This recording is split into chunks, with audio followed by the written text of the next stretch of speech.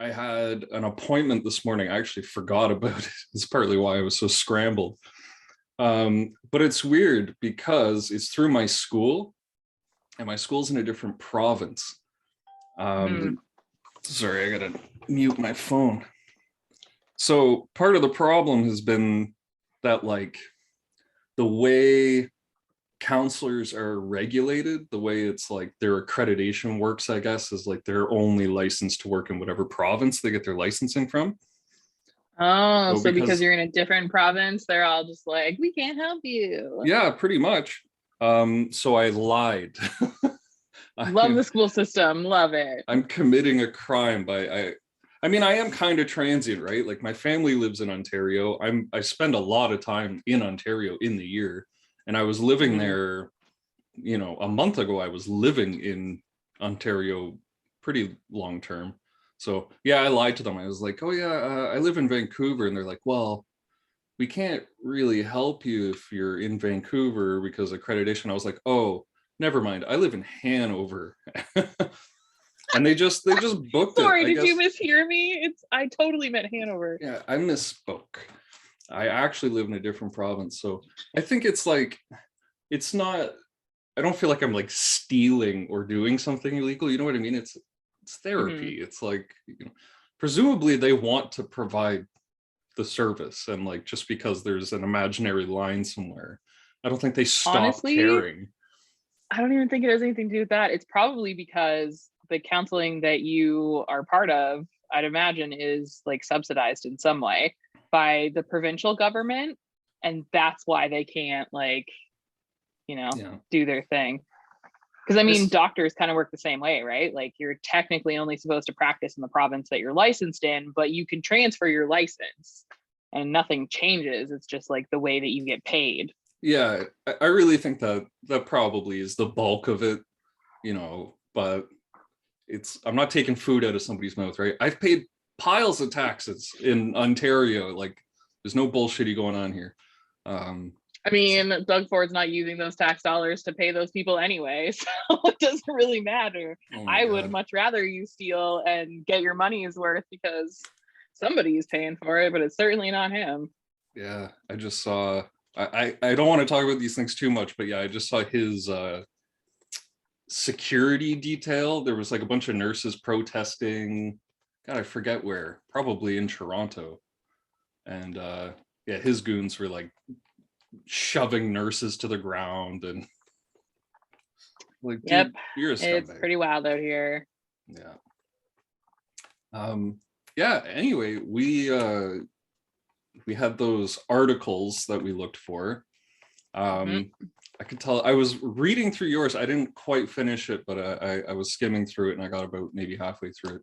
It sounds very interesting. Do you want to tell me about your article first? Yeah, sure. Sure. Um, in a nutshell, it's just talking about how through the COVID-19 pandemic, it kind of forced businesses' hands into really prioritizing mental health for their employees and not just like throwing together programs, but really refining them over the last few years.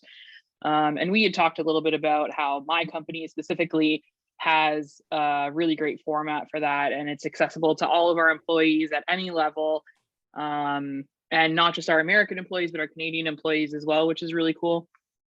And even through the last few years, I personally have seen that like firsthand, what that article is talking about, and how companies are starting to prioritize that division of like work self and personal self, and encourage employees to like take time away and do the things that they need to do that make them happy and ultimately that make them more productive. So I mean, like, it's very business sensed, and the article itself is from Human Resources magazine. So I mean, it came from a business perspective, but I thought it was really interesting to, I guess, see how people are talking about it from business and productivity thought versus a personal, like, I want to do this. I think the title of the article is like, why it's okay to not be okay. Yeah, it's And okay it not to be helps, okay. yeah, it helps businesses really indicate, I guess, stress points in not just their processes, but their management style, and help them understand like how their employees interact with their jobs and their workplace. Um, and really helps them understand like what stresses people out about their jobs and how to either change it so that people can work in a way that's more efficient to them, or that offers them more benefits to their lifestyle, uh, versus the traditional, I guess, model that most businesses have been using. The article talks a little bit about um, like hybrid workplaces and things as well that were also forced over the COVID-19 pandemic, and how some businesses are choosing not to go back to the traditional model and are allowing employees to continue to either work in a hybrid model, or are transitioning a lot of their workforce to completely remote positions. Yeah, that's really interesting. I think it's like I have such a cynical outlook towards like employers and things like that.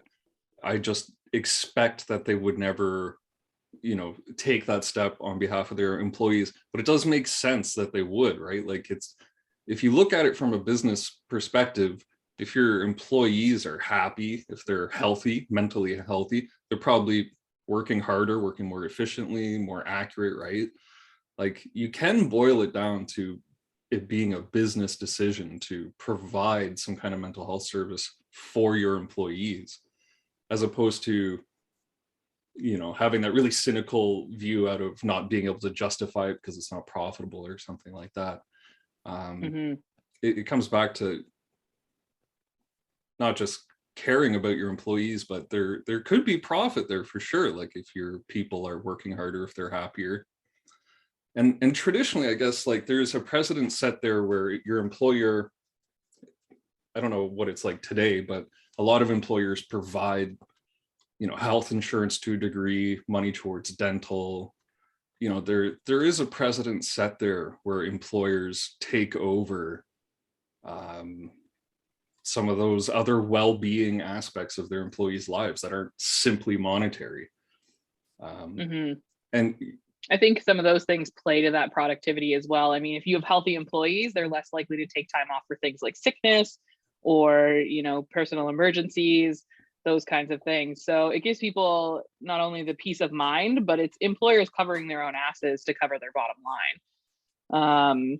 I think that this also plays to a conversation that we had about how different generations view mental health, and how we are either implementing changes or beginning to talk about the changes that need to be implemented.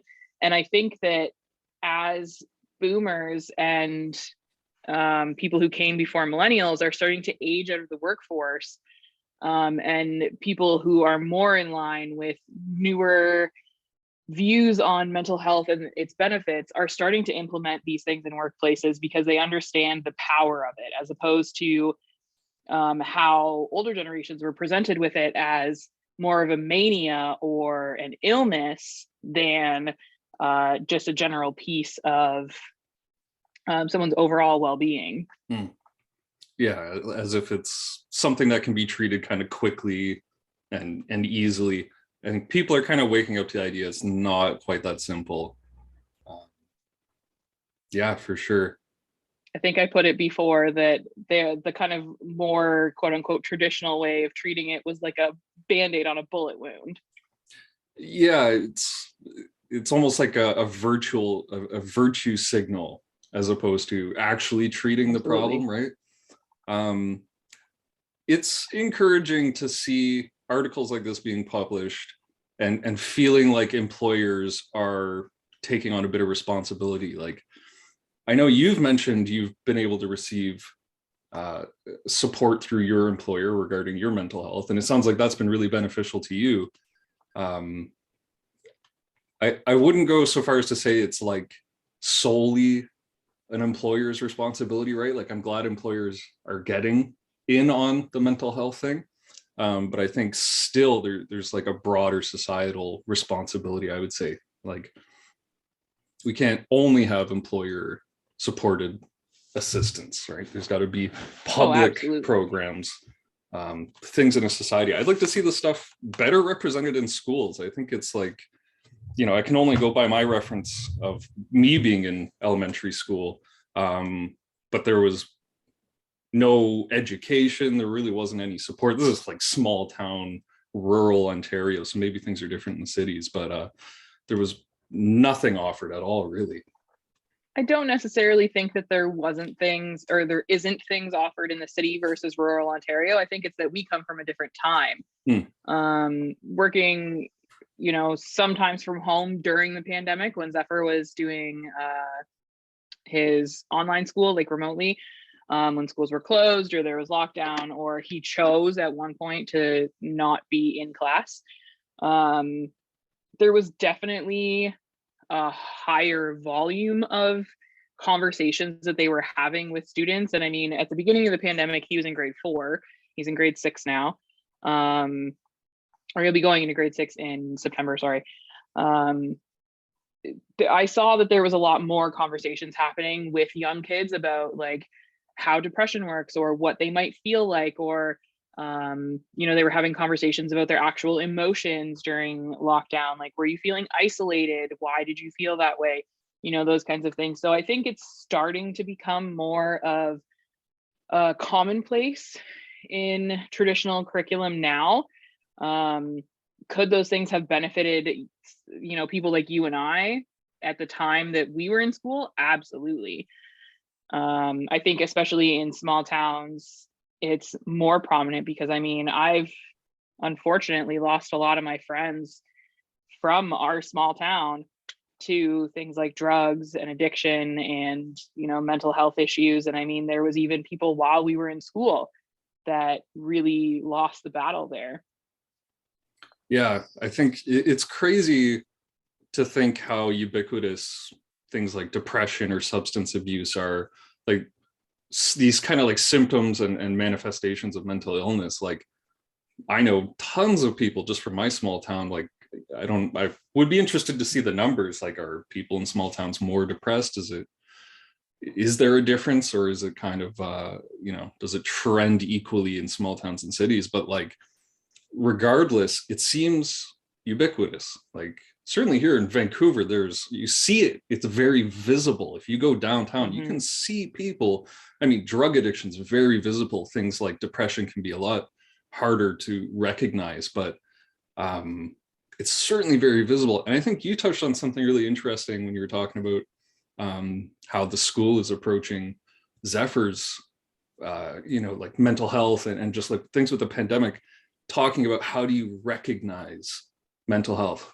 How do I feel? Why do I feel this way? Like, that's a part of mental health I think people kind of overlook, is recognizing mental health, maybe taking inventory of your mental health when you're in a good place, so you know how it feels, you can recognize it, being aware of how things change, asking those questions. I think sometimes people are just like, they're moving too fast. They don't think about like, how does this make me feel? How do I feel now? Am I okay with this and that? And I think there's a lot of things in society that kind of dissuade people from having those conversations with themselves, whether they grew up without having somebody model those behaviors, or they've had kind of a counter behavior model to them. Like, I think a toxic masculinity, guys who just, they kind of think that they need to be like stoic and tough and rugged or whatever all the time. They can't feel bad. They're not allowed to show emotion and things like that. That's kind of counter, I would say, to healthy mental health inventory, taking inventory of your mental health. So I'm glad to hear that they're touching on that with your son in school. Like, they're Mm-hmm. trying to model behaviors of taking mental inventory, asking, how do I feel, recognizing what's going on, because sometimes you can be an adult, like, that's kind of how I feel as an adult, being like, why do I feel bad all the time? Like, why am I so, if I'm angry or irritated or something, where is this coming from, and what do I do with that? I think people can recognize when things are going poorly. Like, they're like, wait a minute, like, I've been blackout drunk every day this week. It's probably not good. That's not right. Mm-hmm. What do I do? So I wish those things were better when we were younger, right? But I'm glad that it's changing. It seems like the wind is blowing the other direction. Uh, Absolutely. I mean, from a perspective of someone who has struggled with it since I was in high school and since um, I was a young adult and didn't have really great access to those types of information, like, would I have attempted to unalive myself multiple times? Probably not. Would I have fallen into deep depression or addiction? Maybe not, because I just didn't have the tools to see those things coming. And in retrospect, I think, knowing what I know now, I was definitely an introspective enough person to ask myself why. I just didn't have the answers, and they weren't readily available to me like they are now. So, one of the things I think that is really seeing and pushing that tide is the age of information. And we've talked about this before, where, there's an overwhelming amount, which can lead to kind of that freeze reflex where people just aren't quite sure because, they're self-aware enough to understand that something needs to change or that they need to ask different questions. But then they go to ask those questions and they get so much information that they just can't process everything or anything really. And I think this is a great segue into the article that you shared, which I skimmed very quickly before our talk here. yeah, I can talk about this article a little bit. Actually, the reason I picked this article, I'm just bringing it up really quick, was kind of more to do with where I found it. So the title is "A Psychologist Explains Why Negativity Dominates Your Daily Thoughts and What to Do about it." And it's on a website called Fast Company, which I don't know anything about at all. I don't know what they represent. I don't know what they do. But I thought this was an interesting article because it was just one of those generic articles that you see, like for me, when I open Firefox and I've got my little Firefox homepage, it just Oh gives yeah, the me a, Pocket. I actually really love that. I read the articles on there all the time. That's my yeah, nighttime routine. I get into bed and I read articles. I get them too. Like I'm sort of new to Firefox, so like I'm learning about Pocket. I didn't know it was called Pocket until today. But this was just an article that was like lingering on my homepage, and I was like, huh, like let's see what this says. So I was sort of thinking that like this might be, this is the mental health media that just kind of lingers that people might find, right, when they're just aimlessly Mm. browsing or whatever. And I wanted to see how effective it is. Is it any good? Does it have good information? Actually, I was fairly impressed with it. It says it's a 6-minute read. I won't read it out, but it just kind of gives like a mental health 101 sort of concise description of recognizing mental health, um, doing a mental health inventory. They have a couple quotes from psychologists. They talk about some studies. And what I thought was like, this is good for somebody maybe like us who grew up without having healthy mental health behaviors modeled to them and stuff like that. Somebody who's just kind of like out on their own could read this article, and it gives you an overview of, essentially, of what to do. So I they thought this say, was great. Reading through it, it touched on a lot of points that my therapist and I have worked on over the last few years. Because I never had those things, like my mother was a narcissistic sociopath, my father wasn't in my life, and my stepdad was an addict. So,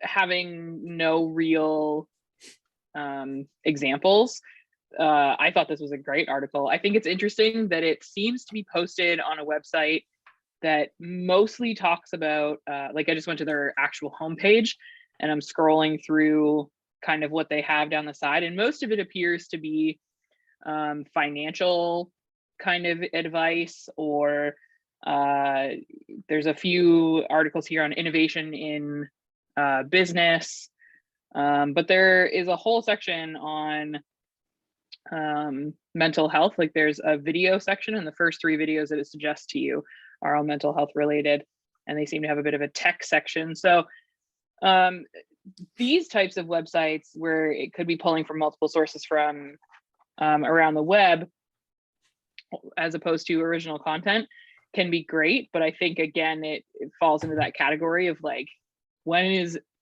too much too much?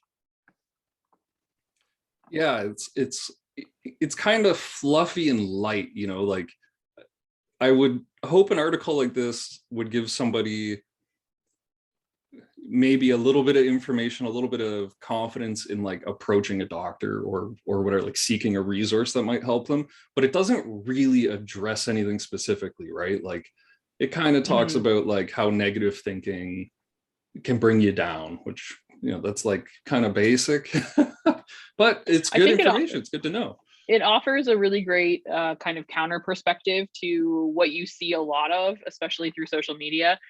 Um, and I think it specifically says in there, like, mental health quote quote gurus will say that like positive affirmation does all these great things. And I think that that's a really great counterpoint to what you're constantly fed if you seek out mental health stuff, especially through the internet.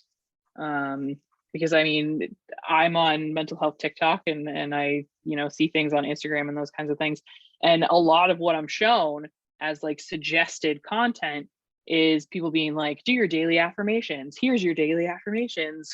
Start, use this app for, these things. Yeah. And although I do specifically struggle with breaking the pattern of negative thought,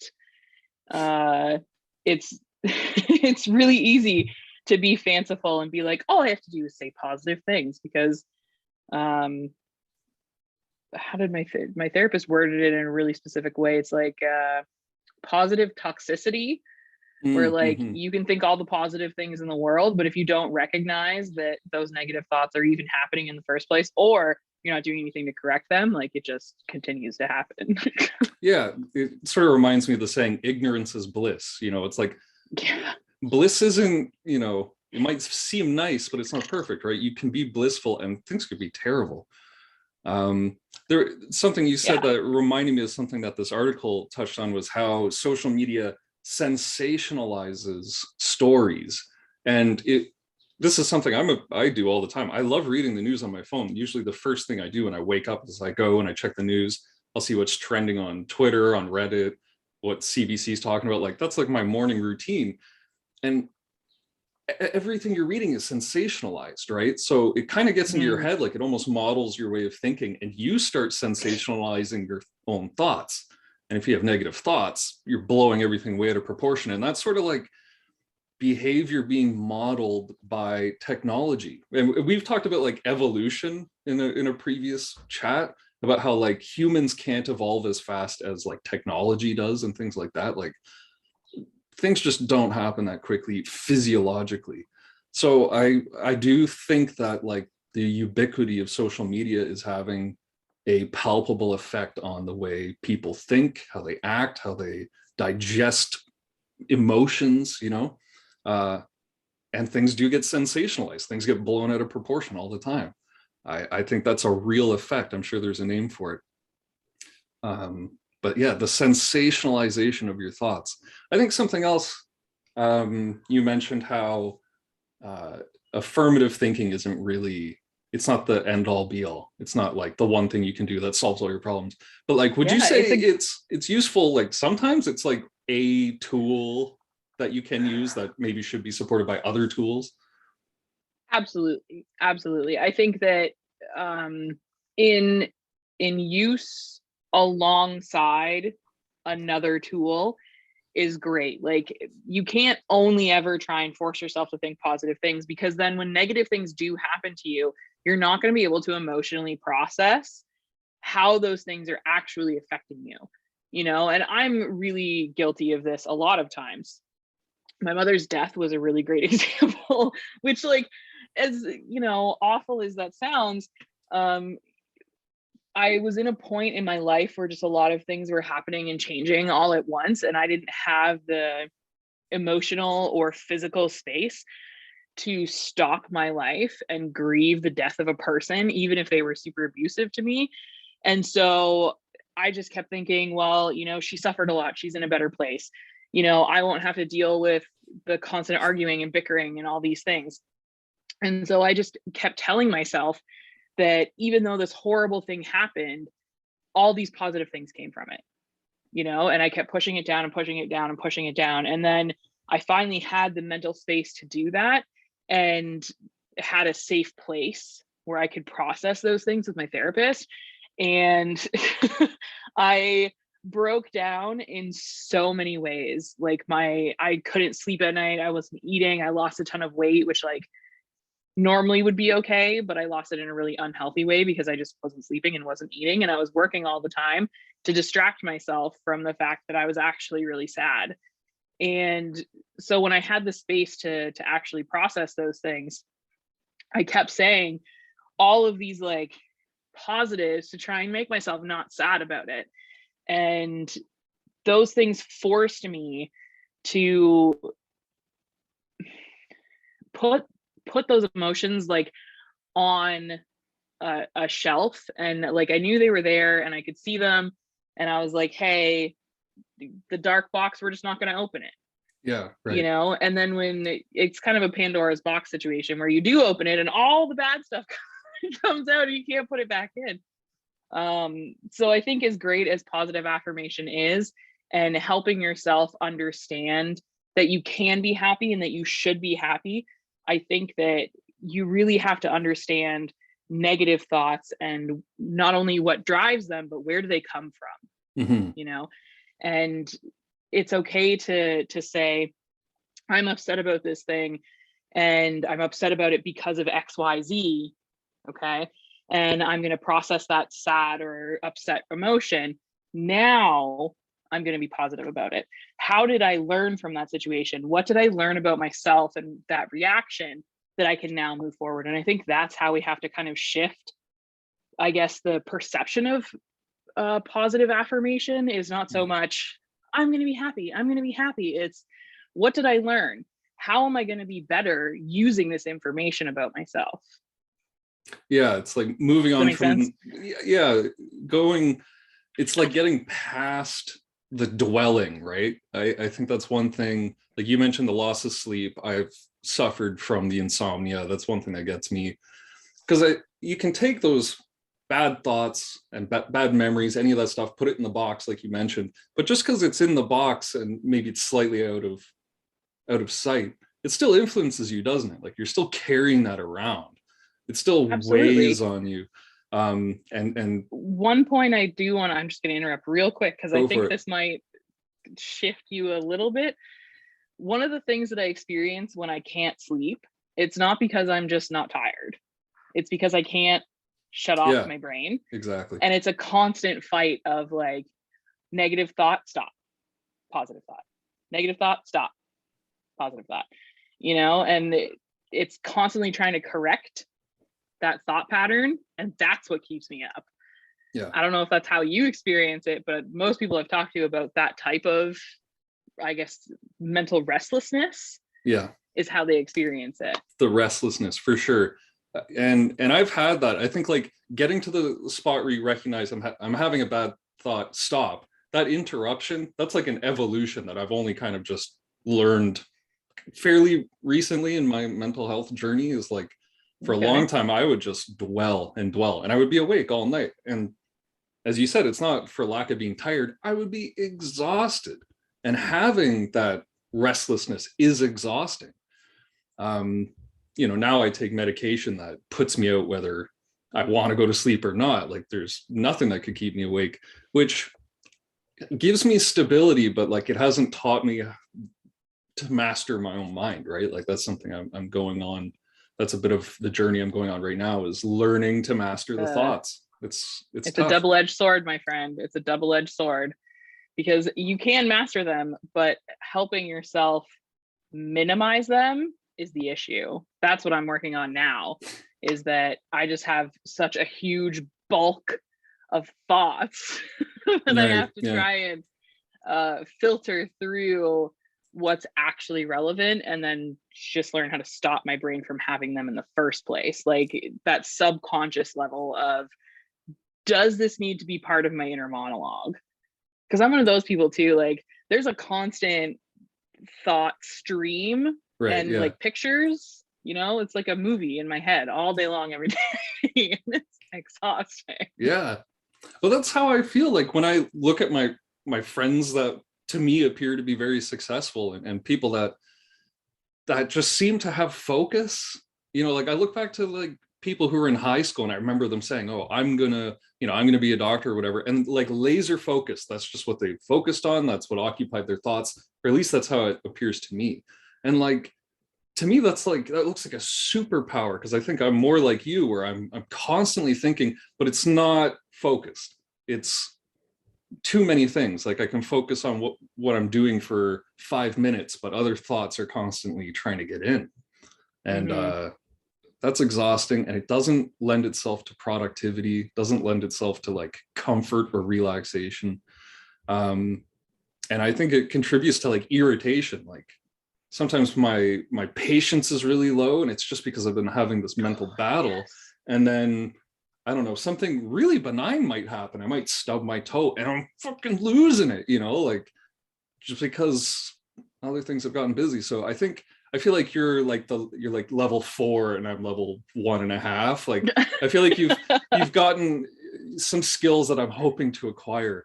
And maybe you can Just model takes that for time, my me. dude. Yeah. It just takes time. Well, and It's support. I think I've been that's working on something. this for 10 years after Zephyr was born, and I realized that not only as a recovering addict did I need extra help, and I will give it to myself, a lot of the work that I've done mentally has been independent.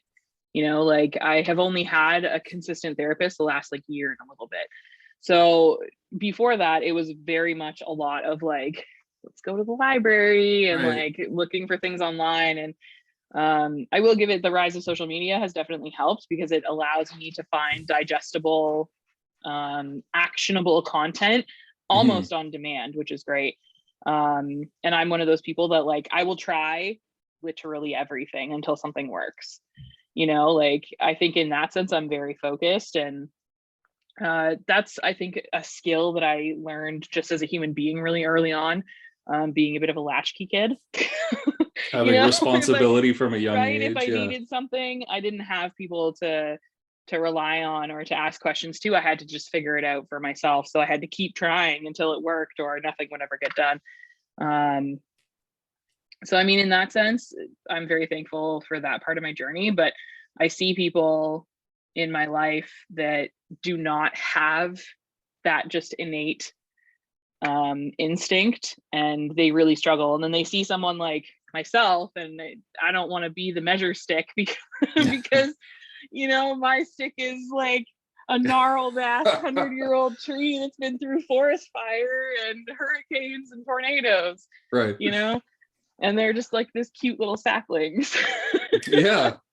But we've all got to go on that journey. And that's something I was thinking, as much as I think my article is kind of like a nice little overview for beginners, it doesn't get into like the specifics that are important to each of us, right? Like Mm-hmm. there are I think it gives those. people hope, though. That specific article, I think it can give someone hope Well, and that they're like, okay, I can do this. that's something we should talk about maybe after a commercial break, is the importance of just like having kind of a cheerleader, like having support, having encouragement. Like that's a huge aspect of mental health, and that can kind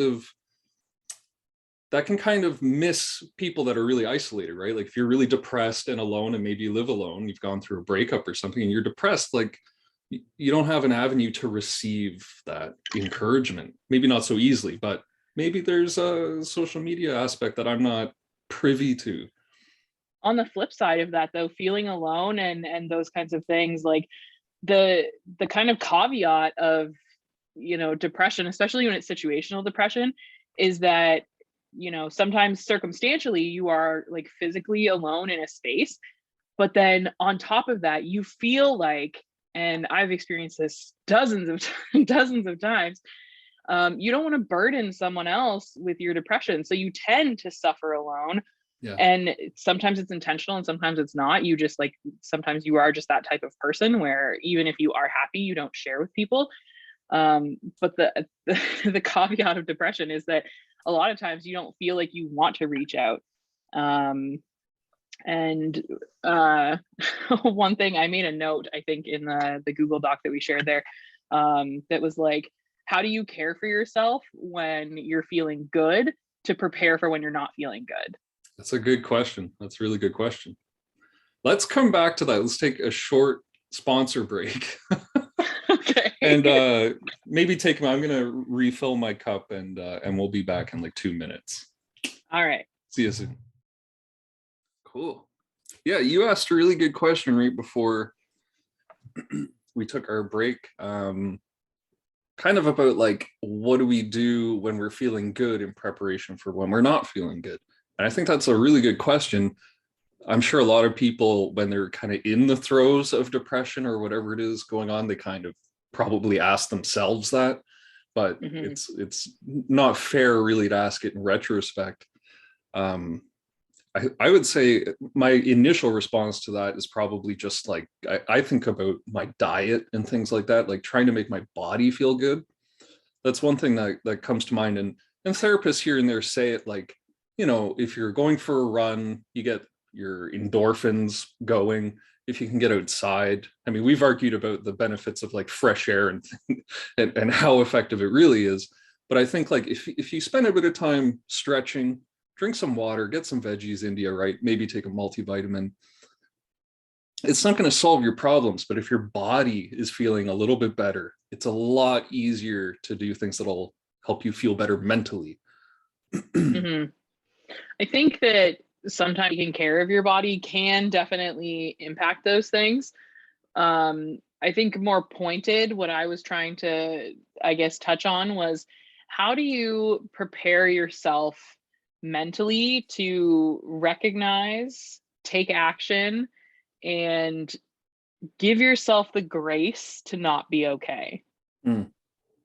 Like it's great to, meal prep knowing that, if I'm not going to feel great, at least I'll have good things to eat, or to set up your home in a way that if, like me, because you get overwhelmed with like day to day, household tasks. Laundry is the one that always gets away from me. Oh yeah, Laundry and dishes. dishes, Um, 100%. so, over the years, I've learned ways to strategize myself and make sure that I have things on hand that are going to help me when I get overwhelmed like that. Like for dishes, we have paper everything. Mm. We don't use them all the time, but Zephyr and I know that if we get to a point where like I know that's not going to be manageable, instead of the sink being full of dishes and then I have to walk past it every day and have that thought like, oh, I just can't. Yeah. Instead of it getting to that point, we go, you know what? I can feel it coming. I can feel it. I know it. We're going to use paper plates this week. We're going to get takeout, Yeah. and that's not always an accessible option. So, I mean, like, there's definitely things that people can do based on what works for them, but that's an easy one. Over the years, I've just accumulated a large amount of clothing. So I have enough that if I can't do laundry or don't feel like doing it, Mm. or can't like mentally make space for it, that I'm going to be okay for a couple weeks. But that's not a great option. It's a band-aid. It's a band-aid. Yeah. But over time, those are the things that I've kind of recognized are the hot points, that when I'm not, at the plateau and I'm starting to hit the valley, Mm. that we need to implement to stop it from becoming the bottom of the ocean. Yeah. You have like a protocol that you can, if you know the timing's right, you start putting into action some things. Yeah, that's interesting. I don't think I have. I tend to also be slightly manic before I get there. Like I see the slight uptick, it happened to me a couple months ago. I was getting very overwhelmed with work, and so I was starting to slip on other things. And then one day, just one single day, I woke up. It was like 4 o'clock in the morning after I couldn't sleep the night before, and I did all the dishes, all the laundry. There was a lot of laundry. I did 2 weeks worth of meal prep. I was working on a couple projects for work, and I just blasted them out. And then the next 2 weeks, I was miserable, Wow. miserable. Like it was absolutely awful. But and now I understand that like when I hit that manic period, I can almost like brace myself for impact because I know what's coming.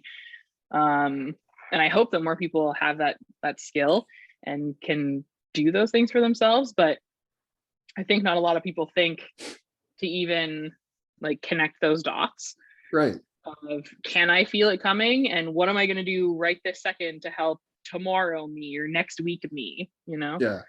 Well, that goes back to what we were talking about kind of like taking mental inventory and just sort of being aware of your emotions and how things affect you, because those bummer periods, right? Like those the depression that follows the mania, that can sneak up on you if you're not paying attention, if you're not aware Oh, of your body and absolutely. stuff like that. And then all of a sudden you're in the middle of it and you haven't prepared at all. It's almost like going camping without bringing anything with you, right? You want to bring your tent, your sleeping bag, some food. You don't just wander out into the bush. Unless you're me. Unless you even have for those actual skills. even for actual camping, I'm the tar patchet and a rope girl. Like that's me. That sounds great. And Stepping on my maybe that's metaphor. maybe that's the reason I'm such a mess all the time, is because I am that person. I'm the girl that's like, I can do it, and then get out there and realize that I'm gonna die. Is there an element of thick skinnedness there? Like, can you become calloused in a beneficial way towards those depressive episodes? Like, when you're feeling down, do you ever feel like you can just kind of motor through it, or does it sort of overwhelm you? Does it kind I of take think control of the steering wheel? I think there's definitely been times where I thought I was never going to come back out of it. After my mother died, I definitely thought that was one of those times. And I don't think it was her death that really set it off. There was, like I said, many things that happened in a very short period of time surrounding that. Like I had moved not only my home and my job, but my son did not come with me at first. And 2 weeks after my mother passed away, so that was like, August, September-ish. And then in October, my son's father was arrested for some not great things that I later came to find out involved my son. And then 2 weeks later, my mom passed away, and everything at my job was just kind of falling apart. So there was definitely times where I thought I would never pull myself back out of it. And then I felt very helpless and like I was kind of at the bottom looking up at that pinhole. But I think for the most part, there's definitely been more times where I've been through the cycle enough times now where I just kind of go, okay, it's going to pass. It's going to pass. And maybe that's that toxic positivity coming back and being like, it's just leave it. It's fine. It's fine. Right. You're going to be happy today. Yeah. Just smile it off or whatever. Right.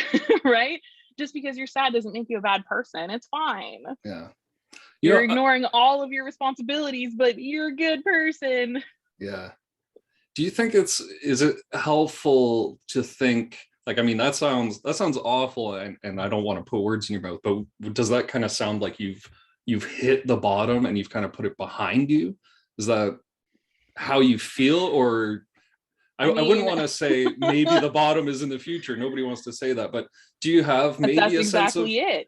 Do you have a sense of pride or something, or a feeling of strength having come from such a low point? Does it give you strength? Been, I'd say probably half a dozen times in my life where I thought, this is the end. This is the lowest it can ever be. And it's never going to get worse than this. And, you come out of it, and then, 6 months, a year, 10 years goes by, and something even worse happens. And I think that being realistic and thinking in that moment, it's going to pass and that it could never get worse than this is helpful to that child inside of yourself that's very scared and is desperately trying to claw their way out of it. I think in retrospect, for sure, I wouldn't say it's a sense of pride, because like no one wants to wear their trauma like a badge, you know. Yeah. It's not something that, I don't want to say it's not something people shouldn't be proud of, because it's a huge undertaking to pull yourself out of those really dark places and come out either a better person or a healed person, ideally. Um, but I definitely am proud of myself, I think, because I've done it with very little help. Mm. You know, like I don't have a very strong familial support system. I This is one of the realizations I had this morning while I was just kind of like laying in bed. I'm not a very social person. I don't have a very close group of friends. I know a lot of people and I Hmm. talk to a lot of people, but when it boils down to who, like if I was on my deathbed and I was going to call somebody and be like, I need you here right now, do I think that any one of those people would be there? Absolutely not. You know, I kind of play a bit part in a Mm. lot of people's lives. And I've been okay with that for a really long time because I didn't look at it that way. And there's been situations in the last couple of years that kind of made me understand that I put myself in that position. You know, I don't open up enough to people Mm. to allow myself to be more in someone's life because I've been betrayed or let down, or put expectations on specific types of relationships that were just unrealistic Mm. and kind of doomed for failure. So one of the things I'm personally working on is just being better at understanding how I interact with people and what kinds of relationships either should, could, or cannot be had. Um, but I think that really shapes the way that I feel about those very deep parts, because I'm definitely not the person who, like, when I'm feeling very, very down, I'm going to pick up the phone and call somebody, Mm. Yeah, you know? more sort of independently, I don't know, independently focused, I suppose. Or maybe Oh, that's absolutely. And it's 100% a trauma response. like, It absolutely is. I fully own that. I feel similar in that, like, I do know a lot of people and I've had many conversations with a lot of people, but like I don't have real close friends. Like there's no one that I call or talk to every single day. Like Mm, probably the closest to that would be like my mom, who I don't call enough, but usually I call her every week. You know what I mean? mm-hmm, So I feel kind of similar, that I have like a huge pile of very shallow relationships, and I have some friends that are closer than others. Um, would you describe yourself as an introvert? Like I would say I'm very introverted, mostly, maybe not by choice, but sort of by response to childhood events and things like that. Like there's some bullying and some other shit that just sort of turned me off of socializing and certainly mm-hmm. strangers. I'm not big on strangers. This is something that's really affected me now because I've been looking for support for my substance abuse. And the first thing that everybody mentions is group therapy. And Group therapy is scary as fuck. I'm so I reluctant. hated it. Hated group therapy. Not because I didn't want to open up. It's hard for me to say that I'm an introvert. I think at the core of my human, yes. Have I taught myself over the years to be an extrovert out of necessity? Absolutely. Mm. You know, like out of high school, I, you know, like I never finished high school, so I went straight into the workforce and I worked in kitchens, which is like very isolated, but like you're with the same group of 6 people 6 days a week, you know? And like for a lot of that time, I lived with the people I worked with. So, you know, I became very close with those people, but because we worked together. Right. And so I was very like extroverted within that group. Um, and then when I left kitchens was after Zephyr was born. I went to school and, you know, you can't be introverted at school, especially because I was doing a law program where like you have to, you know, stand up in front of people and like present cases and those kinds of things. Like it just doesn't work well. Yeah, it's And then terrifying. from right? From school, I went into sales, right? Where I was like constantly interacting with strangers and Yeah. have to be that like bubbly, open, customer servicey type person. And I'm really, really good at what I do. You know, I very quickly became the top salesperson at every place I worked at. And it's because I think, and this is probably not great, but um, I think as a result of childhood trauma and constantly having to be alone, not only in social situations am I a people pleaser, but I constantly have to be like who someone needs me to be, not wants me to be, needs me to be. Mm. And I will do anything and everything to make that happen, you know? So I force myself to be an extrovert, but like, I don't like to leave my house, you know, unless I'm taking the dog out. I haven't gone anywhere in days, Yeah. you know. Like, I don't see the need. I'm perfectly okay like being alone, but do I connect with the people that I work with because I work remotely? Absolutely, because I have to. Yeah. You know, like, do I connect with customers and stores and even you? I can do that all from the comfort of my home. So I think there's also this kind of interesting shift where you can be an extrovert, but also be introverted at the same time, You you can know? be a blend. Yeah.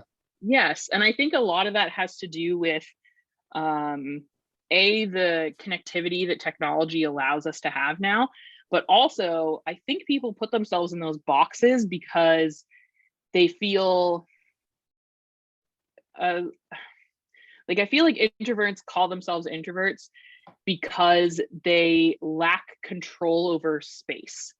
Does that make sense?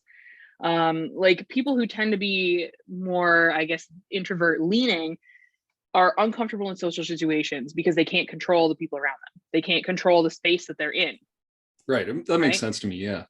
Right? It's like a fear of lack of control. Whereas extroverts, they freely give it. Take it. Go ahead. Do what you want. You know, I'm going to do me and I'm going to be larger than life and I'm going to fill the space with myself. And I'm going to control the social situation by being larger than life. Mm. And so I think I I wouldn't call myself an introvert, even though those things do scare me. Like I hate going to like grocery stores and you know like concerts scare the crap out of me. I do it anyway because I know that it's an enjoyable experience if I surrender myself to it. Hmm. Um, but I'm really picky choosy about it, you know? But if you throw me into the middle of a crowd and are like, be funny, Ruby, I'm gonna be goddamn best comedian you ever met. So like you have like the ability to rise to the occasion or something. It's almost like reluctant extroversion to a degree or something like that. I Extroversion wouldn't even out of necessarily call necessity. it reluctant. This is why I find dating really difficult.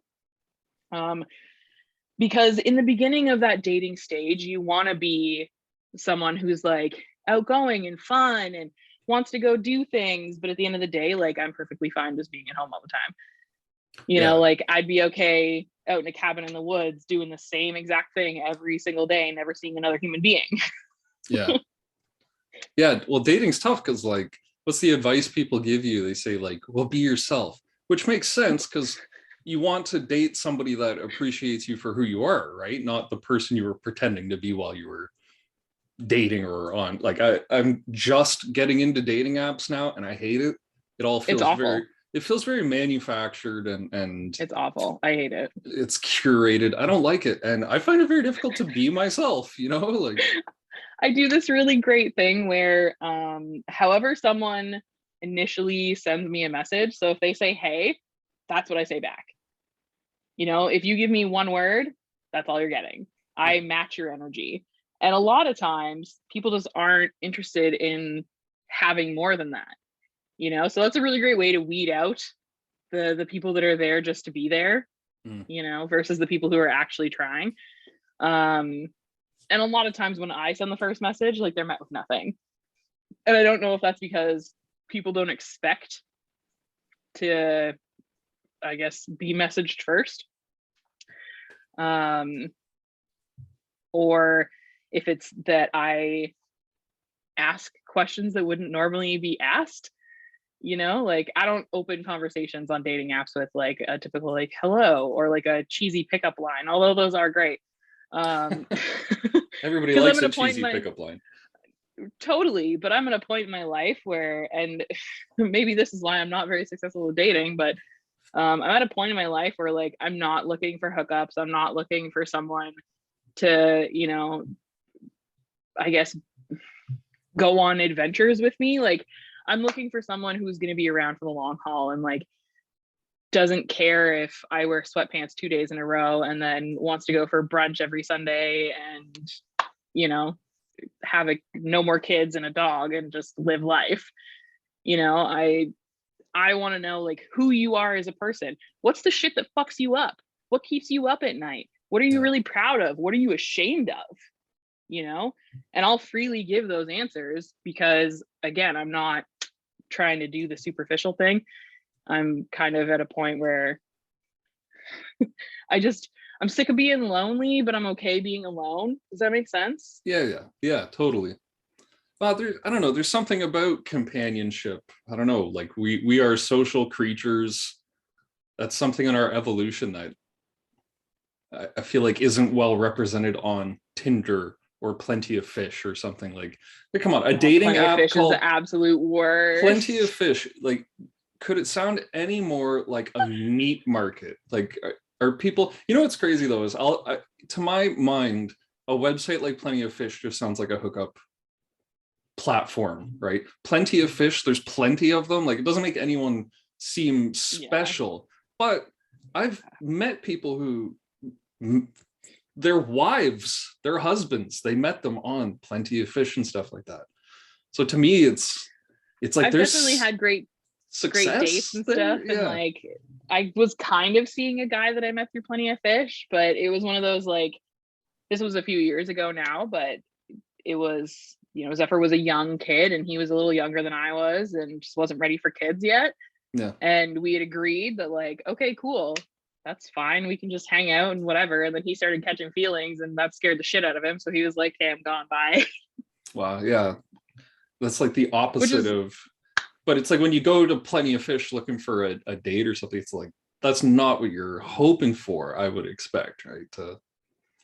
I think the way that people date has changed a lot as well, especially because of the pandemic. Like that was really the only way you could meet people, and you would do like video dating, which felt very 90s to me. Do you remember when you would do like the videotape, like the actual VHS tape? Well, yeah, I never did that myself, but I know. But what you know, it was about. a thing, right? Like, I never did it either. We were too young for that, but it reminds me of that, and how those those connections are a little wild. We also talked about how a lot of my friends didn't have kids until very recently, and I think COVID had a lot to do with that. Is that like they were locked in the house with their significant other and had nothing better to do. Yeah, relationships and look, what the hell. I always thought the online dating stuff was kind of, I don't know, not dumb. It's always like made sense to me. Like you said, like especially during the pandemic, the clubs are closed. So how do you meet people? It's very vapid though. Like very vapid. Well, the idea of trying to like pick a mate based on a one paragraph and then a photo, like especially because I'm pansexual, so online dating doesn't really cater to the style of attraction that I'm about, so well, I was just looking at my Tinder profile. I feel like I'm doing it wrong. I'm not trying very hard. I don't really want to meet anybody, but I do find it as an experiment, just because it's like, well, this is what people are doing. I want to understand it. But yeah, it's like you said with the videotapes. Tinder wants that to complete your profile. They want you to make a little video or something. And a lot of the time it's like, at least the stuff I'm seeing, it's like girls in their bikinis walking on the beach. That's like the template, right? You see the same looking person 25,000 times. I'm also like, my dating profile does not have like great photos of me. Because I don't have a lot of friends, so there's no one taking photos of me. If I want Right. photos, I got to take them myself or get Zephyr to take them. That's weird. Um, so there's like a selfie of me looking like a Seattle lumberjack from when I was Perfect. in Seattle. A photo of my face from here when I was at a work event in Washington. So I'm wearing like a camp hat and overall. And then a picture of Yeah. my dog. Because like people like dogs, right? Yeah. Well, you do see a lot of dogs on there. The pictures on mine are of me at like 3 a.m. while drunk, while I was making my profile, like I need a picture laying in bed. You know Um, what gets me though is people who have pictures of their kids on their profile. It's okay to say you have kids, but like the danger of putting photos of your children on dating sites like that scares the yeah. shit out of me. Well, the idea too would be like, well, I have kids, and the person going, well, what do they look like? The picture of the kids isn't important. That's Well, I the mean, least like, important part. who's looking at someone's thing and being like, what do they look like? Like, what kind of weirdo are you? I'm wondering what Yeah. my kid looks like. Looks like a small human. Like, what the hell do you think it I looks mean, like? I guess people want to know if you make cute kids, but like, I again don't want more kids, so it doesn't matter what my kids look like because I Right. ain't making more of them. Yeah.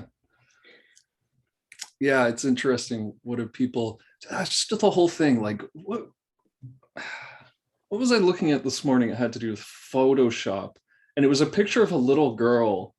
Well, maybe a tween, but she had acne. And it was I swear to God, it was an advertisement for some app where it was like a girl that had acne and the lighting wasn't great. And they were like, look what our app can do. And it like smoothed her skin. Oh, it was probably like Facetune or something. Those are Something like, usually pretty popular for that. and I was just like, dude, this is so bad for everyone. Like this is bad Well, I for mean, those people's self-esteem. It's bad for someone's outlook on the world. You know what I mean? Like it's mhm. manufactured, and it's selling an image that's not authentic. Yeah, there's just nothing good about it. You know what I mean? Like it only I mean, serves some marketing maybe that's firm. why I really struggle with online dating is because I don't use filters. I don't even change the brightness of a photo. It's like you get what you get, man. Yeah, Here's me. If you don't like it, like I'm okay with that.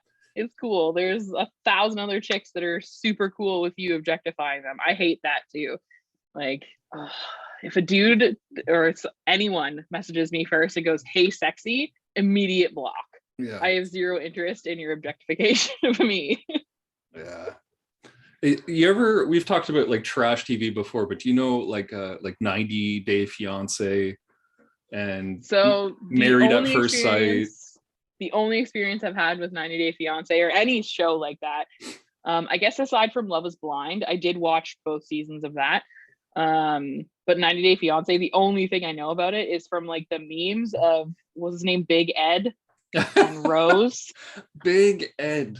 I've Ah, never actually seen the show, although I have been shown ads because I think he's on like Cameo or one of those apps where you can like pay for him to send you a video message. yeah, yeah. Um, and like I know he used to be really attractive and by like societal standards. And then as he aged, maybe let himself go a little bit and then met this, I think she was Guatemalan.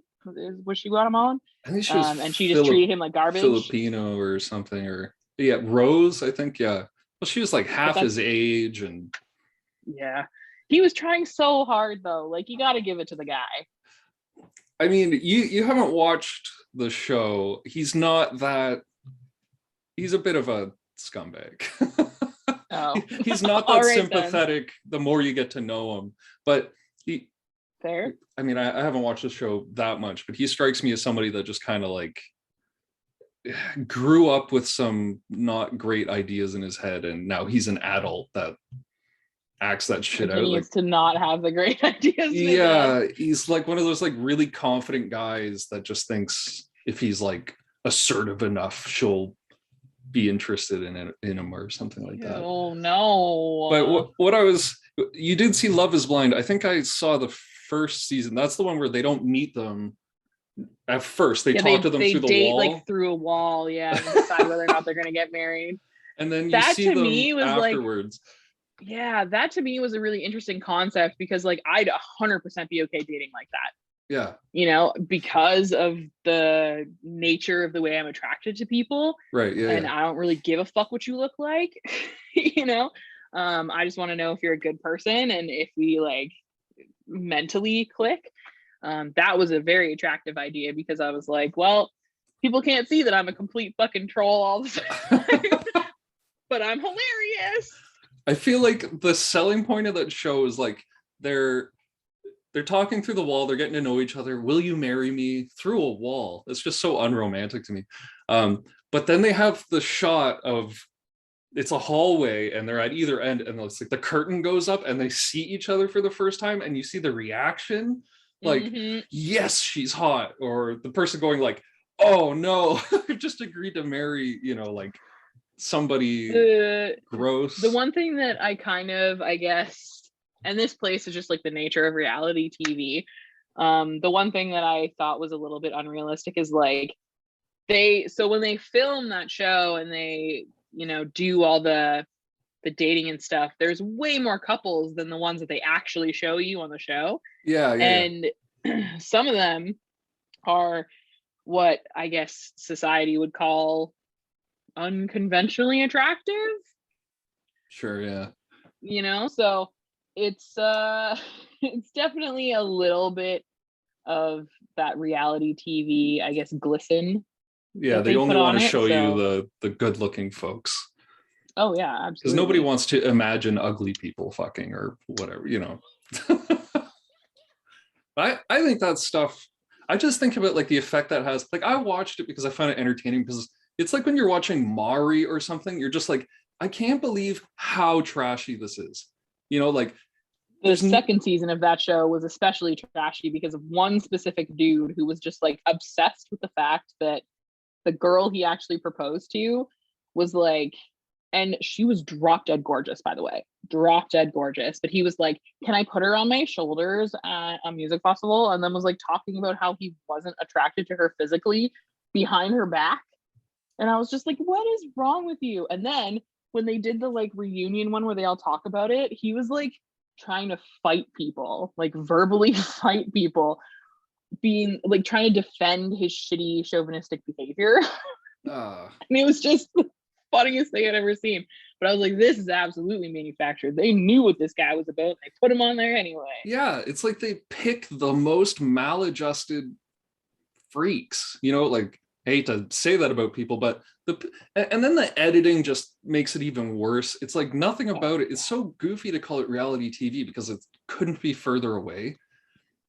But like, I'm sure you're familiar with the idea that like kids that grow up with parents that divorce and maybe are abusive towards each other, like that behavior is being modeled to the kids.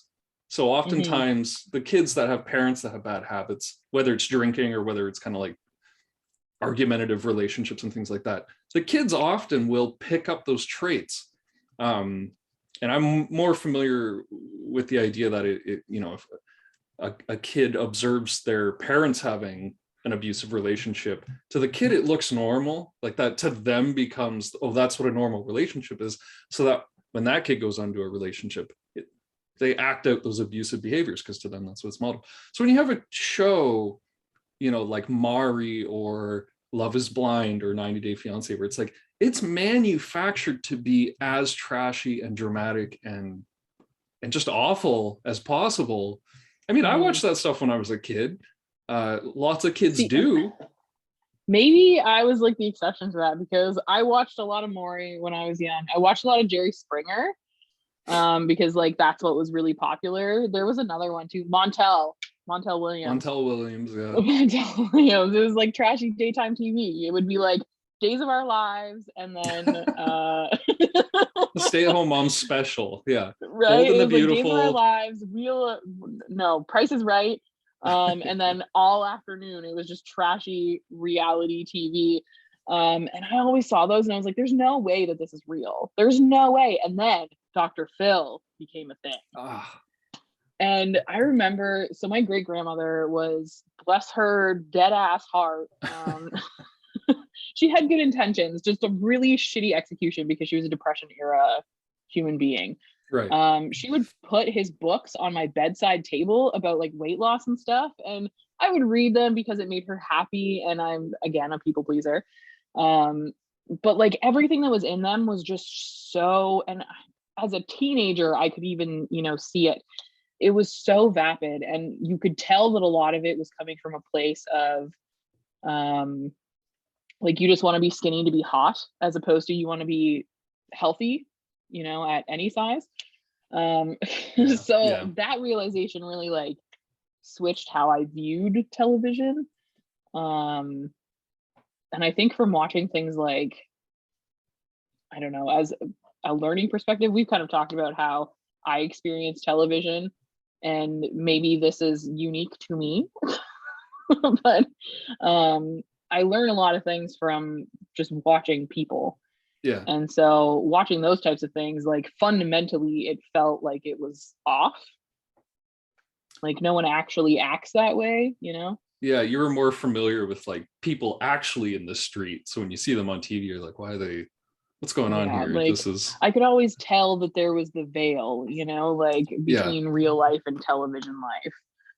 Well, certainly with Dr. Phil, I mean, the whole thing being like, we're going to give you some therapy on national television. It's like, no therapist would do that. Like, that's like, Hmm. that would be like one of the first things they would say is like, no, you don't want to fucking put that on national television with a camera. Like, that would completely skew it all. It would make it fake. And Hmm. yeah, the Dr. Phil thing, I feel like he doesn't do anything. Whoever the He's not even guest a is, doctor. He calls himself a doctor. He's not actually a physician of any yeah. kind. Well, I think many, you know, I'm talking out my ass here, but I feel like I've heard about many doctors coming out and talking about Dr. Phil and Dr. Oz, the other Oprah Also not a doctor. doctor of any kind. Well, I think he is though. I think I read something about him. He's apparently quite a skilled like cardiologist or heart surgeon or something. But he turns around Yeah. and sells like weight loss beans and shit. You know what I mean? Like I think he was legit in one area and he's just turned into a total snake oil salesman. But I swear I've read where Awful. like 100,000 physicians got together and wrote about how like Dr. Oz and Dr. Phil shouldn't be on national television because it's essentially just like crap. Like they're not. When I watch Dr. Phil, my mom watches it and I sit with her. I feel like he's not talking to whoever his patient is. He's just talking to the audience and trying to like reaffirm them. And the audience is like stay-at-home mom. So they'll get some kid that's misbehaving. And Dr. Phil just yells at them because that's what the stay-at-home mom, like the conservative stay-at-home mom type would want. Hmm. Like, oh yeah, the Hmm. child's misbehaving, doesn't respect the parents. And then Dr. Phil just essentially does his theater act and reaffirms those opinions, and then he sells them a book at the end of it or whatever, his wife's Yeah. podcast or something. It's all The a books, marketing though. thing. The books. I can't imagine. Oh, He must be man. like a gazillionaire at this point. The pop psychiatry or whatever. That's something we could talk about. I actually blended into our what we were saying about reality TV. Have you ever seen Psychology in Seattle, the YouTube channel? Do you know that one? No, It's I think you recommended it to me, though. maybe it's a psychologist in Seattle and he watches reality TV like 90 Day Fiance and stuff like that. And he just talks about personality traits and I think his background is like family psychiatry or like relationship Hmm. counseling. So he approaches things from that perspective, but he's pretty quick to point out that it's fluffy. He's not like actually diagnosing these people. He Hmm. highlights that you should never do that. I think there's a term for it. I think it's called the Goldwater rule or something like that, where um, a psychiatrist can't diagnose somebody through footage or something. This just came up in the Amber Heard Johnny Depp thing because they Oh, got it. yeah. That whole Did mess. you see this? They got a psychiatrist to talk about Johnny Depp's mentality based on Pirates of the Caribbean. Yeah. Yeah. It's the most After they ridiculous had thing. a, after his representation had a psychiatrist, like, actually analyze Amber through, like, the course of the trial. Yeah, yeah. It's Like what the is lady was like happening. sitting in the back the whole time, and then Yeah. they had her testify. I was like, ooh. You want to take a short sponsor break and then do another 40 minutes or so? Okay. Yeah, we're gonna I see. grab another, not a sponsor. Yeah. If only. It's gonna boot us Wouldn't out that be any great? second. Oh no, Bubbly is Canadian. I was like, that Uh, would be great, wouldn't it? that would be great. Okay, let's come back in 60 seconds or something. All right. See ya. Yeah, I think pop psychology is kind of interesting. Like, It's definitely become a lot more popular since I'd say like the kind of 70s and 80s, like the late 70s and the early 80s. A, because it started to be on television at that time. And B, because I think it became a lot more accessible to people. And I think that the push for alternative medicine, I guess, became slightly more popular and has gained popularity since then because people realized there was quite a large industry attached to it, or potential for industry yeah, in the early days. Um, and so, everyone decides that they're an armchair expert, for lack of a better term. I mean, we're doing it right now. yeah. Well, I'll preface this by saying I'm not an expert in anything other than maybe drinking a lot and being a loser.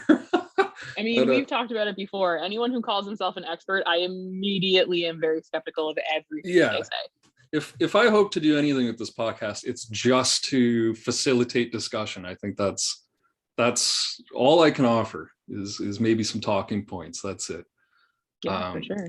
But I think if we, thinking about pop psychology, like really, people kind of credit maybe like Sigmund Freud as sort of birthing clinical psychology. Like I'm taking a swing in the dark here, but he seems to be a point in history or a figure in history that people point to as like, okay, that's when things seem to start changing from, you know, supernatural, whatever, right? Like people talk Mm-hmm. about your bile and your phlegm or the moons and this and that.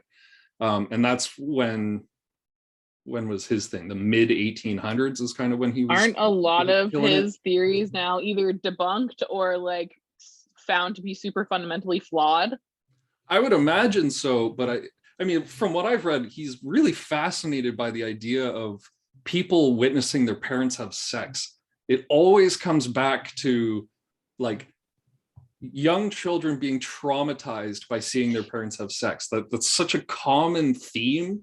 I only read a little bit of his stuff while I was But like researching in propaganda. the 1800s, how many people, especially like young children, were exposed to like animals on farms where that's just like a normal Yeah, ass thing? but even like think about like early people, like everybody would have lived in a cave. Like it's not like Yeah, it's not the, like they weren't, exposed to it all the time. Why all of a sudden did it become a fundamentally that's yeah, I'm not super versed on Sigmund Freud.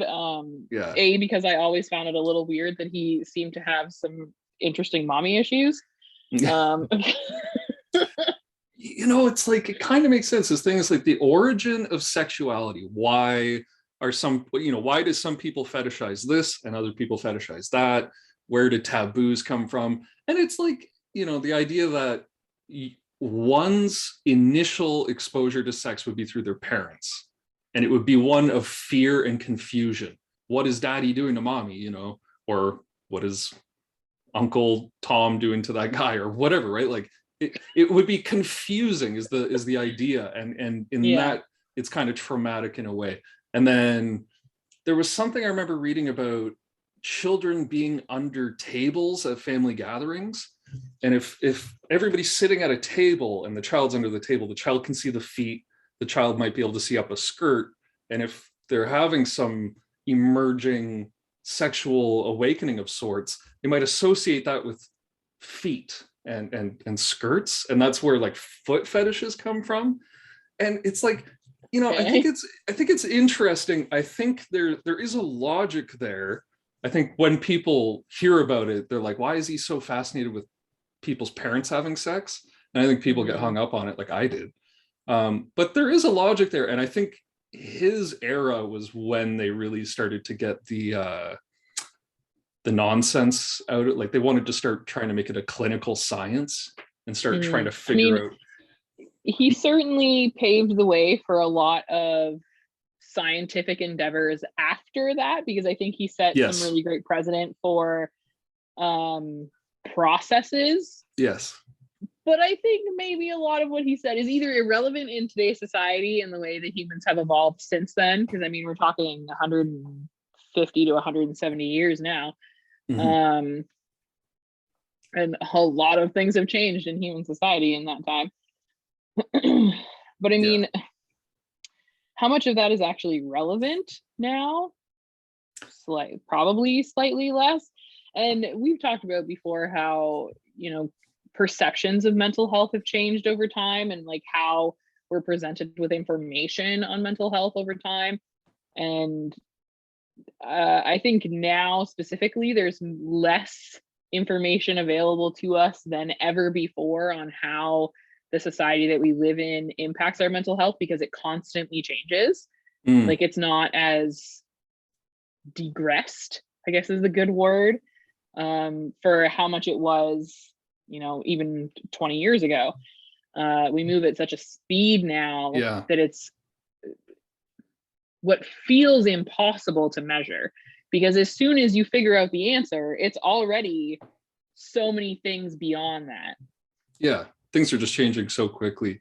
Like, I wonder what a social psychology professional would have to say on that. Like, The undertaking of something like that, it seems so overwhelming. yeah, I don't even know how that would happen. Like, my best guess would be everybody's just constantly in a state of whiplash, right? Like you Yeah. said, like, things are just changing constantly all the time. You're bombarded by new information to such a degree that it just kind of glosses over. Mm. If you stop to look around, I think you would get whiplash, And that's why you I see mean, so many cognitive biases and things like that. Like, people just make up their mind and they go, I'm not changing my mind because it's too much of an endeavor. I can't take in new mhm. information. There's just too much. Well, I mean, even think about, like, from the perspective of studying something like that, because things change so quickly, you can't really perform proper scientific studies. Because by the time you even get around to getting it into the process, so many things are different, so many variables have changed. But then by the time you actually do it and complete it and publish it, it's irrelevant. And it's been irrelevant for how long? Yeah. Right.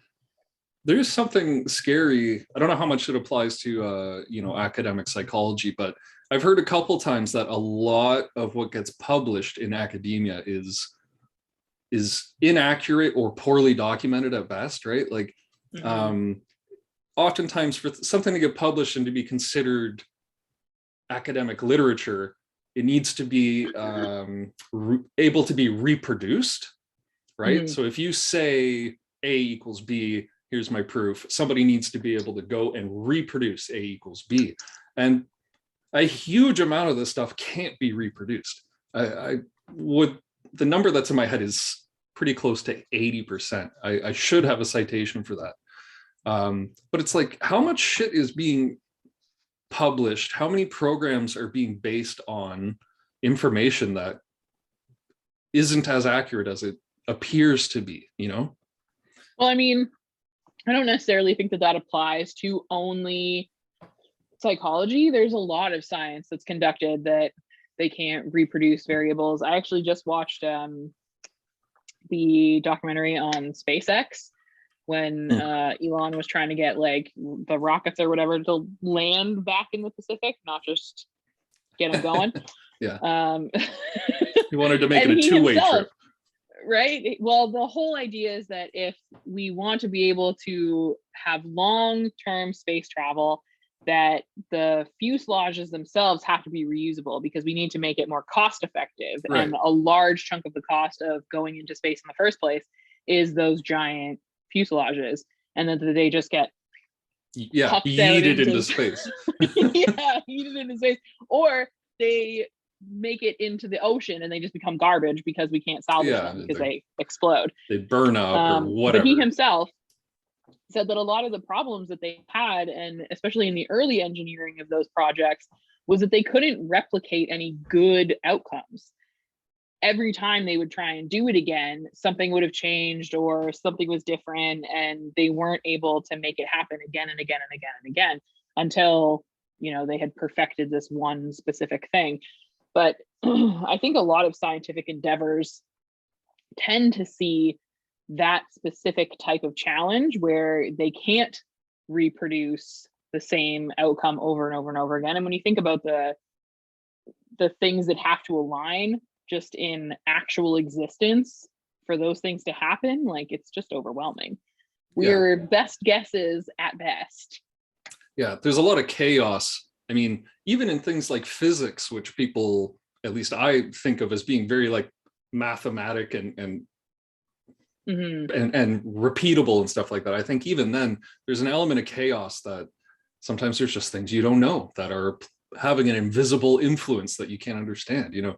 So something like math, which I would consider to be, you know, it's kind of set in stone. You should mostly be able to reproduce things. How do you do that in psychology? Like, I can't imagine the variables we're not even aware of, right? Of what makes a person tick, you know, like. I mean, I have my own opinions about, I guess, the solidity of even math because it's man-made.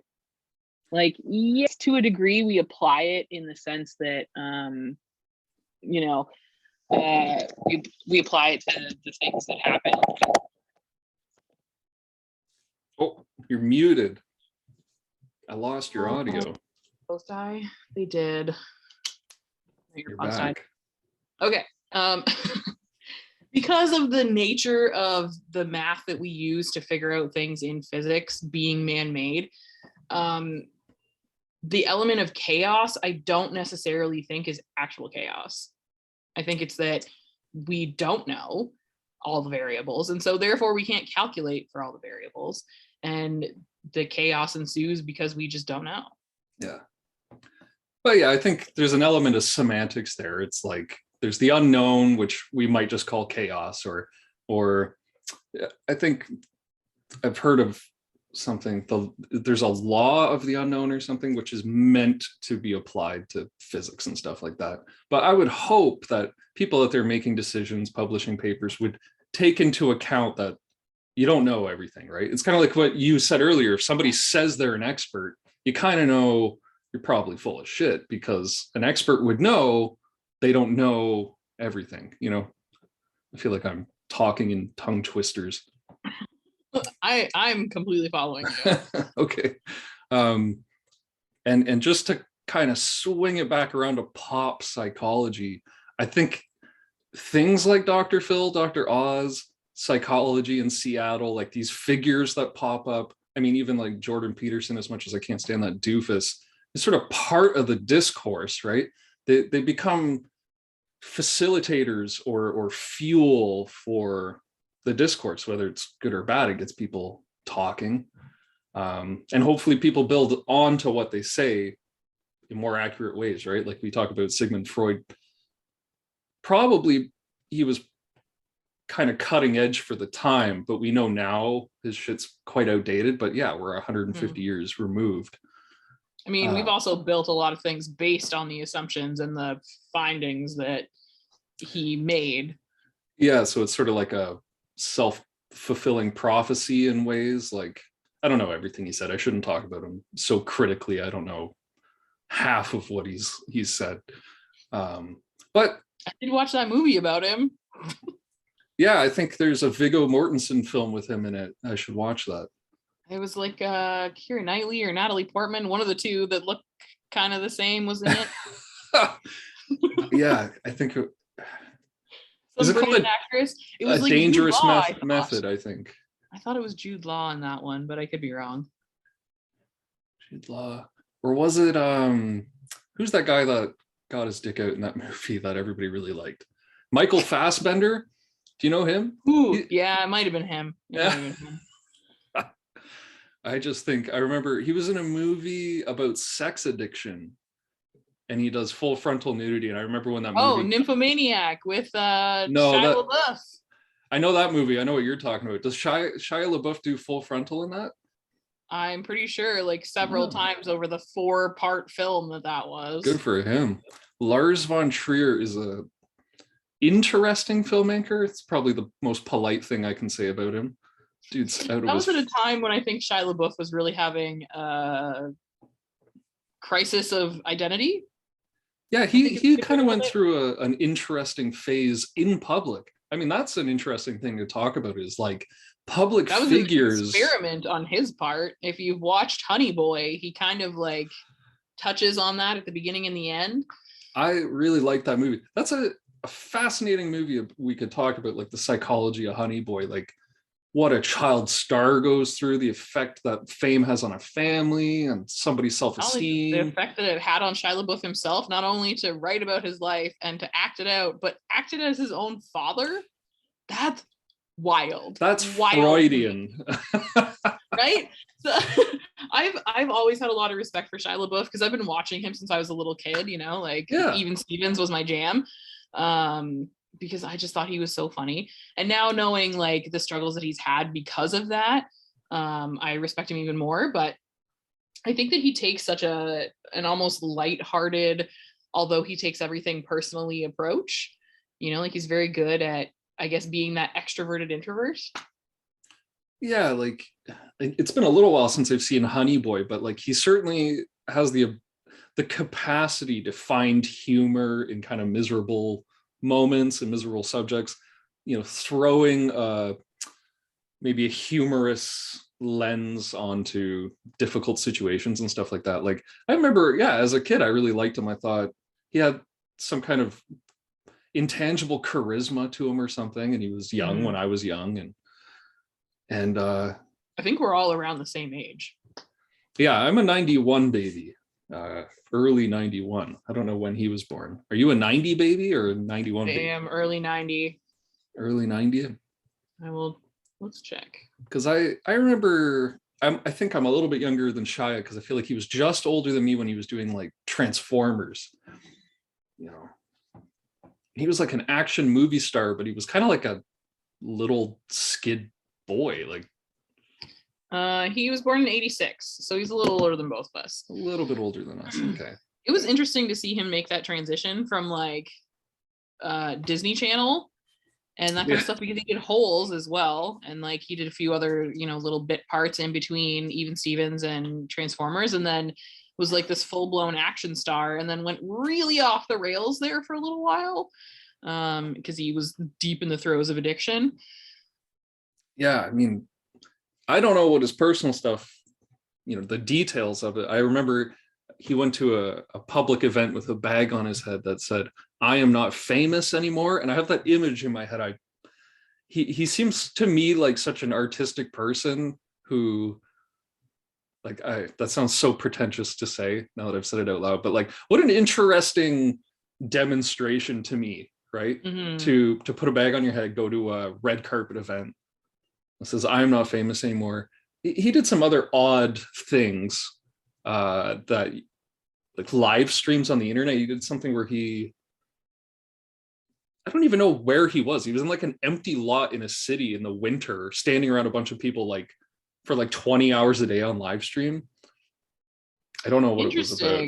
Just like weird shit that I was like, okay, it's almost like, you know, Robert Pattinson. He got really famous off I know of Twilight. A lot of Twilight. people like have some things to say about him, but I think he's fantastic. I think he's just living his best fucking life and doesn't give a shit about anybody who cares about Twilight. Him and Daniel Radcliffe, both, I feel like kind of similar trajectories, where very early in their careers got a popular gig, and then maybe not so much for a couple years, but then started doing like really interesting projects. You know, I loved Daniel Radcliffe in Guns Akimbo. I thought that was such an interesting turn for him.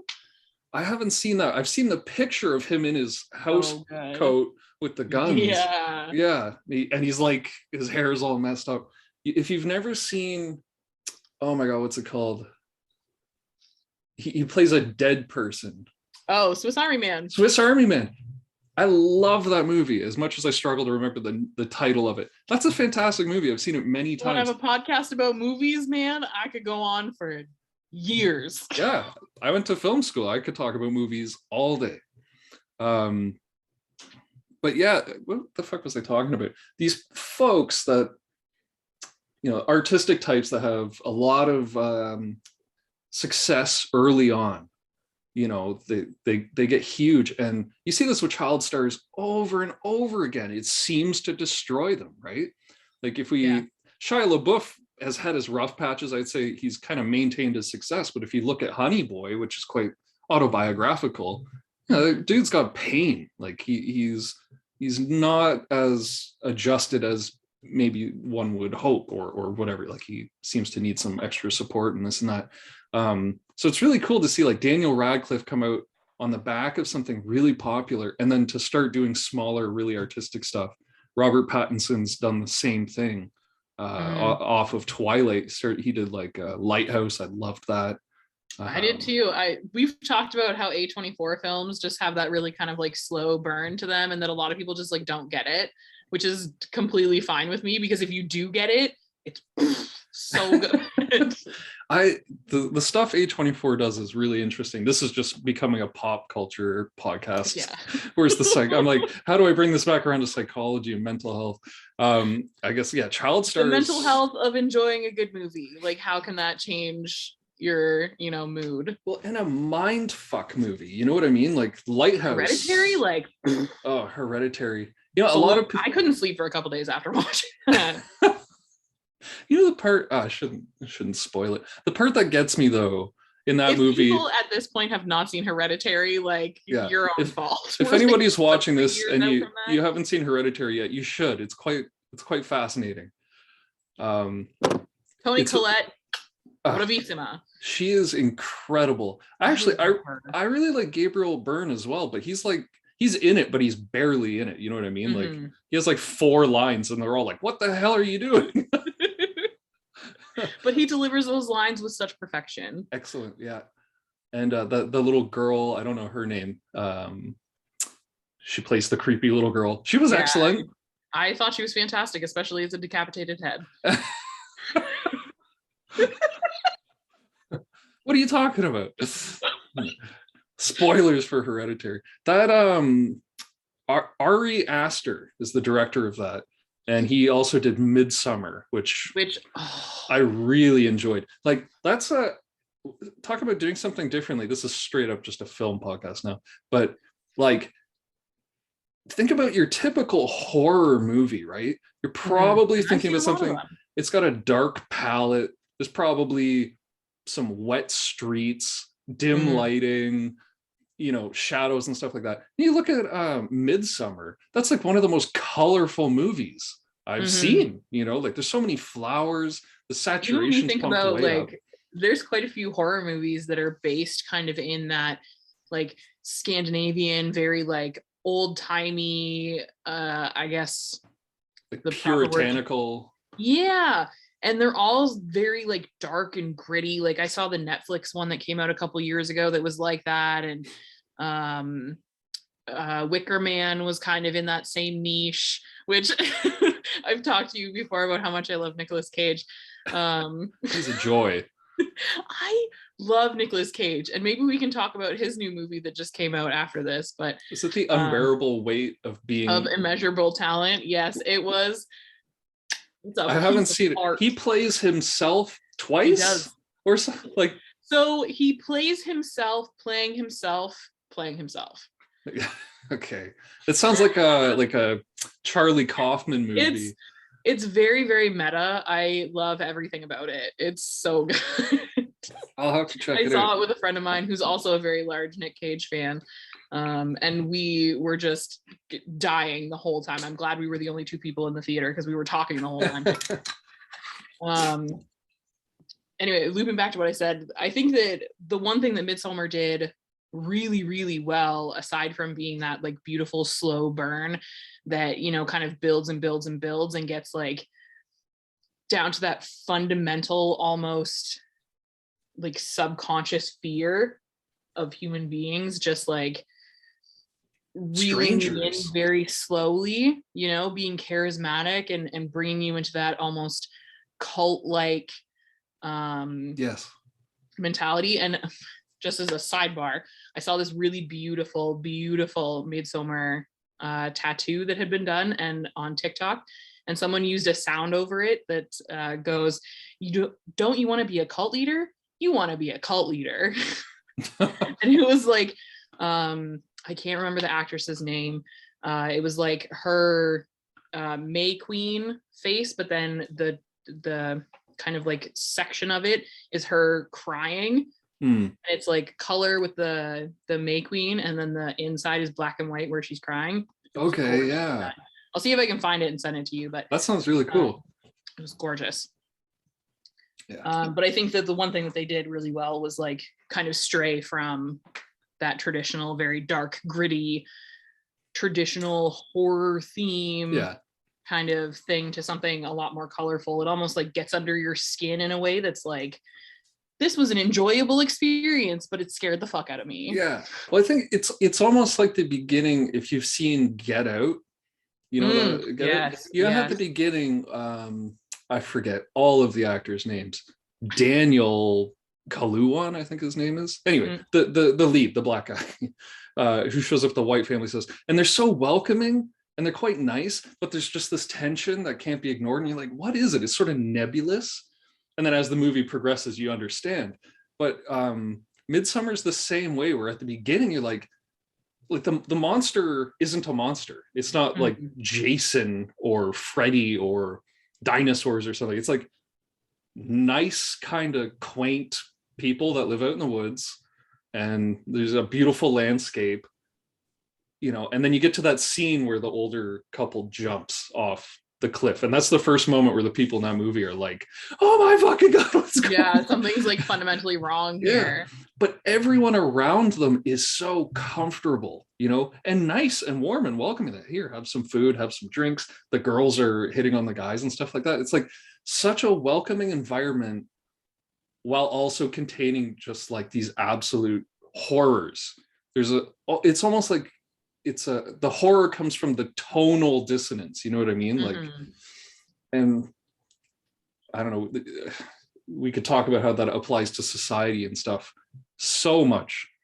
It kind of reminds me of a poster I saw. This is a bit of a tangent, but I was in a parking garage. I think I was going to see a show somewhere, and we were in a parking garage, and they had a poster on the wall, and it was police. It was a policeman with a dog, and they were talking about the canine unit. And of course, the policeman's smiling, and the dog looks cute, as any dog would. And it's like, you know, oh, this is our friend. He's here to keep you safe, blah, blah, blah. It's like, dude, if you've ever seen a video of like black folks protesting in the States, and then the police show up with dogs, it's horrific. You know, not even like, if they're not touching that dog in any way, it is attacking you. That's what they're there for. Like, it's terrifying. It's going for their neck, it's going for their genitals and stuff. So it's like, not even just that, just police in general, given the last few years of human history, absolutely terrifying. I don't know, I feel so bad, because it's like, I hate to generalize, but it's like, dude, not a lot of good stories hitting the news about police these days. Oh no, not at all. And I mean, even from personal experience, like being in the North and seeing the way that the police force there treated the addicts and the indigenous population, like in that one sense, like, thank God I'm white presenting, because I would have had a lot of problems. I was at that bus terminal literally every day. You know, I had to go back and forth for school. So they kind of just were like, oh, it's another white lady, whatever, you know? Yeah. And, well, it's even scarier, you know, you go up to those remote, you know, communities. Sense of power, huge. Yeah, well, there's no sense of accountability or anything. There's no oversight. It's just like you've got 2 cops for 300 kilometers in any direction, and if those cops are racist assholes, well, oh, they're not even just racist, they're just incredibly violent. When I was in school, this is another way sidebar, but when I was in school, we were watching a case that was like happening live, about a police officer who had smashed in this kid's face in the holding cell. Like, the kid came in, and you can see it on video, right? The kid came in, and they had picked him up for something. He was like driving out super late at night, and I think he didn't have his like physical license with him. Something relatively minor. Yeah, he wasn't intoxicated or anything, and you can hear him on the video saying, stop resisting, and the kid's like ragdoll, you know, and he like smashed the kid into the glass in between like the holding cell and like the observation office or whatever. Right. And you can see that the glass cracked and like the kid starts bleeding all down his face, and he's like out like a light, just completely done. It turns out like after the trial and stuff, the police officer had been dismissed. He was never formally charged with anything, but he had been dismissed because his wife also worked for the accounting department for the police department, and they were like embezzling money, and it was like a whole thing.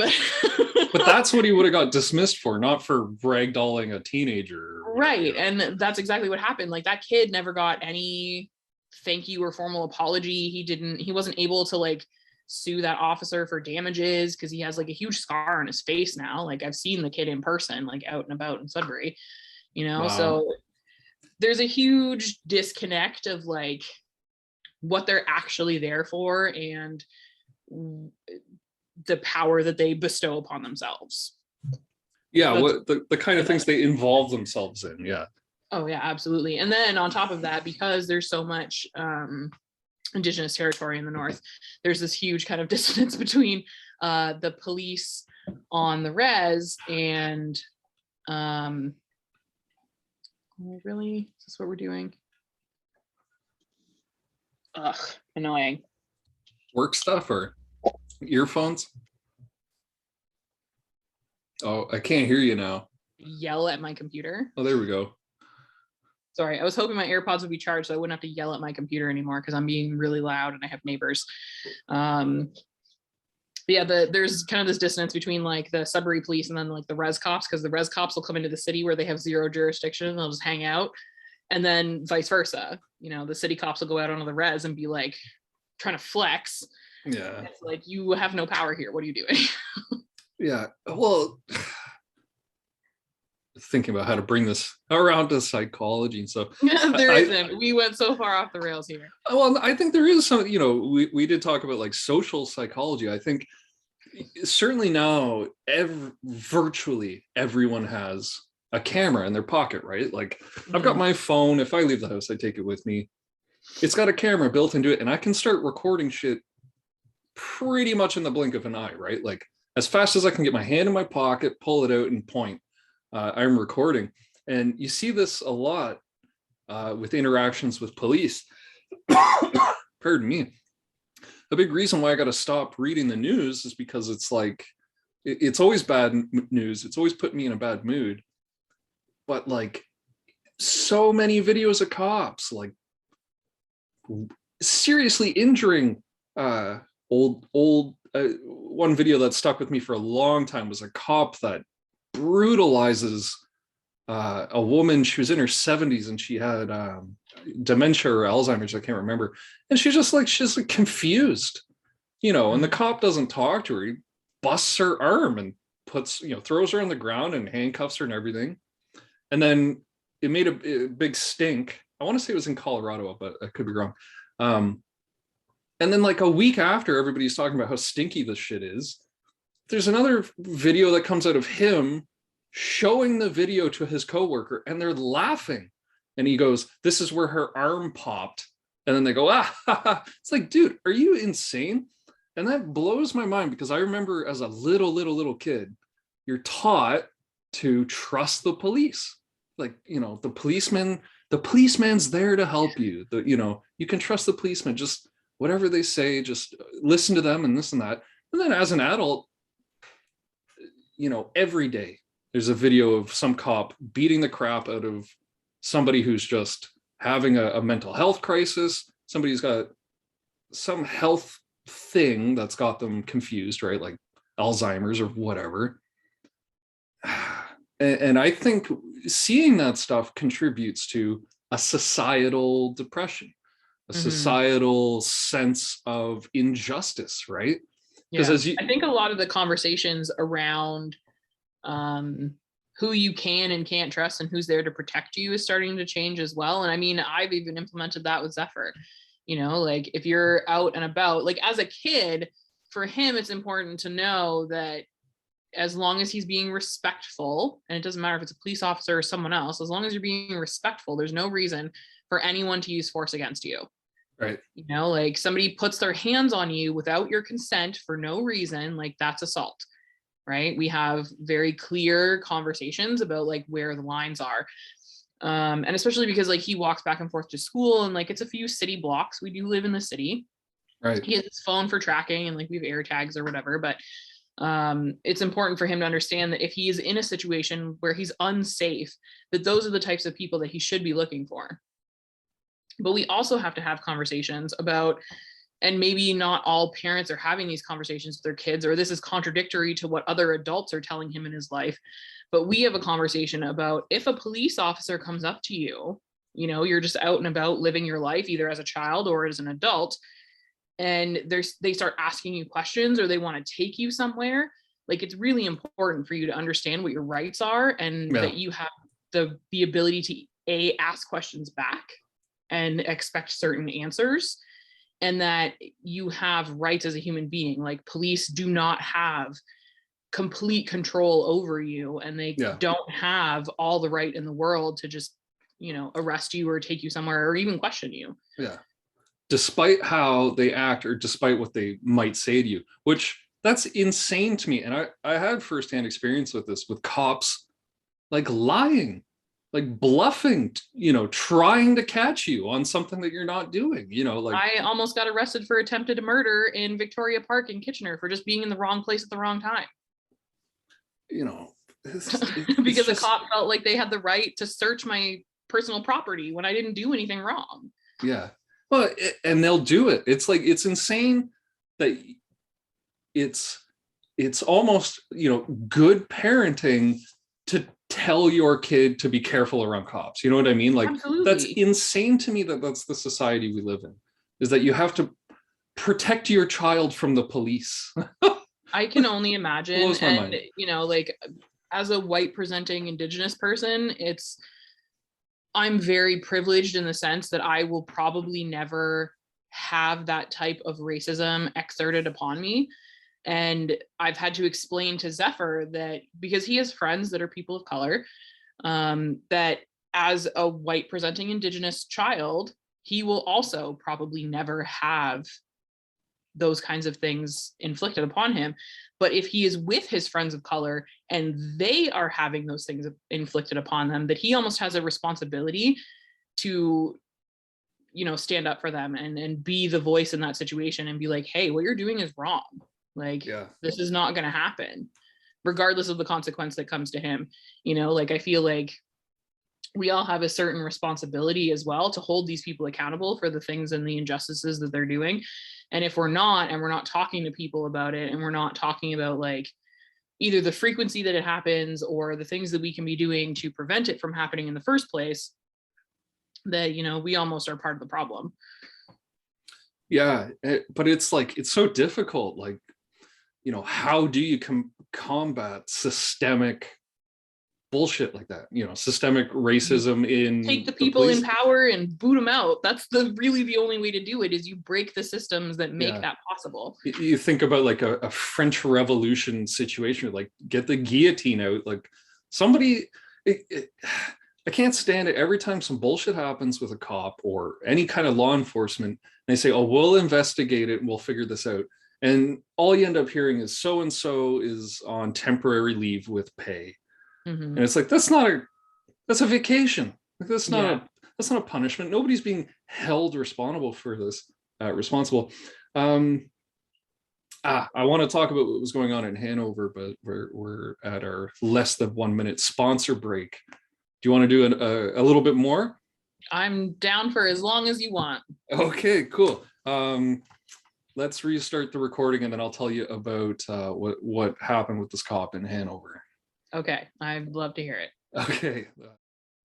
So we were just talking about like police responsibility and how that has an effect on the population. Like the thing in Hanover, while I was living there, I've been back since the beginning of May, and we're at about the end of May now. So this was happening pretty much from January to the end of April in Hanover. A cop, a constable, which to my understanding is pretty up on the hierarchy of law enforcement, named Ryan Cabral. He's a shame to Ryans everywhere. I do know who this person is. Yeah, do you already know Like, this not story? as a cop, I know them as a person. Oh, I'm sorry to hear that. Sounds like a piece of work, this guy. Not necessarily fond of them, I just know that. Well, that's the thing about small towns, is like when somebody transgresses in a horrible way, like you probably know them, you know, like, or you know their brother or their cousin or someone, you know. Yeah. Fucking up in a small town is a bad idea. There's a reason I don't go back to my small town. Yeah, like, I don't have a great reputation in Hanover. I'm the same way. I'm like, my family lives there. I'm like, I don't really want to go back. Too many drunken arguments and whatever. Too much stupidity. Not the people there, just on my behalf. But Tends also to be the way she goes. Yeah.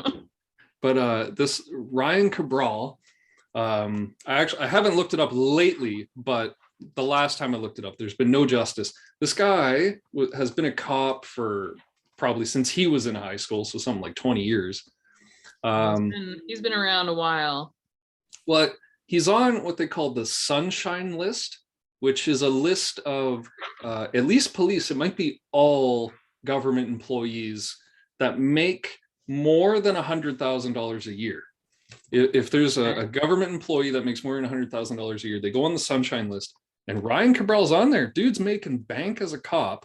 Yeah, it was like 126,000 or something a year, right? I read the article about this. It was not a small amount of money. I wish I had half that much money coming in every year. Right? Wouldn't that be fucking nice? That would be lovely. And all the benefits that come with being a cop.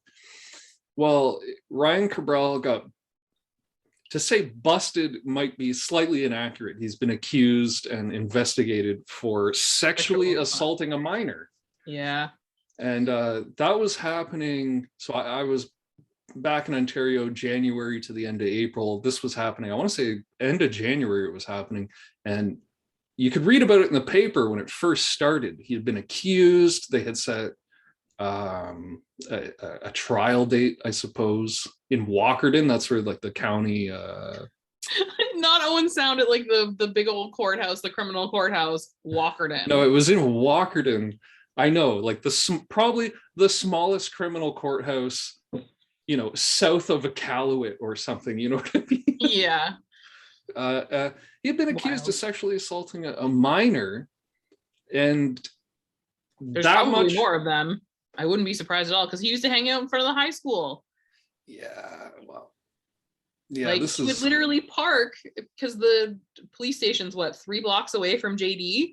Yeah, it's very out in front at lunch. Like I remember seeing him out there. Well, he was also pretty big in like the Pee Wee hockey league scene. He had been an assistant coach, like having access to tweens and young teens in an authoritative thing, getting paid over $100,000 every year to be a cop, to police the community, and assaulting minors sexually. But what blew my mind was like the initial announcement, when news broke, it was in the Hanover Post, it was in the news. And at one point, I forget if I read it on Bayshore Broadcasting's website or whatever, one of the news agencies for that very sparsely populated area, they said, you know, his trial date is set for, I want to say it was March 9th or something like that. And I was really excited to see how it went. You know, I was like, man, I might go to Walkerton and see if I can like sit in and what I want to see how this process works. Nothing about it. I haven't checked in about a month, but it seemed to me like the story got squashed. You know, the people who had been making the announcement, Hanover Post, who picked up the story at the beginning, Bayshore Broadcasting also at the beginning, they just like seemed to stop talking about it. And I was kind of wondering, I'm like, does that's the thing in small towns is It everybody's could be for related. a couple different reasons. It could be for a couple different reasons. You know, like specific types of trials, especially when it comes to questions of someone's safety. Especially a can minor, have- right? Yeah.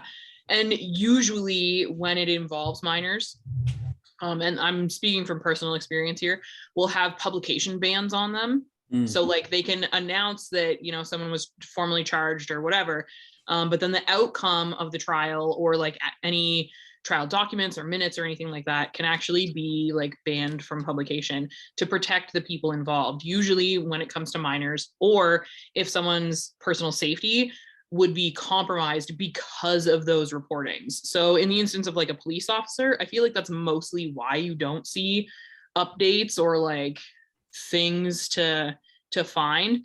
You can obtain court documents, BT dubs, as a regular old citizen. All you have to do is call the courthouse and either provide the R verses, which is like the crown verses and then the person's name in criminal trials, or the case citation, which would be like the name of whatever it is. That's how I obtain documents because the the situation around my son's father required that. Like there was a publication ban on that trial to protect my son and other people involved. And I didn't know that that was a thing before then. And then I connected the dots on my own, being like, this is probably why police trials don't get published. But it does make sense. I mean, like, to protect the victims and things like that. I guess what's at odds here is like, I want to see the accountability being held to the police. You know, in the case of Ryan Cabral, I want to know what happened. I want justice. And of course, I mean, I don't know the name of who he allegedly assaulted. Could have been multiple people or whatever, but you know, that information doesn't seem to be out. So that speaks to your hypothesis there. It makes sense. They probably aren't talking about it, you know, out of respect or the safety of the victim. To ease your own curiosity, though, it doesn't even cost anything. They'll email you the documents for free. That's interesting to me, though, that like presumably a journalist could do that, get the information, but they would be prevented from publishing it further, eh? That's exactly what it is. It's sort of just like it's like a speed bump. Anybody could get the information, but it's just made a little bit harder. I did a little. There are some workarounds. There are some. Maybe if you're interested, we can talk about that privately. Okay. Because those publication bans also only apply to specific people. Yeah. The law seems to favor protecting cops an awful, like a disproportionate degree. The prosecution of someone who publishes them only applies to certain people.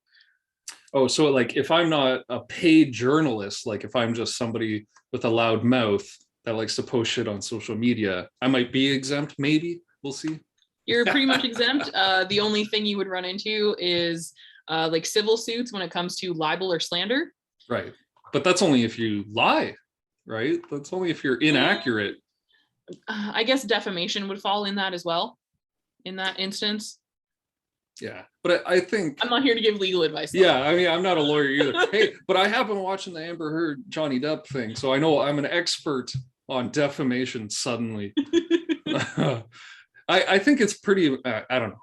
I'm not going to do anything, so it's not that big a deal. But it is interesting to note, just a quick Google search here for Ryan Cabral, sex predator Ryan Cabral. No articles anywhere since the end of February. And that was just when they announced the investigation. So who knows? I mean, I remember reading he had a trial date. He was due in court at the beginning of March, the second week of March. And no information since then. So who knows? Maybe. It could have also been that like his lawyer filed a motion to have a stay, or, you know, there's like a million things that could have either pushed it back, or like publication ban could have happened. Like there's so many things. Well, and two, you know, I shouldn't crucify him so readily. I mean, I have a poor opinion of police. I don't like Ryans running around out there giving Ryans a bad name. So he's an easy enemy to me, but maybe he didn't do it. There's a possibility that it was just a baseless accusation and whatever, but that is also very true.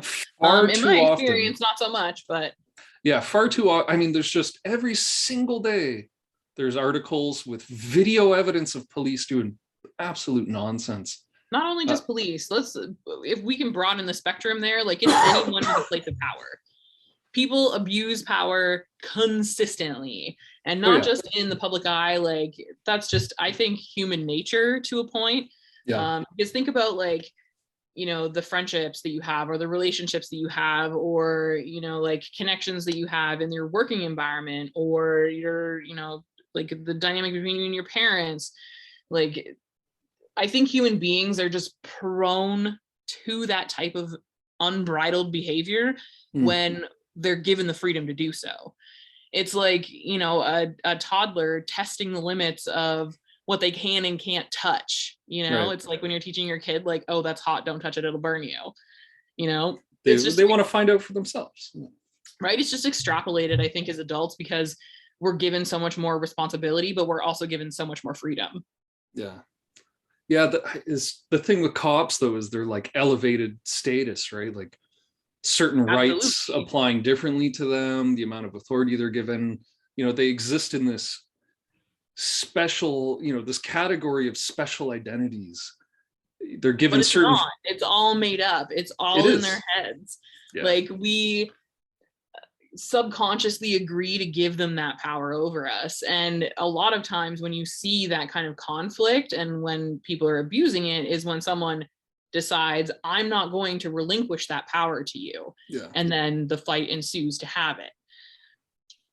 That's interesting. I mean, the psychology of corruption, right? Of having access to resources that other people don't have access to, often money, which is sort of what would you call, like money is sort of like you use money to buy food or property or whatever. It's sort of like a leveling resource. Not even close. I mean, you know what I'm saying. What you're trying to say. I see what you're trying to say. But there's so much complexity when it comes to not only the accessibility of money, but the fact that it's all made up. It's literally just computer numbers, ones and zeros. Like it doesn't exist. Yeah. Which to me is even wilder, that we like fight wars and have all of these problems that are rooted in something that's completely fictional. Oh yeah. Like that, to me, absolute insanity. Yeah. Give me a barter system where like physical solid objects have assigned value that actually enrich your life, like food, staples, things you need to like actually brick and mortar. Right. Well, this reminds me, maybe you remember the story. This was months ago. The hottest soccer player, Ronaldo. Is that his name? Ronaldo? Yeah, I think so. Yeah, okay. He was at like a routine press conference, and on the tables they have drinks. And this one was sponsored by Coke or whatever. So they had a Coke in front, and he sat down and he took the Coke bottle off the table and put down a water bottle. And he said something to the tune of, water is better. Mm-hmm. Over the next 48 hours, the publicly traded stock price of Coke plummeted. Like we're talking billions of dollars wiped out in value, gone. And this has also just happened with Elon Musk is trying to buy Twitter, and I thought he did. I thought that was a thing. He put an offer in, but it's been walked back. It's not happening. Well, it's up in the air at the moment. But just in doing this and it not going over as smoothly, fucking Tesla, the stock price has plummeted. Well, didn't that happen for Netflix too, when they were like, we're increasing the prices and you get commercials now? Netflix, 200, it was like 200 million people or something, or 20 million people, like just full on canceled their subscriptions. Yeah. And Facebook, when they announced Meta, they wanted to make their Meta thing. The reaction was so poor, their stock price dumped out. They lost something like 230, was it? It couldn't have been 230 billion. No, it must have been 230 million, but it was the largest loss of value in a company ever, publicly traded company. But what we were talking about was like how some things are more concrete. Like if I'm starving and you have some food, that food's very valuable to me. I would do things to get that food from you, right? Like I would offer you something, or I might fight you for it, or there's reasons because it's a tangible thing that I need, blah, blah. But like with these companies with stocks being traded and things, it's not tangible anymore, right? Well, like, let's have a conversation about crypto, if that's where we're going to go there. That's literally made up. During the pandemic, when crypto was becoming like the hot new thing, my assistant manager, who I spent all of my time with because it was just he and I in the store all day, was trading and was trying to like talk to me about this. And he sounded like the craziest person I'd ever talked to. I mean, like, yeah. I'm gonna sell my Dogecoin, and I was like, what are you even talking about? Like, yeah. You're losing money, you're spending your hard-earned dollars, okay, on something completely made up. Because the way that I've always viewed making money is selling my time. I am a business person. My time is what is valuable. Companies want to buy my time from me. How much is that worth? Right? And so if I'm going to use the money that I trade my time for, okay, on something dumb, it better be really fucking good. Yeah. It should be fun or tasty or some benefit. Like it better make me pretty fucking happy. Yeah. You know, which is why I will never, ever, ever, ever spend money on like crypto anything or, you know, like digital products. Like I just don't. You know, NFTs, I understand why they're really great for artists and stuff as someone who creates art, but at the same time, like, if society collapses and the internet goes away, well, what does that mean to you? Literally nothing. Yeah. Yeah. You know, it takes a lot for me to, I think now that I understand that transaction of like time versus money, it takes a lot for me to open my wallet and spend money on things. I think about that a lot when I'm not working now, but I have worked. And when I'm buying, if you're not working, then it should mean more to you now because you have all of this time and you can develop it any way you want and market it any way you want and define any price to it.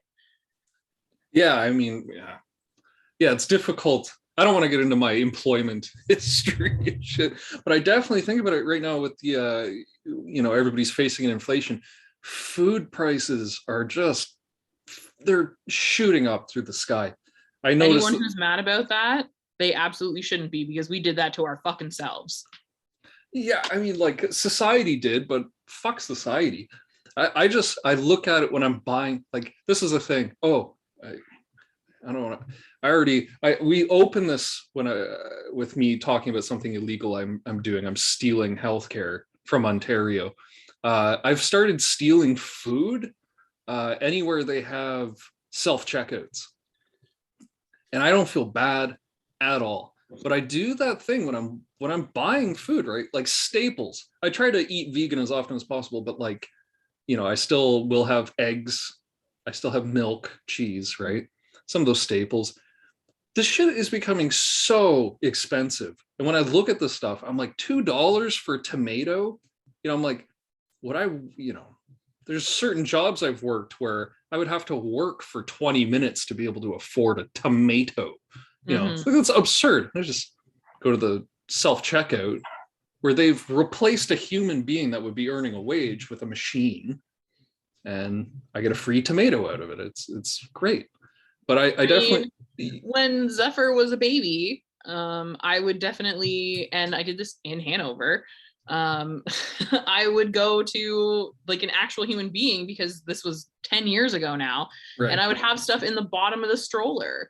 And like I would pay for the things that I could afford, but then if we needed other things, like that's what was in the bottom of the stroller. It was shit that we needed, but that I just couldn't pay for because I was a single mother and I didn't qualify for maternity leave by 4 hours. I quit my job while I was pregnant because of some like drama stuff that was happening. And if I had just returned to do the end of my shift, I worked a split shift on the day that I quit. And so I worked the lunch. And then at the end of the lunch rush, I went down to the office and was like, I'm fucking done. And if I had just come back and worked my night dinner rush, I would have qualified for mat leave. Like, yeah. So I was on Ontario Works, which is welfare for lack of a better term. And they give you fuck all. Yeah. But it's It was like weird. $800 a month.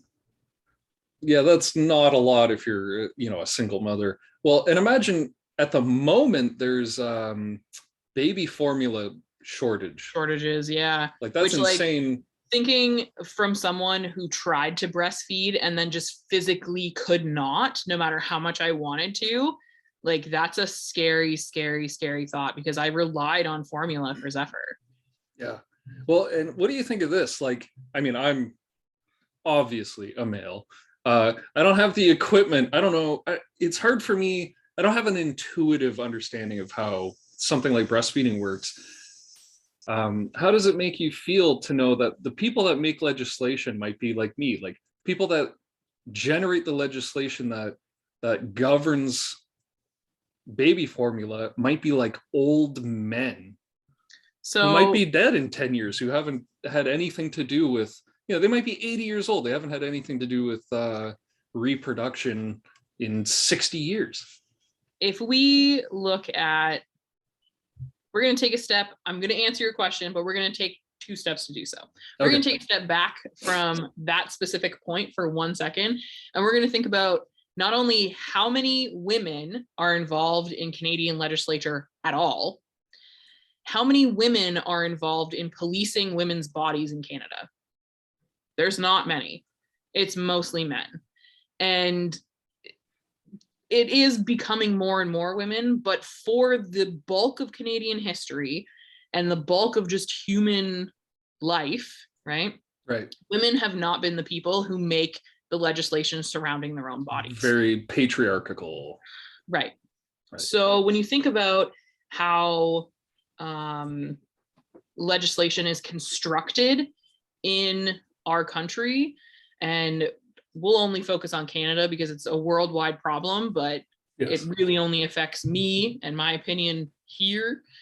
When we think about the larger legislative body, it's mostly made up of 80-year-old men who haven't had reproductive responsibility in 50 years, and that, have so much privilege, not only as mostly white males, but have had mostly white privilege for their entire lives. When you look at the people who populate our legislature, it's mostly men who come from well-to-do generational wealth, right? So not only have the women in their lives not had to worry about things like this, their opinion and the way that they think about the legislature is not colored by any responsibility, right? That's interesting. To think about the people who are making legislature over things that affect the way that you make decisions as a woman, being mostly men, like that's completely terrifying. And I mean, the United States is having a huge problem with that right now in Roe versus Wade. Right. And anyone who lives in Canada that thinks that that's not going to affect us is absolutely insane. First of all, you should be terrified. It's very naive. Yeah. You should be terrified. But the amount of privilege that comes from making those types of decisions and not understanding the actual impact when they have built systems that specifically target the poverty line to be affected most by things like this and consistently prop up that system completely blows my mind.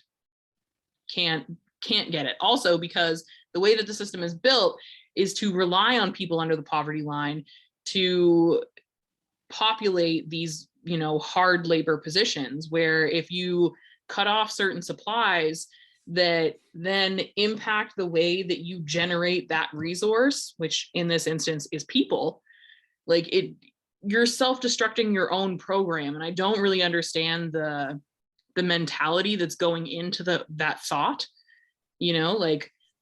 maybe it's because the system existed before these people who are making the decisions now, and so they didn't think about how it was set up in the first place. Yeah, they're just sort of falling in line, doing what they think they got to do. Yeah.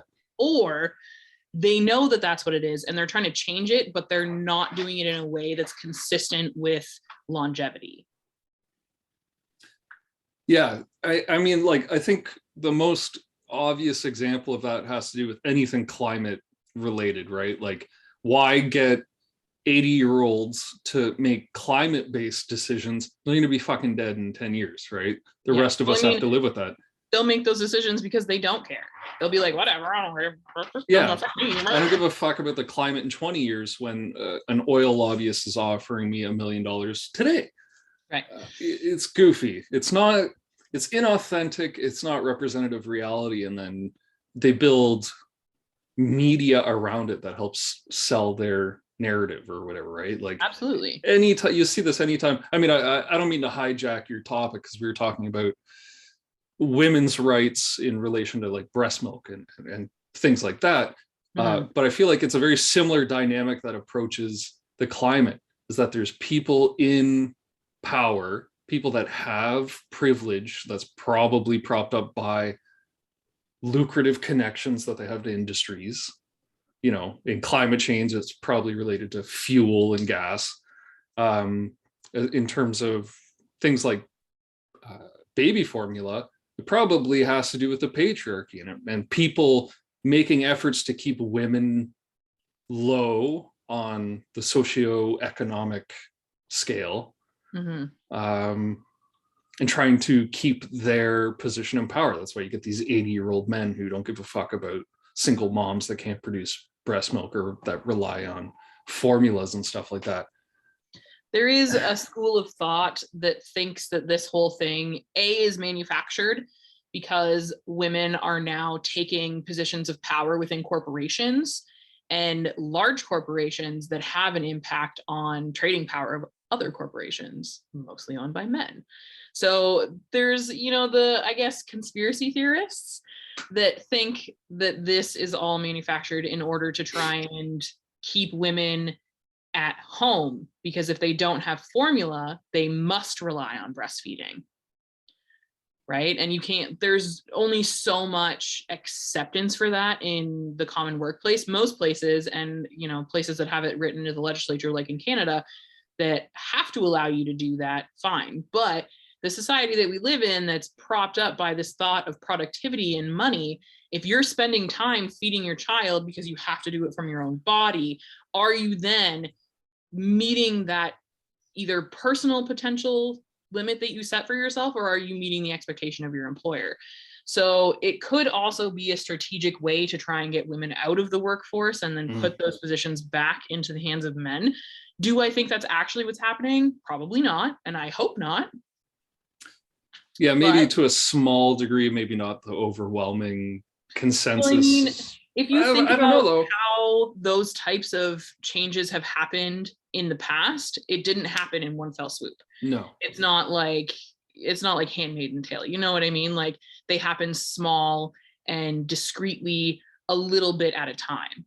And if you think about, how people lull you into a sense of security, it's by giving you a little bit, giving you a little bit, giving you a little bit, and then slowly taking it away. And to bring this back to a psychology view, that's how narcissists do what's called love bombing, right? To lull you into this sense of like, I'm going to give you all the things all at once, and then I'm only going to give you a little bit. And then I'm only going to give you a little bit, and then I'm going to give you bare minimum. But you, as a person, have been like, well, they're capable of doing that thing. So maybe if I do this, it's a trade. Like, they have that power, I'm going to give them that power, and it'll come back.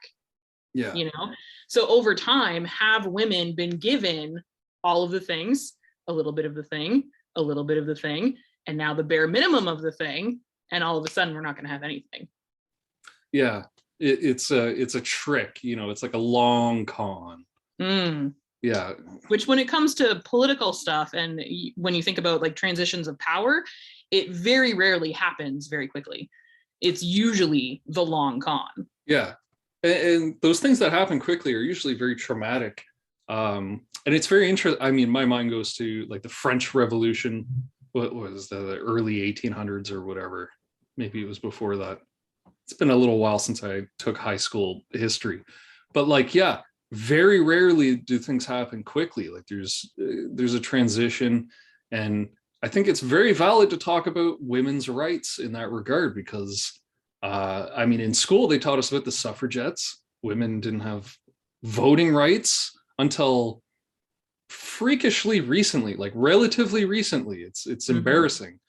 In that way, you might think of, you know, if we think about the West as being progressive, you might say that the whole equality thing is kind of like a newborn trying to find its footing, right? Which it doesn't seem like it should be that difficult. Like for if you ask a kid, a young kid, like if we got Zephyr in here and said, hey, is mommy just as capable as that idiot Ryan on the screen? Yeah, I'm sure he would say, well, for sure, probably more, you know. I can tell you right now, he would absolutely say that because he thinks that I'm a fucking superhuman. And I would hope so, you know, if anybody's going to be on your side, it ought to be your kid. He sees firsthand how hard I work to try and do it all because I don't have a partner. I don't rely on other people. I don't have a strong support system. So, yeah, you know, I have to take up that mantle. I don't have any other choice or it doesn't get done. Yeah. Well, but it's like your capabilities, generally speaking, are not hindered by you being a woman, or even if you don't want to identify as a woman, but like having breasts and a vagina, right? Like doesn't change your ability to work hard, to care, to be smart. Unfortunately, some things are tied to that. Like a lot of people want to say, you know, your biology is not indicative of your capabilities and things. Generally speaking, that's true, but like I don't have the equipment to birth a child. Like that's just not going to happen. I don't have the equipment to feed a child if they're not eating Kraft dinner. You know what I mean? Like There's a great quote. I think it's actually Einstein, and it's like you can't measure fish's ability to thrive by like asking it to climb a tree or something like that, you know. And it just speaks to specific things, and specific types of physiology are designed for specific things, and you can't ask them to go outside of that because it just doesn't make sense. They're not capable. And I get that, but using it as a point of power is like, that's so fucked. It's to be less eloquent about it. Yeah, no, but to say it's unfair, I feel like it doesn't even encapsulate. Fuck me, doesn't even encapsulate the injustice that's actually occurring, right? Like, well, I mean, if we think about how media in general, and I think this maybe goes back to the whole overwhelming amount of information and how we've talked about like how human evolution can't keep up with the amount of like societal evolution that's happened in the last few years. We're constantly bombarded with so many things and so many like news stories and this and that and every other thing. It's really hard to hone in on what matters to you most, because you're constantly bombarded with 1,000 other things that everyone says should matter to you. Like, you know, as an Indigenous person, Indigenous rights really are something that's important to me. And searching residential schools to try and find more possible grave sites and returning these people and these missing children and women to their ancestral homes is something that's really important to me. But then I'm constantly also bombarded with things like this, or police brutality, or, you know, like fluff stuff, in my opinion, like the Johnny Depp and Amber Heard trial. And right. I'm constantly told that all of these things should matter to me. And then on top of that, we have climate change and, you know, work ethics and all of these things that just constantly get piled on. So it's really hard for these issues to get lost in the sauce. Yeah, for totally. lack of a better term. You know, like you just throw everything in the pot and hope that it comes out really good, you know?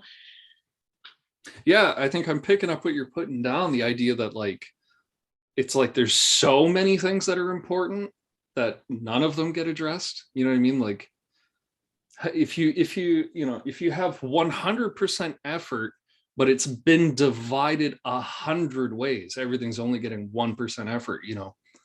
That's such a slow way to make progress, you know, if you're only But that's what our focusing. entire government is built on.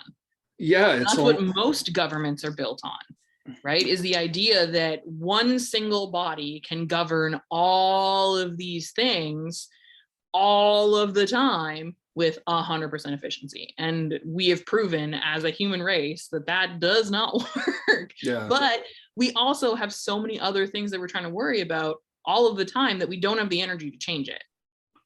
Yeah, well, that's another thing, that the idea that having energy, or if you want to make change, you need energy. Who has any energy these days? It's exhausting just existing. Exactly. The only place you can go for free is the library, and I've been to the library. People outside for free mostly. Well, until you try to park your car anywhere, you know, I can walk. That's fair. Yeah, but it's just like the candle is being burnt on both ends. The candle doesn't even have a wick anymore. It's a puddle of wax. The candle has been thrown into the furnace, you know, like we've been trying to smoke the ashes out of a spoon for a little while. Like it's a mess. You see this a lot with recycling. The burden of recycling always seems to fall on the individual. And you know what pisses me the fuck off about this is, I think recycling is a good idea. I mean, maybe it hasn't been quite figured out, but I'm very happy to sort my metals from the glass and whatever. And I'm very happy to put effort into my responsibility to facilitate recycling, which means I put my shit in the right boxes, and then a truck shows up and picks it up. And presumably pours it in with the rest of the garbage like it does at my house. But this is the problem, is the fucking truck, after I've done all that effort to sort everything, the truck shows up, dumps all that garbage on a barge, which goes over to Thailand or China, where they just burn it. It's not being recycled. It's like that effort I put into recycling has been wasted. The next level, like that governance layer, has been corrupted. We're going back to something we talked about 2 hours ago about corruption. We're about to run out of time again. Yeah, we've only got a minute 45. How is it that 45 minutes feels like 10 seconds? It goes by really quick. Honestly, yeah. I mean, I guess that means that we're having a really good time and the conversation's really good, but it's going well. I'm glad the conversation's going well, but yeah, the interruption every 40 minutes. It's not too bad actually, because I do have to go to the bathroom, so maybe we should.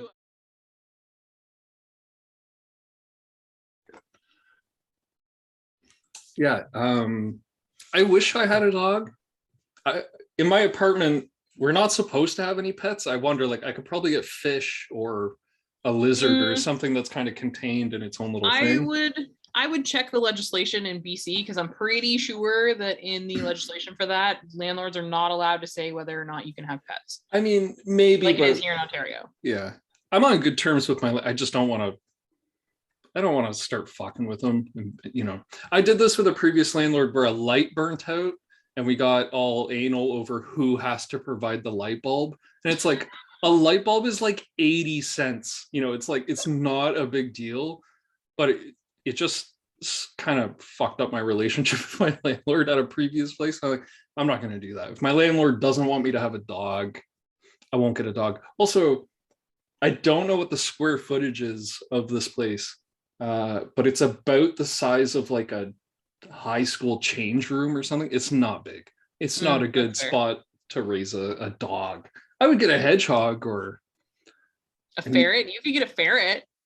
You know what? I've never had a ferret. Ferrets seem super cool, but I went for a walk down to the nearby park where they have a lake, and there's a small beach, and somebody had brought their ferrets to the beach. They had 3 ferrets, and there's a lot of geese down there, and some of the geese have goslings, so the geese are all kind of like, they're on high alert.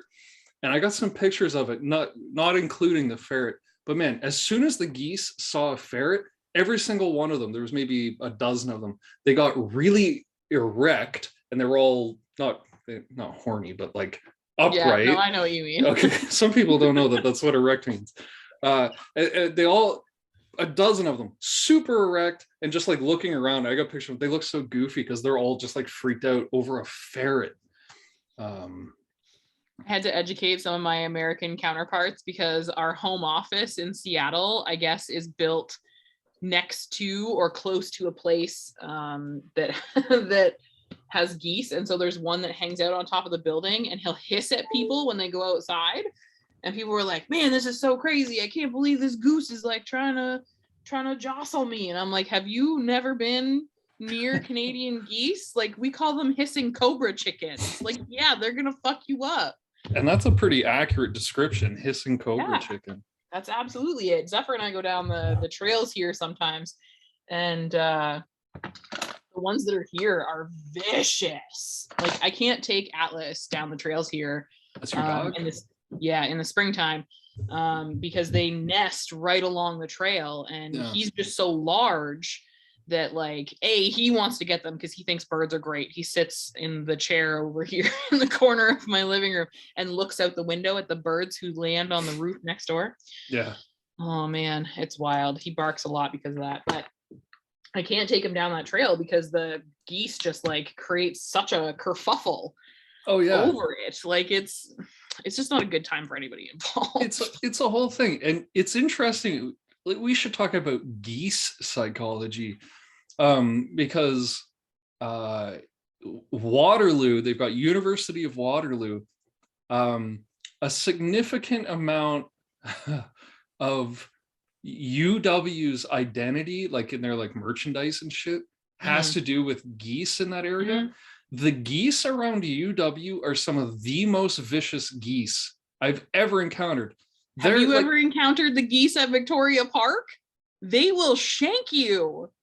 I mean, I don't know. I swear, they have little knives under their wings, and they'll just like pull it out. Victoria Park in Kitchener, or like down at Charles Street. Well, this is kind of what I was wondering, because I was living in Waterloo for a little while, and you got this reputation of like, look out for the geese. And there was an app, the UW app, about like, it was like Goose Watch or something like that. Like, it would tell you where the geese were so you could avoid them. And the girl I was seeing was going to UW. At Laurier, there's no water features or anything, so it doesn't really attract geese. But at UW, it's such a large campus. And I would go to pick her up, or I might go to an event or something there. And the geese, you had to legit watch out. They would chase you. They would hiss at you, and they would bash you with their wings. They would bite you. Well, like at Kingan University is like the main part of University of Waterloo, right? If you go down to University past the oh my god, why can't I remember the res like building? Over the train tracks, and then there's like that big kind of like lakey bit over there. And the geese there, like, I swear those are like 1,000-year-old geese. Like, they've been going to that spot for all of human history and probably more before that. And that's like, their and territory. I feel like that's why they're so aggressive there, is because like that one specific area had to be untouched because we said so. And so the geese are just like, what the fuck are you doing here, man? Get out of here. Well, it's because in Hanover, they got the conservation area, which I've been to countless times. And the geese are like pretty okay. You can throw some bread at them and they're fine. They don't hiss. They don't love it when you get close. But man, the geese, I go to a lake called Trout Lake. That's the nearby park I walk around. The geese are so placid. You can like, even when they have their goslings, you can walk right up to them. I haven't tried, but I feel like I could pet them. I haven't quite gotten that brave. Like, when you think about how many people populate the area around University of Waterloo, how many of them are actually like native Canadians? Few is my reaction. Right. So all these people who have never seen Canadian geese before are like, oh, let's go get pictures. Let's get close. Let's do this. So the birds are like instantly like, these people have no fucking idea what we're about or what we're doing. So we're going to be hella aggressive.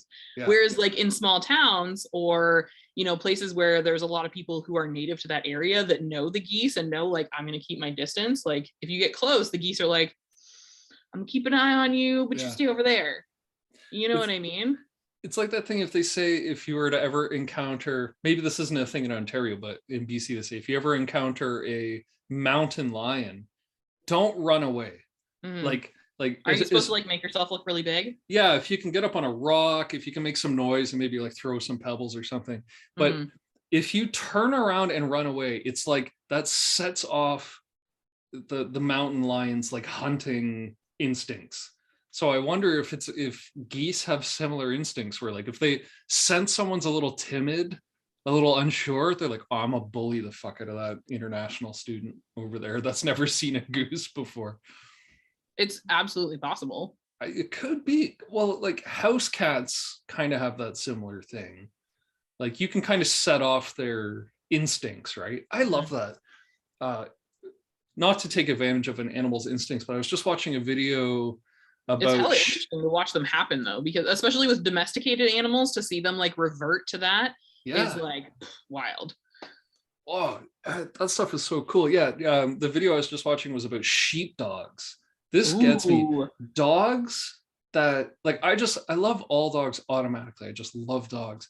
But dogs that have jobs fascinate me, especially dogs that have jobs where it's like their specialty in the job seems to be influenced by their like instincts and their like hereditary whatever, their hereditary cycle, like sheepdogs. I've even seen it with Atlas. Like Great Danes are originally bred to be hunting dogs in like the mountains in Germany. Does he point? Right?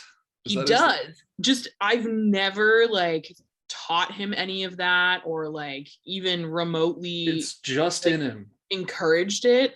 But when we go for walks at night, there's a lot of bunnies, like little bunnies in my area. Right. And we've encountered a couple skunks, thankfully from a very large distance, but he'll stop and like you can see like the hair ridge on him, like the whole thing will stand up and he just flattens out. Yeah. And he'll like look at me and be like, do you see this? Can I go? Can I go? Can I go? Like he instinctively just waits for a command. And I've never taught him that. Like when we do, training for things like sit, stay, speak, whatever, like he will do those things, but like kind of on his own volition. But when it comes to like seeing an animal that he wants to pursue, like he instinctively just waits, which wild. That is fascinating to me. Right? Like I've seen all the videos, like little terrier dogs that were bred to hunt like rats. Like you'll see the farmer flipping over dirt and exposing like the rat nest. You see the terriers going absolutely bonkers, or the way like, that Atlas like kind of has an instinctive protective nature of Zephyr as well was wild to watch when we first brought him home, because at first he was like kind of scared of him because Zephyr's pretty, compared to Atlas when he was a puppy, right, relatively large, but now they're kind of the same size. Like he is really, really protective of Zephyr. And when we go on walks, like the three of us, Atlas is trained to walk at my side. But when Zephyr walks with us, Zephyr walks in front and Atlas will walk at his side. And I never taught him that. Sort of figured it out on his own. Well, I don't even think that it's like he figured it out on his own. I think he thinks like when it's just me and mom, I protect mom. So this is where I'm at. Yeah. Like, Zephyr clearly is not the alpha in that situation. So like, I need to protect him. Yeah. It's a familial. Right? Like pack mentality when it comes to pets, like dogs especially, wild to me. Because you don't teach that. It has to be instinctive. Yeah, it's fascinating. Like when I was growing up, our family, we always would get like rescue dogs if we were looking for a new dog or whatever. And the dog I grew up with, Molson, I didn't appreciate it at the time. Named after my dad's favorite brand of beer, apparently. Great name for a dog. That is a great name for a dog. It is. It worked. I mean, they could have called him Labatt. No, not as good. Molson's a great name for a dog. And it ended up being my favorite brand of beer for a long time, but that's a whole other thing. Anyway, he was a rescue dog, so he had some quirks. He could be snappy, he could be aggressive or whatever. But like pretty quickly, he learned to love me. Like it was me, my mom and dad, and then my younger brother was like a baby at the time. And I always loved dogs. I always would pet them and brush them, and I won them over. But I would have friends come over, and I had a really good friend of mine who people would always confuse us as brothers. I guess we just looked really similar. We had a similar build. We were sort of tall, but chubby-ish, ginger, blonde. I remember you from back then. Yeah, but I had a friend who kind of fit the same description, Mhm, and this dog would growl at him, mhm. would chew on his clothes and everything. He just hated him. And it was like, okay. I wonder if it was like the dog kind of recognized that you looked similar and was like, "Who is this imposter?" Well, but that's the thing, is he kind of hated everybody Oh, except except for you? except family members. Like he loved Huh. he could be so sweet. And then the worst thing would be like if we had a house party or something, like if my parents had friends over, he would growl at all the males. He didn't seem to have any problem with females. But like grown men, even, my friend who looked a lot like me, but there was like, at the time I might have been like 17, there was men that were older and bigger. He always hated them. And I always kind of chalked it up to it being something in his youth, right? He was a rescue dog. I always Mhm. imagined he came from maybe an abusive household, but I mean, that's typically where those types of behaviors come from. I have a friend who has a pug, and you can't wear a hat around the he just pug. hates hats. It doesn't matter if it's a man or a woman or a kid or an adult. Like, if you're wearing a hat, it immediately says, "This is the person that hurt me." Yeah. That's weird how things like that get in a dog's head. It's like, it's fascinating when you see a dog point, or when you see a dog do some herding or something like that, right? Like Mhm. I've seen sheepdogs herd babies. It's like that's such a weird little extension of their instincts, but it can go the other way. They can be really upset by things. I don't But necessarily think the hurting animals is an instinctual thing when it comes to humans, because I mean, I've seen all kinds of dogs do that. My boxer used to do it to Zephyr when he was a little baby.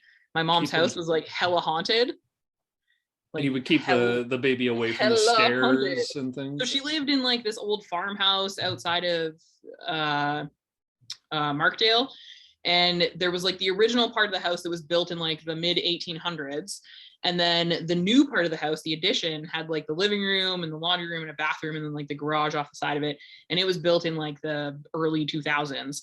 And when we would go to the house with Zephyr, my mom would put him in a playpen in the new part of the house because it was close to the wood furnace or like wood fireplace.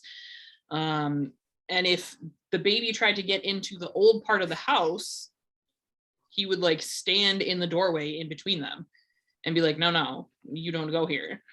And I mean, I'd seen some really creepy shit in the old part of the house. Like when they first moved in, there was like a music box sound playing, but I was the only person at the house. There was nobody there. And like I said, it's in the middle of nowhere. Right. Like there's forest and field. There's no houses close to it. The next one is like 2 concessions away. So for those people who don't know what concessions are, it's a 1 kilometer square area A with roads all country block. around it for Yeah. anyone who didn't grow up in the country. And like, so 2 kilometers in any direction is the closest house, and there's a music box playing. Like, come on. It's You creepy. know, It's it's classic. creepy, super, super creepy. And, like before my parents had moved into the place, a man had hung himself who I knew in the barn out on the property. Like it was just Oh my a God. lot of weird stuff that would happen there. I got pushed down the stairs once, like when Zephyr was a little older before my parents moved out of that house. He said that he was playing with the girl in the wall. So like I get why the dog didn't want him over there. Right. But it was just weird to me that like, and I had known this dog for a long, long time, like brought him up from a little puppy. He was incredibly well trained. He, was very mild tempered. He wouldn't like bark at strangers or jump or, nip or anything like that. And so for him to have such a extreme reaction to that kind of thing, like I didn't think that it was like an instinctive, herding reaction to being like, oh, let's keep the baby in this one area. It was, there's something over there that's gonna fuck him up. Yeah. Like I'm fairly skeptical when it comes to anything supernatural, but to say that dogs have extremely acute senses, Mhm. I feel like that's not controversial to say. Like there's so many videos of dogs seemingly not predetermining, but pre-sensing earthquakes and things like that. Like they certainly Tornadoes, have. thunderstorms. Like we had that huge storm here in Ontario the other day, and Atlas was losing his mind all day. Yeah, their senses are more sensitive than our own. So it's interesting to think like, what are they sensing that we can't sense? Like, I don't think it's that humans can't sense it. I think that we've evolved to a point where we take in so much information that we disregard those things because we're doing so much other shit at once. That's fair. Like I am fascinated by what people have to say about like near death experiences, you know, where people maybe they There's some really died. interesting studies in that book I told you about, The Spiritual Brain. The spiritual brain, yeah, where someone dies and they're revived, like somebody fell under ice and was clinically dead for 40 minutes before they could die. And this is what the person experienced. I think that stuff's fascinating. I don't want to become contentious, but I'm very skeptical of like the supernatural stuff, ghosts and things of that. I try to keep an open mind. What was I going to say? I was going somewhere. I wasn't just trying to. I'm also a very skeptical person when it comes to those things, because I think I've had to live my life in such a way that like, if it is to be or can be, I need to be able to see it to believe it. Right. Because time and time again, people let me down, situations let me down because, you know, expectations, whatever. So just as a human being, like I have to be able to see it to believe it. And when it comes to supernatural stuff, I have seen enough that I believe it now. Yeah. You know, like I try really hard to like rationalize stuff, and like right from childhood to adulthood, you know, I've seen different instances, different people, different places, different circumstances, like whether or not I was or was not under the influence of anything, you know, and those ones I'm a little way more skeptical of. But there's too much evidence for me to be like, nah. Yeah. Well, yeah. One thing I find interesting is to tie it back to psychology and whatever. I've spoken with a few therapists recently that will ask me, typically it goes, they ask me if I'm spiritual. You know, is essentially their way of saying like, are you a religious person? What's your religion? What's going on there? What do you choose to believe? And I always find that kind of hard to answer, because it's like, I mean, generally speaking, I'm an atheist. Like I just, my hang up is I don't think humans have figured it out. You know what I mean? Like I can't go to a church and have somebody say, I have the answers. I know, I can tell you, I'll share my knowledge with you. This thing is full of shit. But it doesn't mean I'm not spiritual in that, like I accept there's a lot of shit we don't know. I think to me, that's where spirituality comes from. Accepting there's things you don't know. And I get bummed out when people go, oh, here's a book that was written by somebody 2000 years ago that explains all those things. If you interpret it the way I interpret it, you know, I think there's lots of shit we don't know. I don't really buy into the spiritual stuff though, like ghosts and. There's a lot of things, and we've talked about that before too, like how religion shapes someone's mental health or how it can impact someone's mental health, and how there's been this kind of shift to kind of one of three schools of thoughts. Like you're either into traditional religion, whatever religion that may be, you're into like kind of new age spiritualism, or you're into nothing.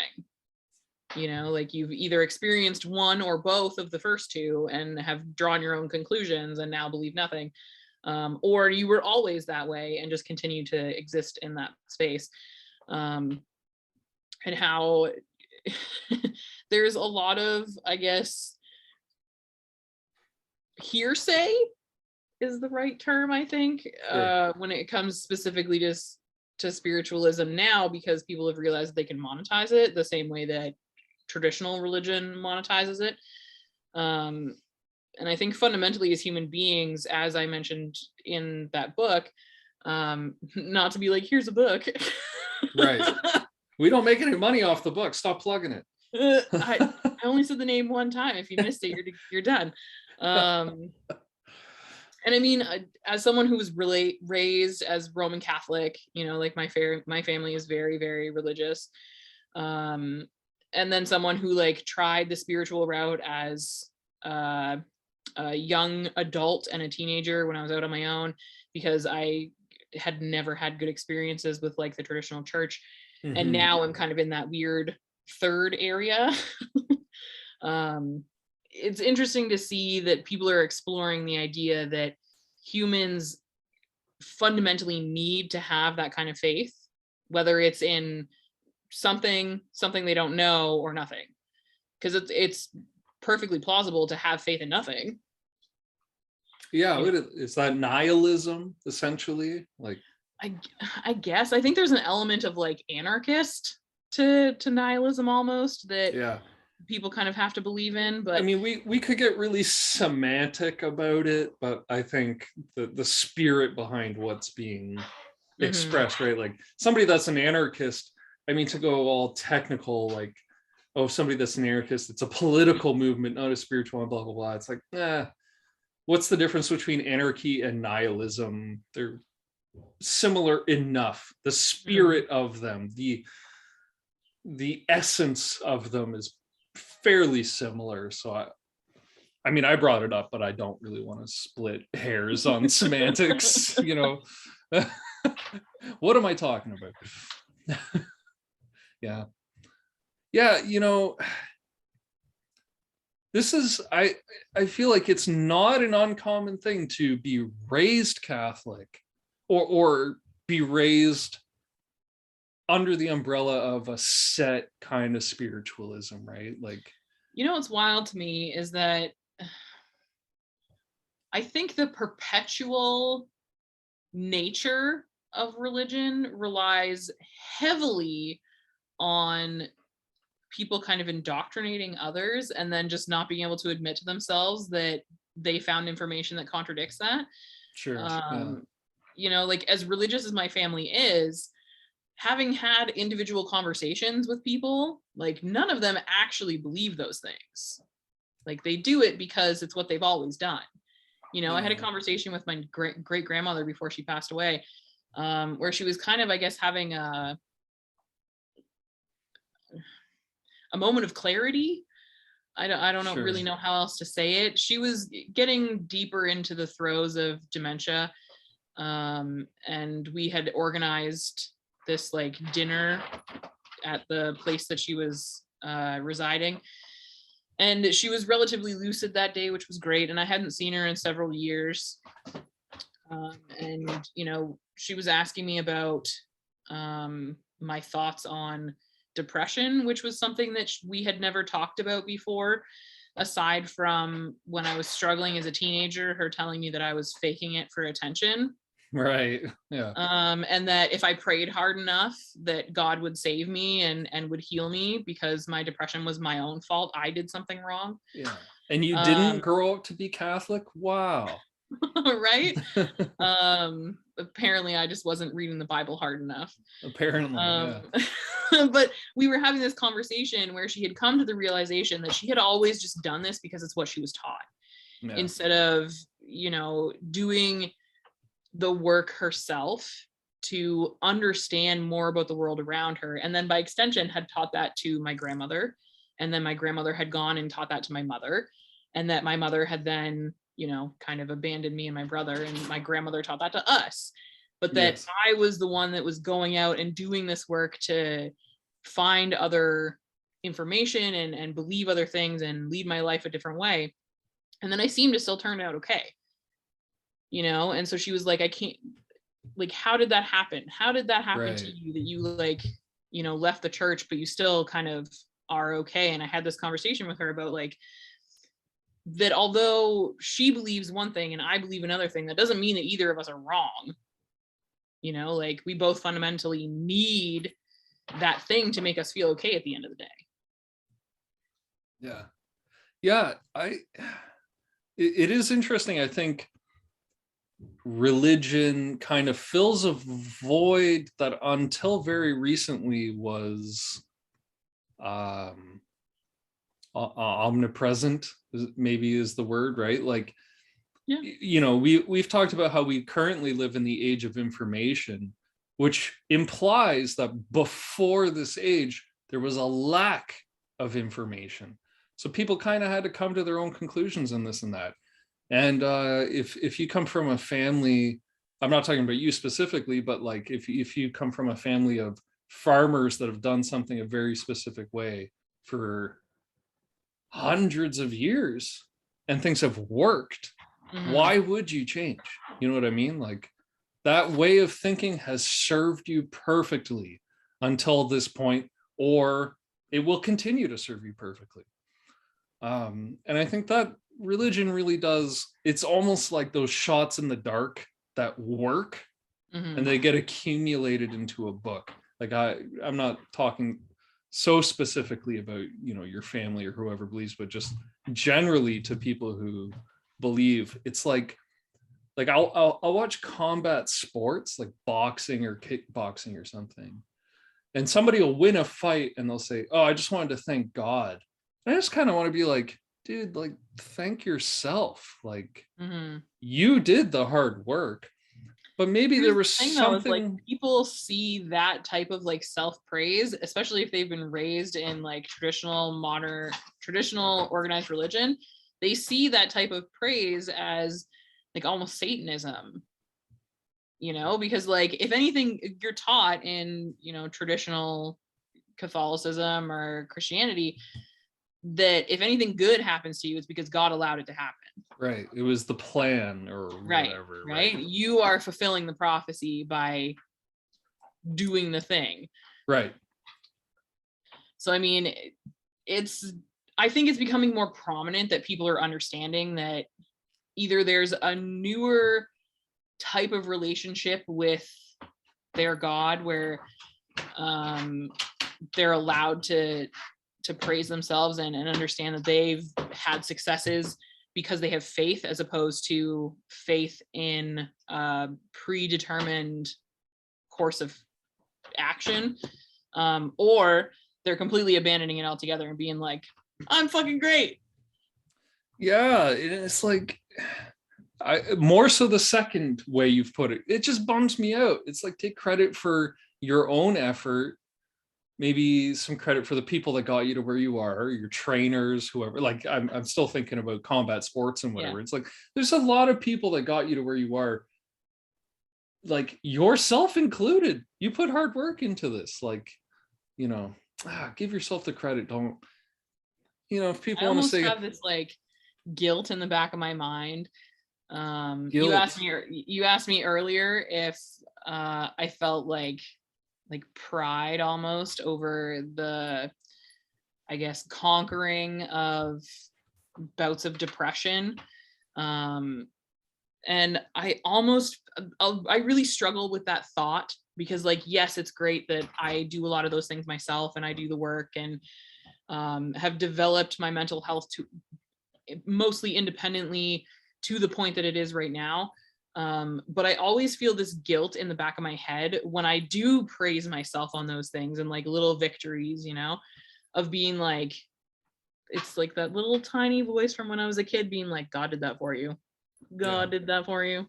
And I have to like constantly fight that and be like, no, no, I did that. Yeah. Look at me go. And then immediately feel guilty that I'm not giving myself credit, you know, like that battle thought of like throwing it back on someone else and not giving myself the credit. Like, I feel like that's a big part of why my mental health probably isn't great, is because I don't know how to instinctively give myself that praise first. Yes. Well, it's one of this, I feel like we've identified a bit of overlap between religion and mental health. That's sort of, but this is like an at odds moment, right? Like so much of religion is like, well, give thanks to God. That's a term you hear a lot. Give thanks to God. It's even built into prayers and songs and things like that. But I've spoken with many mental health professionals that talk about giving yourself praise. Like the term for it slips my mind, but giving yourself credit, essentially. If you accomplish something that's difficult, tell yourself, fuck yeah, like that's the moment you're not meant to be humble. Be like, yeah, I fucking did that. be thankful for yourself, be thankful for your own abilities and this and that and the other thing. So it's one of those moments where it seems that, if we're in favor of scientific academic psychology versus traditional religion, it seems like that's something where there is a conflict. A lot of religious folks, like my thought is combat sports athletes, they win a fight, they go, thank God I won that fight. It's like, well, dude, you worked real hard. You did that training. You did all those cardio, all those push-ups, the weightlifting, the whole thing, the training. That was you. You know what I mean? Like, maybe they use God as like the energy, the fuel that helps them get there. So maybe there's something to be said. But I think, at least my impression of what I've gotten from many people that I speak to and that work in mental health care, say, give yourself credit, right? It's such an important part of overcoming low self-esteem, of overcoming low motivation, low energy, depression. Give yourself credit for those things that you are able to accomplish. And whenever I hear somebody say, I hit that home run because God allowed me to do it, it's sort of like, you're sort of missing the opportunity to prop yourself up. I mean, I will give it to religion. They do have a really great way of chopping down your own ego, like it's Sure, pretty uncommon to find someone who is a genuine practitioner of traditional religion that like thinks of themselves as larger than they are, it does humble a person. I mean, we could talk about super churches like Joel Osteen. That's a whole beast on in itself. Itself. That's not the typical. I understand what you're saying is like, those are outliers. Outliers are worth identifying for sure. And I think it could be argued that the people who perpetuate those and run those and prop them up are not true believers in what they're talking about, because everything that they do contradicts what they say. Yeah, but I'm 100% with you. Like, the thing with Joel Osteen was he owns a super church down in Texas, and there was some years ago there was a big hurricane. A lot of people got flooded out of their homes, and he refused to open the church to people who were effectively homeless, right?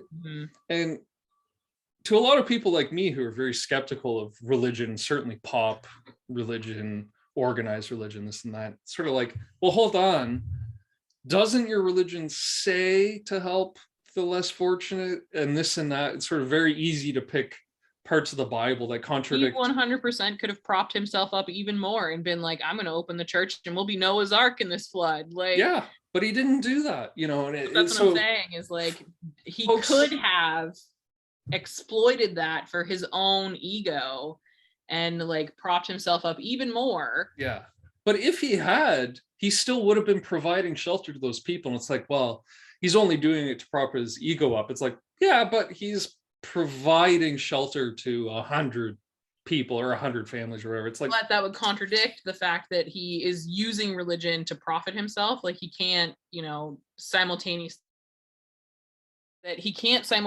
prop up his own ego and do the good Christian thing and help people. They're at odds. He would be contradicting everything that he's trying to accomplish in the first place.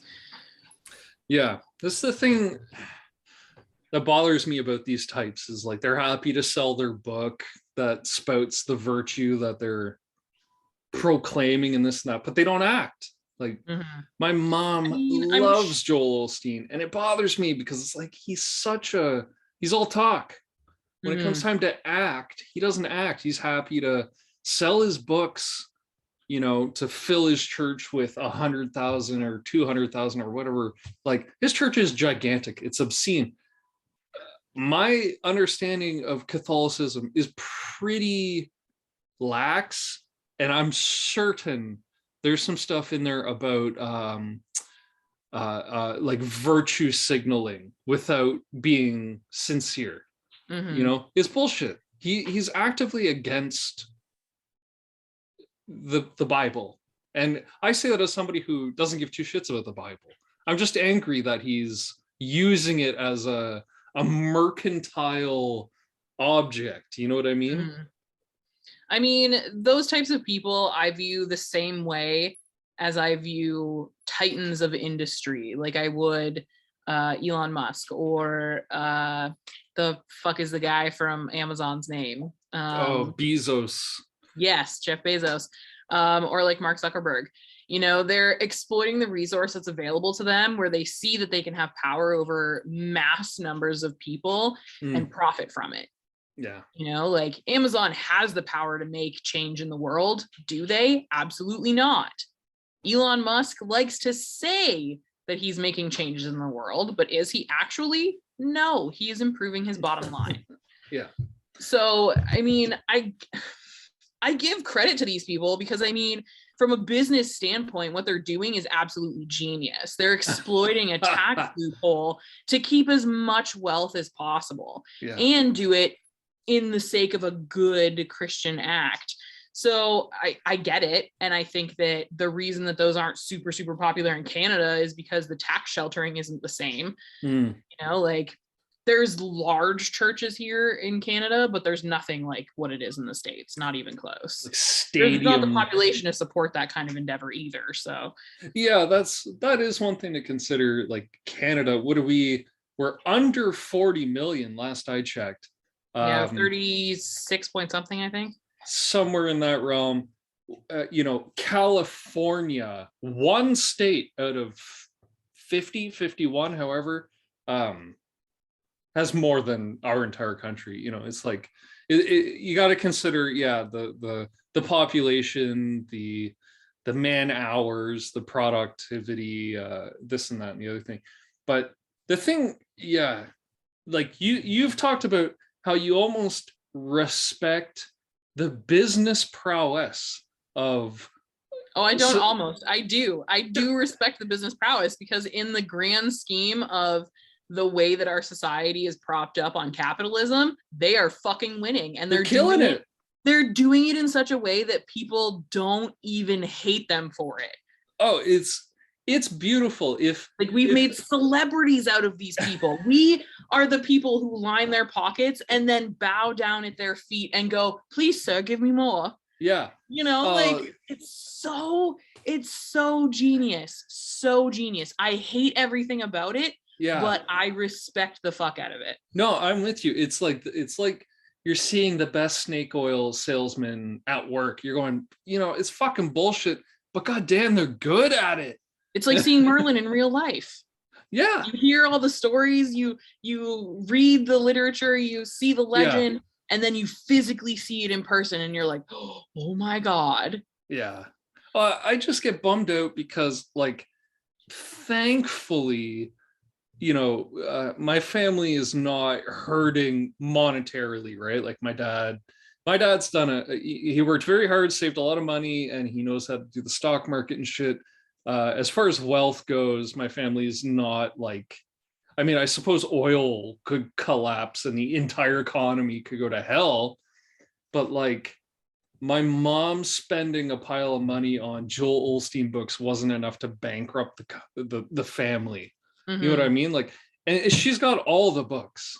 She's got all the books, and she'll watch them. Whatever he's on 5 days a week at 11 a.m. or whatever. She'll watch it. She'll sit and watch it. Can you not? You're getting goobies all over me. Is that the puppy? Yeah. Atlas? Yeah. Let's see the puppy. I want to see the puppy. Come here, buddy. Come on. This is. Oh, and that's Is he under a year? Yeah, he's about 7 months old. 7 months and a Great Dane. So already way fucking bigger than any adult dog. You know what I mean? Yeah. Like when he gets his paw, like if I'm standing, I'm about 6 feet tall. When I'm standing, he'll put his paws on my arms at 90 degrees and he comes up to here. Yeah. Like full grown, he's going to be 180 pounds about. And he'll easily be standing at like 6'3". I love dogs. All dogs are puppies to me. Like, doesn't matter how old they're all puppies. I never did baby talk with Zephyr. Never. Okay. I only baby talk Atlas. Yeah. Well, that's a weird thing when you talk about like communication. Certainly with dogs, one thing I learned very early on with our dogs, and that seems to work, is tone is more important than what you're saying, right? Like with dogs, obviously they don't speak English. If you say stop eating my fucking spaghetti, they don't know what you're saying. But if you if you're yelling at them, stop eating my fucking spaghetti, they probably recognize that you're upset. You know what I mean? Oh yeah, I use a growly tone with him sometimes when he's really misbehaving, and he'll just immediately stop what he's doing. But he's being such a sweetheart. I want to pet him right now. I can't believe we're 3,000 kilometers away or whatever. He's gonna what a burp in my sweetie. ear in a second. Oh, look at, he's such a sweetie, and he loves you. He's licking you and he wants to cuddle. He just wants kisses all day long. They say He'll come up when I'm working, and like my hand will be on my desk, and he'll smash his face up in between like my elbow and the chair and my desk, and just look at me. He doesn't even want pets. He wants me to kiss his nose. That's what we do. I kiss his nose. They say dogs are they say a man's best friend, which is outdated, a human's best friend. I totally believe it. There's a TV show called Cosmos. Isn't that the one with Neil deGrasse Tyson? Yeah, there was the original one from the late 70s with Carl Sagan, I want to say, and then they did a remake. Seen that one. You've seen the original? Yeah, my grandma used to watch it with me all the time. Oh, it's the best. Carl Sagan, in my opinion, is a fucking hero. Like, I have a bunch of books. I love him. Where are the statues for Carl Sagan? I love Carl Sagan. He's the man. There's a fantastic, one of these things I love what people do is they take like electronic music. They take samples from this, that, and then they make music out of it. There's Carl Sagan did the original Cosmos series, and in it he talks about making an apple pie, and it's about where does material come from? You know what I mean? Like dough is made from atoms, which is made from this. It's all about stardust. So he says, if you want to make an apple pie, you must first invent the universe. I love it. And he goes on to talk about how the entire universe shares elements and this, that, and everything. And somebody took it and turned it into a techno song. I love it. Love it. But Cosmos, that show, both with Sagan, which I actually haven't seen. I've seen many things with Carl Sagan, but I haven't seen the original Cosmos. But I have seen Cosmos with Neil deGrasse Tyson. Streaming stuff, the original with Carl Sagan. Yeah, I only remember it from watching it on TV as a kid. Yeah, it might be on YouTube somewhere. I'm sure it is. The stuff with Neil deGrasse Tyson is on Netflix. I feel like that's where I watched it. Yeah, they do a fantastic episode. Actually, I think it's just a portion of an episode about how humans domesticated dogs. Originally, humans used to be hunter-gatherers. And it talks about hunters would kill a deer. They would get the meat from the deer or whatever it was, right? Usually a deer. They couldn't eat the bones, but they found that like dogs, wolves, would hover around the outside of these camps. And the wolves wouldn't attack them, but the wolves would scare off other animals. And they could feed the bones to these wolves. And over time, a relationship developed. Wolves would help them find whatever they're looking for, like bunnies. Here's where bunnies are, or this, that. But a relationship developed, and I can't do it justice. The show does such a fantastic episode about the relationship between humans and dogs, and it's so bizarrely natural. You know what I mean? It's like you don't. At least I don't necessarily think about two species being so ingrained, but humans and dogs are very, very ingrained. Certainly when you think about agriculture and sheepdogs, terriers involved in hunting rats and things like that, domesticated cats being used to clear out rats that would carry bubonic plague and things like that. We really have evolved next to dogs and cats. And they even have videos of dogs and like badgers and things. Interesting. Dogs will help scare whatever animals out of their burrows, and then the badgers will hunt them. Or if they have orphan cheetahs, I found this very interesting. Cheetahs naturally are very introverted, very shy, which if a cheetah is orphaned and its parent doesn't teach it how to hunt, they will pair it up with a dog. And dogs are very extroverted. They're very curious, you know, the opposite of timid. And they found it in zoos and animal rehabilitation centers. Pairing up orphan cheetahs with dogs is beneficial to the behavior of cheetahs. It helps teach baby cheetahs to be more outgoing and thus better at hunting and things like that. I'm just fascinated. I love dogs. We've talked about behavior before in this episode and other episodes. The study of animal behaviors, specific dog behavior, I think can actually teach us a lot about human behavior.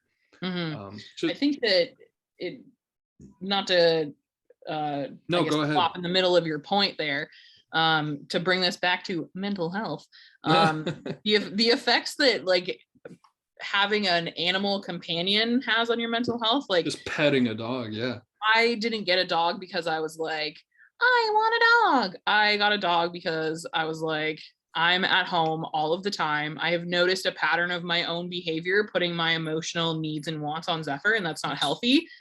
So I need to figure out something else. Dating's not working for me, so I can't have another human companion that is attuned or equipped to deal with my adult emotional needs. So dog is the answer. And so I got a dog. Yeah. They kind of take on emotional baggage. It's almost like, to me, it feels like taking advantage of them a little bit because they have this nature that they don't understand, but we can exploit it, right? Like, we were talking about how a lot of dogs have kind of like a role kind of instinctually cultivated in them, right? Like you mentioned how your dog will point. That's a hunting trait.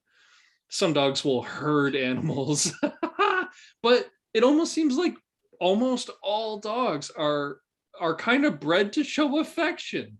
Like we're seeing from Atlas right now.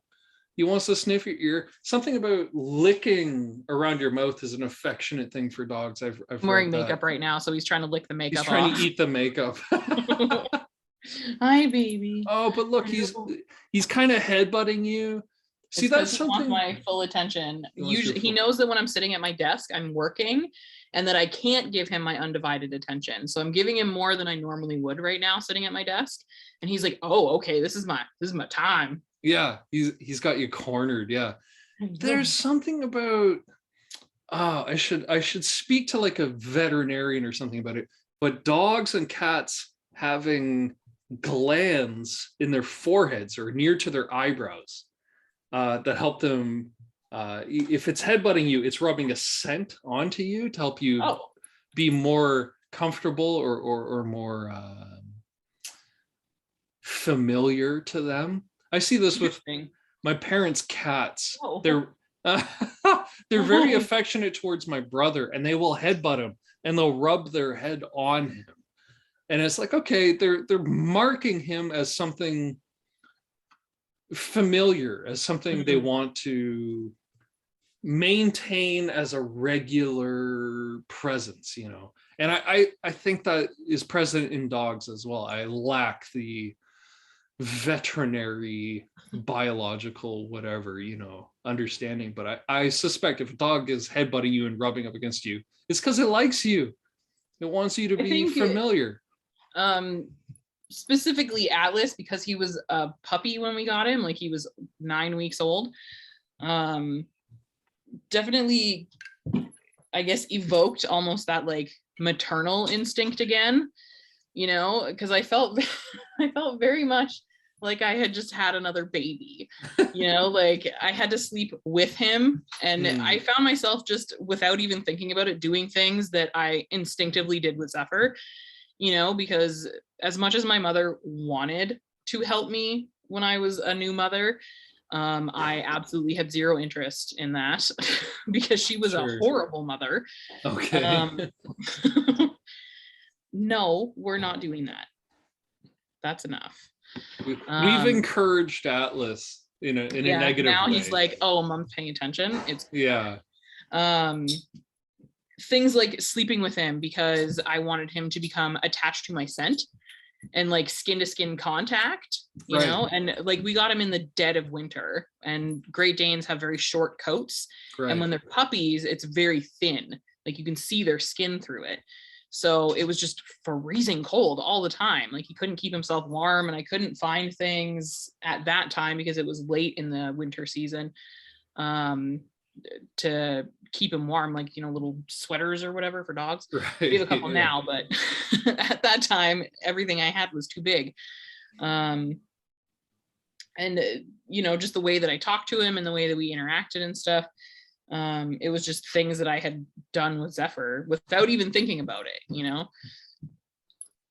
So I think the domesticated animal companionship thing, as much as we've evolved with it, has become such an innate part of who we are as human beings, you know, that it impacts our mental health in ways that we don't necessarily consciously realize.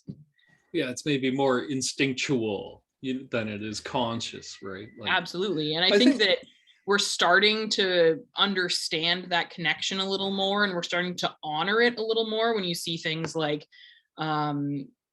people having, you know, like emotional support animals, or like, I guess, animal companions for the purposes of accessibility, right. if that makes sense. We're understanding more of the impact that those things have on us as humans, which is great. And I think that we should dump way more resources into it. I know that there's a lot of people who take advantage of that currently, and and try and bend it to their own will because they can. Like, I certainly don't think that, you know, Atlas needs to come with me every single place I go, because he doesn't belong every single place I go. Yeah, but there's a connection there between, like, humans domesticating animals is sort of a superposition over nature, but dogs, you know, humans continue to use dogs all the time. Like you mentioned, like we have support animals, whether it's emotional or whether it's like dogs for blind folks that help blind folks cross streets and this and that. There's a long history of dogs being used in managing and protecting livestock, right? You could go back to looking at like dog sleds and things like that. There's quite a robust precedent for humans and dogs in particular.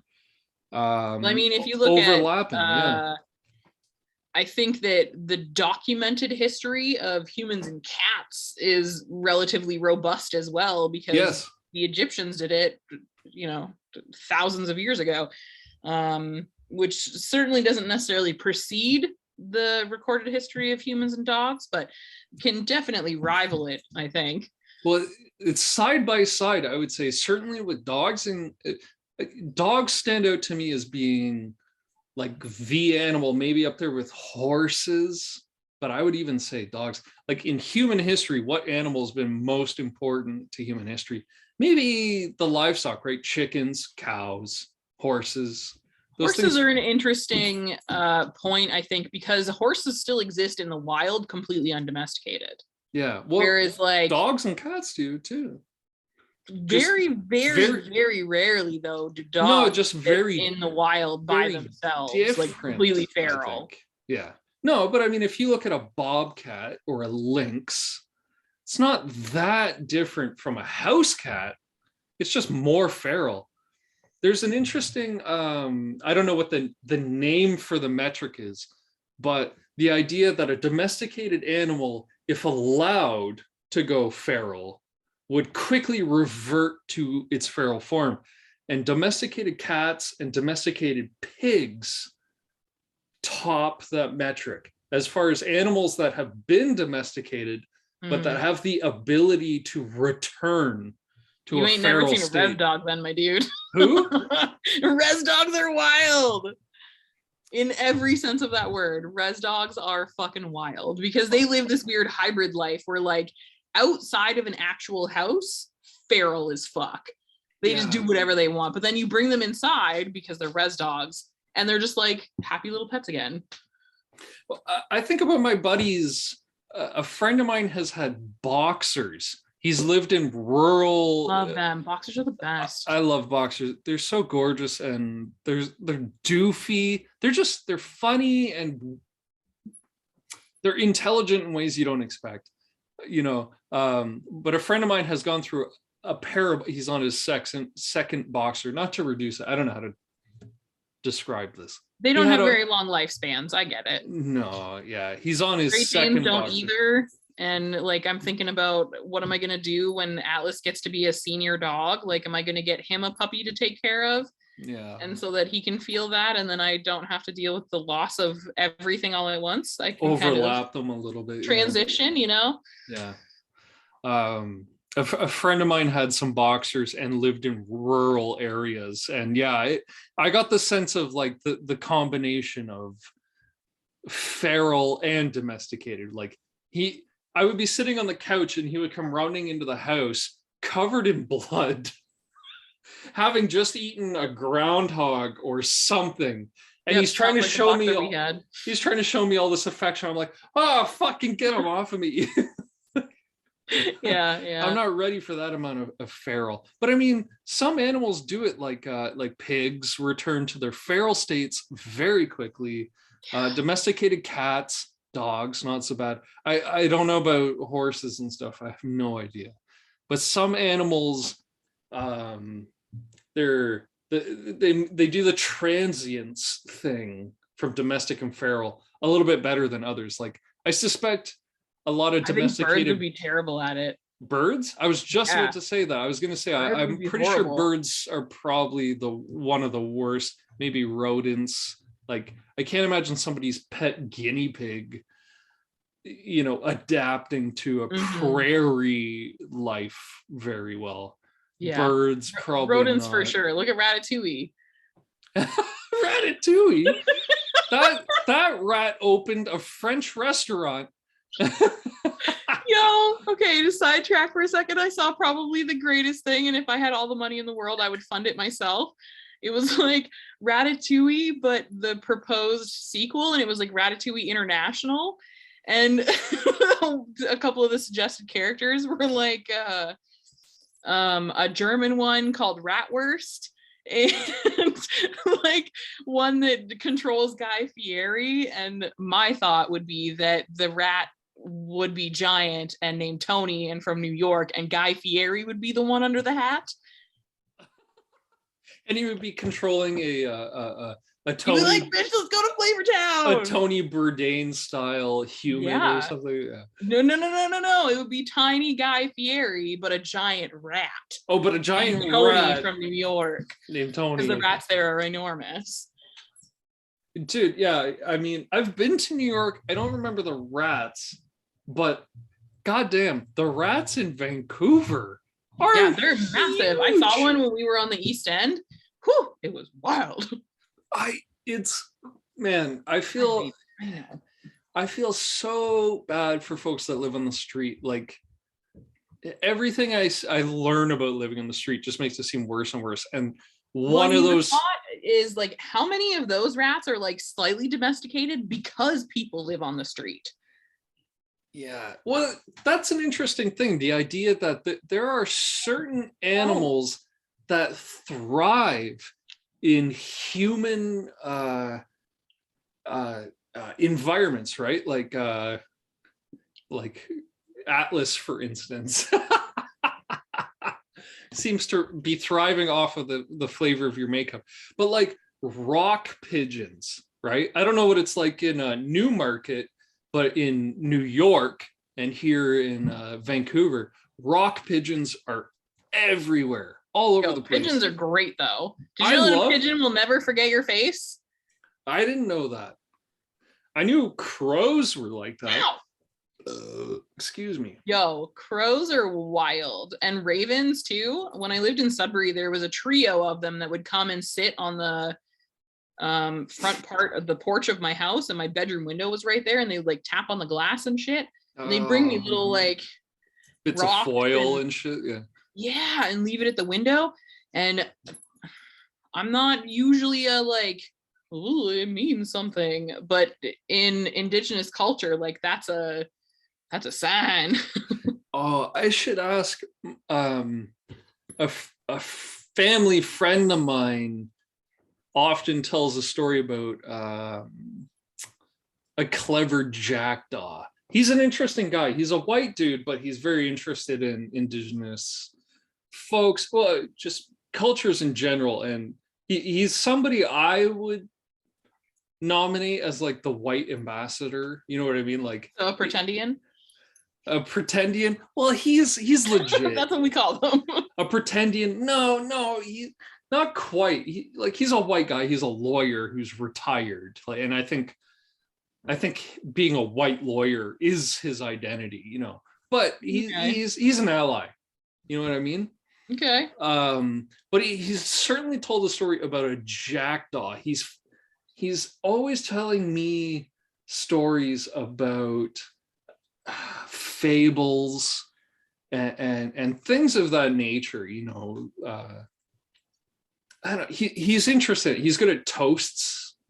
He's part of Toastmasters or whatever, but he does seem to listen to and digest Aboriginal or First Native, whatever, interpretations of relationships with animals and whatever. Anyway, he has a story about a jackdaw. I should learn it because I remember it being very interesting, but I don't remember the actual story.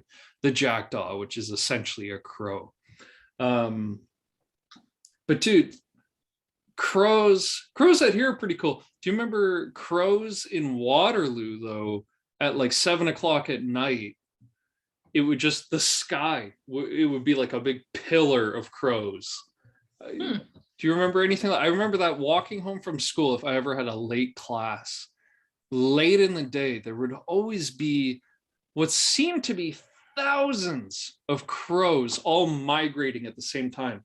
And it would just be a big black pillar of crows moving towards Queen Elizabeth Park. Or in that direction. Yeah. I mean, when I lived in Waterloo, I exclusively worked in kitchens, so that would be like prime time working. Yeah, you would have been at work. Yeah. Crows are very smart. There's a fascinating video. I don't remember who published it or whatever, but you can go and see it.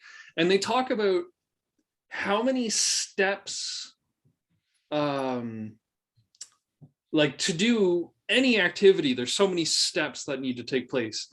And they were curious to see how many steps in advance a crow could think. So they would set up little obstacle courses with a bit of meat at the end that would motivate the crow to do the things. And some of the things would be like, okay, so the crow is on a stick and there's a bit of string. And at the end of the string is a bit of meat. So there's one step for the crow. The crow has to pull the string up to get to the meat. One step. And it figured it out and it did it. The second step would be there's a string and with a stick on the end. And then nearby, there would be like a cell with bars with a bit of meat that could be reached with the stick. Okay. And if the crow could pull, you know, figured it out, it could pull the meat nearby with the stick. I'm so sorry, that visual. Oh, baby. It was just as sexy as that. Line them up.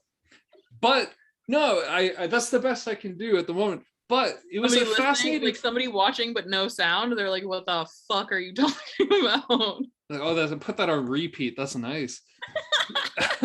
No, but in this thing, they figured out that a crow could work about 6 to 7 steps in advance, which meant it did a thing where it had to pull up the rope. That's one step. Get the stick to get another stick. That's the second step, and blah, blah, blah. It went on and on. There was different steps. It had to do one thing to do the next to do the next, to do the next, which Mhm. ultimately ended up with some food. And they found that crows are fucking smart, you know? Well, I like, mean, to that end, are crows so smart that they've never been domesticated because they don't need humans to do shit for them? I wonder, because people have domesticated pigeons, which people Yeah. don't think of as being that smart. I mean, Pigeons are relatively smart. For birds, like they're pretty smart. they seem stupid. I mean, maybe they're smart. I but mean, maybe because I grew up watching Pinky and the Brain and the pigeons in that ran an entire mafia. right, yeah. I was like, man, pigeons are fucking smart. But I've walked down to the McDonald's that's 3 blocks away and almost accidentally stepped on a pigeon. They're also incredibly stupid, you know, like they're Well, is that because they're only eating McDonald's though? Like, how much nutrition is a pigeon getting that it's required out of its diet if it's only eating that? what is it's certainly an interesting question, because pigeons have been domesticated in the past, right? We've used them as messenger pigeons. We've used them as a food source, much like we use cows, like in livestock and things. I don't know. Are the common descendants of stone pigeons, are they just the dumb ones? You know what I mean? Like the ones that survived being cooked, or I mean, not survived probably. being cooked, but like, you know what I mean? The offspring of the ones that survived being cooked. Well, I mean, selective breeding has a lot to do with how we domesticate animals too, because I'm sure there's lots of examples throughout history where it has gone horribly, horribly wrong. The first one that comes to mind is pugs. Oh yeah.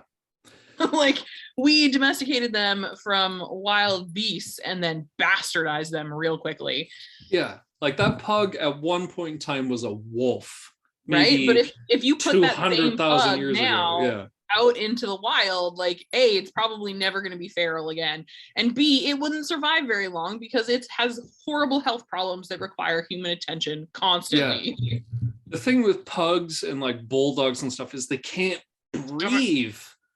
They can't breathe. Their nose. Exactly. Their they wouldn't face. be able to escape predators. Yeah. They can run 10 meters and they're like, okay, I'm done. I'm going to be a potato now. I hate that stuff. Like, it's the arrogance of humans. That's exactly what that is the arrogance of humans. Yeah, Would like having. Go ahead. But can you still hear me? I can, yes. Okay, yeah.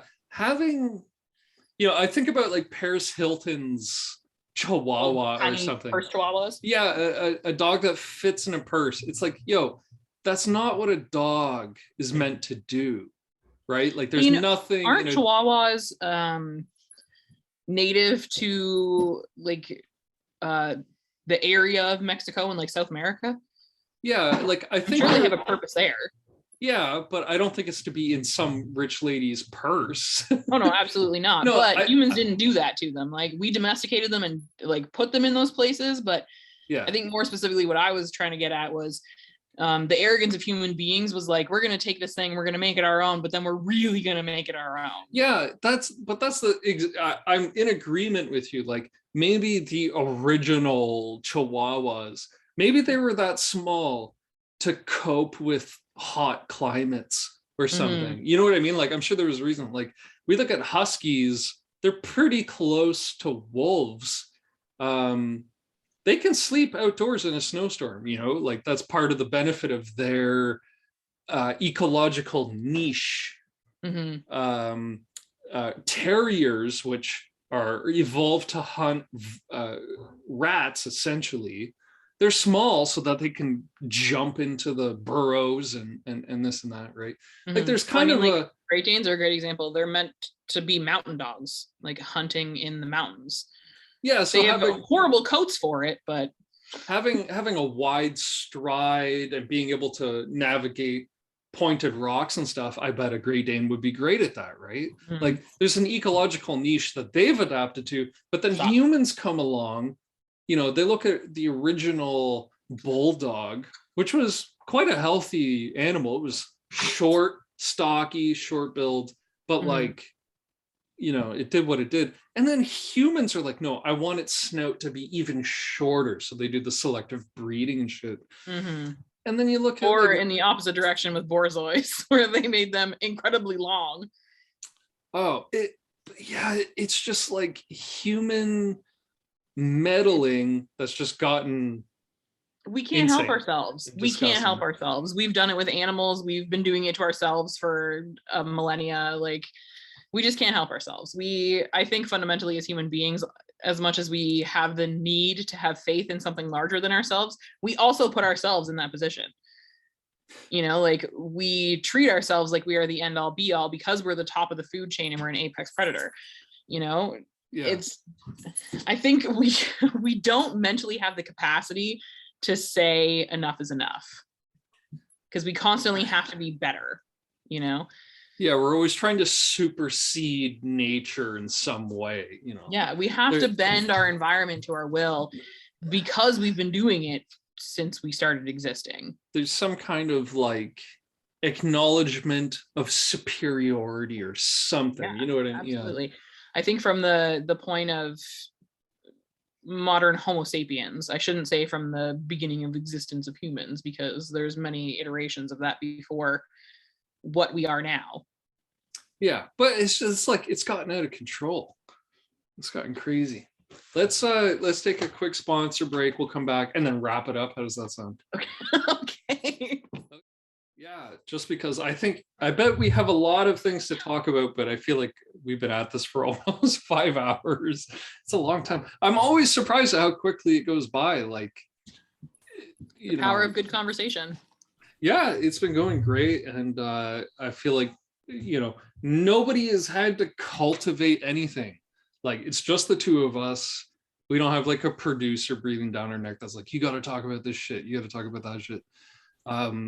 It's going pretty good. I think I will kind of like quickly edit this episode and post it somewhere. If you wanted to like host it on Facebook, and like I'll put it where my friends can see it. We don't have any marketing budget or anything like that. So nothing to discuss, but I'll edit it together. I bet I could have that done by the end of the day. Just minimal editing. I just know, actually today's been okay, but I know there's been a couple times where like trains have been going by. I don't live anywhere near a train track. I don't know where the trains are, but I can hear them. Like, I haven't heard any yet today, but soon, very soon, the commuter train, because I live near the GO. Oh, okay, yeah. From Barrie to Toronto. And I know the first recording we did, which I screwed up a little bit, but I know my landlord's kids were like screaming and stuff like that. So yeah, I remember hearing them. I was like, if somebody didn't know the circumstances that I was recording in, they might think somebody's being like murdered in the background. Some kids going, ah! Murder podcast, actual murder happens. Just ignore that. There's like blood spraying on my face. Oh, we've got a leak or something. I don't know. But no, everything's gone well. As far as a first official publication, I think today's was great. I'll just go and edit out like the breaks, I think. But yeah, this has gone great. What were we were talking about? Animals, dogs. Oh yeah, the domestication of animals and how humans have a superiority complex, and we just have to fuck with things. We can't just do leave them as they are. Yeah, humans love to fuck with shit. Certainly, if it means asserting a sense of superiority, I think for sure. Like, well, I mean, see that, we've done it with animals. We've done it with even plants and like actual nature and the way that environments form. Oh, you can look at fishing. Like, what an example. Like, sure, fishing. I'm just laughing at Atlas. Atlas is like, oh, do you feel superior while I lick your face? You know what I mean? Like, oh, what a sweetheart. Less than a year old, he said? Yeah, he's about 7 months. He's got a bit of an eye thing going on right now too. Yeah, he's got a red eye, but he's got beautiful green eyes. He does. And this specific coloration, it's called blue. I think it's just called blue. A lot of times they don't keep their light colored eyes. Their eyes turn pretty dark, usually around like the 4 to 5 month mark. Yeah. But he has kept his beautiful, beautiful green eyes. Well, we'll see. Yeah, I think, doesn't that happen with humans as well? I could be wrong, but like, aren't most humans are born with blue eyes and their eyes It's not change? necessarily blue, it's the absence of melanin Okay, in the yeah. iris, and then you develop it over time. I think the only exception to that is people with genetically brown eyes. Might be born with brown eyes. I think so. Because I mean, Zephyr had really, really light eyes when he was first born, and his are relatively kind of like greeny, gray, blue now. A little bit darker, eh? Yeah, and like his dad had really light colored eyes, and I have really light colored eyes. You can't tell because my eyes are so small. They're up close, they're like green and yellow and brown and blue. Yeah, I don't know if you can see mine, but yours are blue from what I remember. I Yeah, have pretty blue eyes. Yeah, quite blue eyes. They are pretty. I would say. I'll give you that. The photo you posted of your lovely haircut yesterday, lovely blue eyes. Yeah, that wasn't even a haircut. That was just like me, like putting product in my hair and being like, "Damn, I feel like $1,000,000." Sometimes, I'll say this to any fellas that might end up watching this: get a $10 little container of pomade. Yeah, pomade goes a long way. Dry shampoo as well. Yeah, you don't need very much. Care or cap tip of the day: dry shampoo. I've never tried dry shampoo, but I've known people who have, and it seems to work. Many purposes. Having a depressive episode and can't find a shower but need to look kind of okay and not like a grease bag: dry shampoo. Dry shampoo. That's, in fact, we should maybe save that for next episode, is talking about, yeah, if you're in the dumps, what are some things you can do to help yourself feel a little bit better? I think sometimes making yourself look nice, looking in the mirror and seeing yourself look a little maybe glamorous, that can do things to you. It can make you feel better. Mm-hmm. I think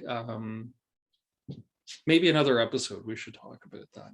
Yeah, but, for sure. Do we have like a desired format for this, or are we just gonna have conversations and hope that they go well and kind of go from there? Because we started out on topic for what we wanted to do with our articles and all that good stuff.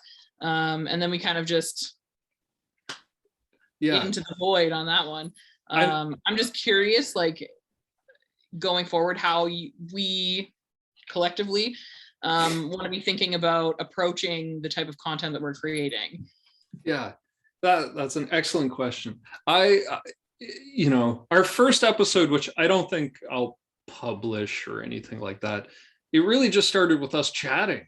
And then that evolved. It went really well. And much like today's episode, we had our articles, which we kind of talked about, but that was like the first hour of 4 hours. The most of it was just evolving. So I feel like kind of the stuff we were talking about, we were coming up with distinct segments. Maybe we could lean on that if we're having a lean week. You know what I mean? Like if maybe we don't have something to talk about, we go, well, what segments do we have planned? I do like having a couple articles.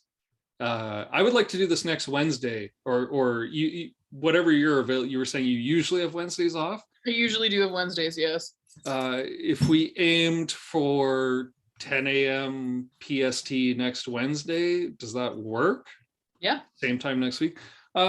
What do you say we do the article thing again? Just it's something to present and talk about, and it just gets the conversation going. We don't necessarily need to have a really regimented conversation or anything like that. Do you want to do articles related to like self-care content?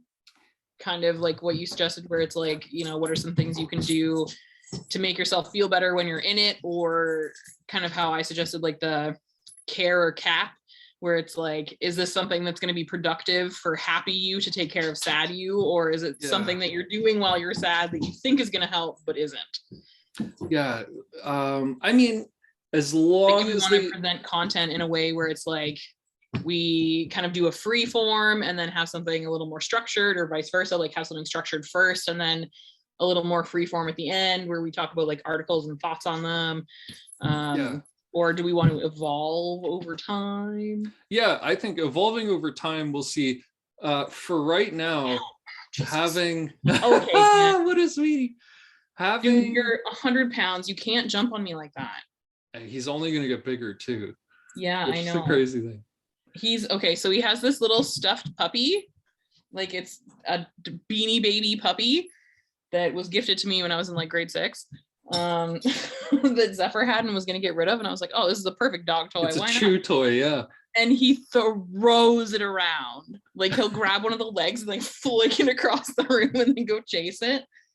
And it's his favorite thing to try and get me to like It's his play toy. with him. But he wants some attention, so he should get it. You know, we've been doing this for a long time. So Oh, he has gotten so much attention today. Like I spent all morning with him, and then most of last night because he needed to be brushed, and that's like a huge chore. He hates it, so we have to like spend a ton of time first, and I have to use a special brush and like the stupid spray stuff to get all of his undercoat out. And yeah, I love him to death, but he's a lot of work. yeah, he's kind of like what do you call it? Like he's in his toddler phase right now. He but, absolutely is in his toddler phase. But having a dog, even though it is work, having a dog is kind of therapeutic, right? It's sort of like we were talking about having a busy mind earlier, to go 3 hours back to what we were talking about.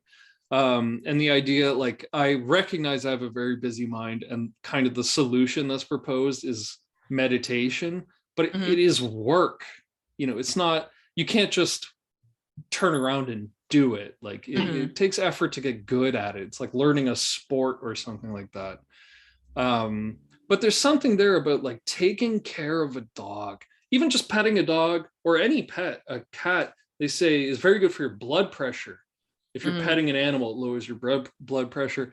And I suspect there's more to it. Like if you're feeding an animal, taking care of it, the animal's showing you affection. Like I can see Atlas is showing you attention. That's all he ever wants. He is a giant lap dog. He likes to think that he is the size of a chihuahua. Right. And that I could just carry him around with me every day, all day. Yeah, he doesn't know how gigantic and gangly he is. But no, there's something rewarding about raising a puppy or there absolutely is. Like, it I've definitely got plants. has more pros than cons. And like I'm a plant, I hate this term, but I'm a plant mom. Right. And I have been for a long time. That was one of the things that like came really early in my sobriety journey, was caring for plants, because I kind of went about it backwards. They say you're supposed to have like plants, and then if you can, keep it alive for a year, you get a significant other. And then if that goes well for X amount of time, you get an animal.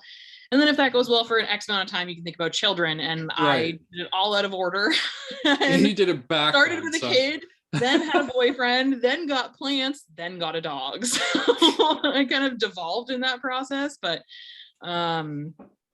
it's very much fulfilling in that same sense, but it's more work than I remember it being. So I was slightly underprepared. Yeah, well, that's something interesting we could talk about. I don't want to get into it today, but the idea of being underprepared. Like, are we perpetually underprepared for everything? Kind of seems that way.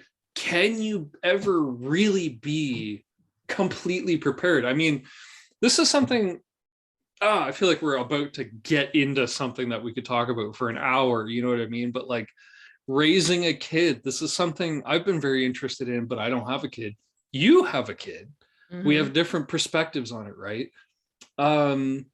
I am, based on a few things I've heard and people I've talked to, you don't necessarily need a huge pile of money to raise a kid. You know what I mean? Like, we're descendants of cavemen or cave people.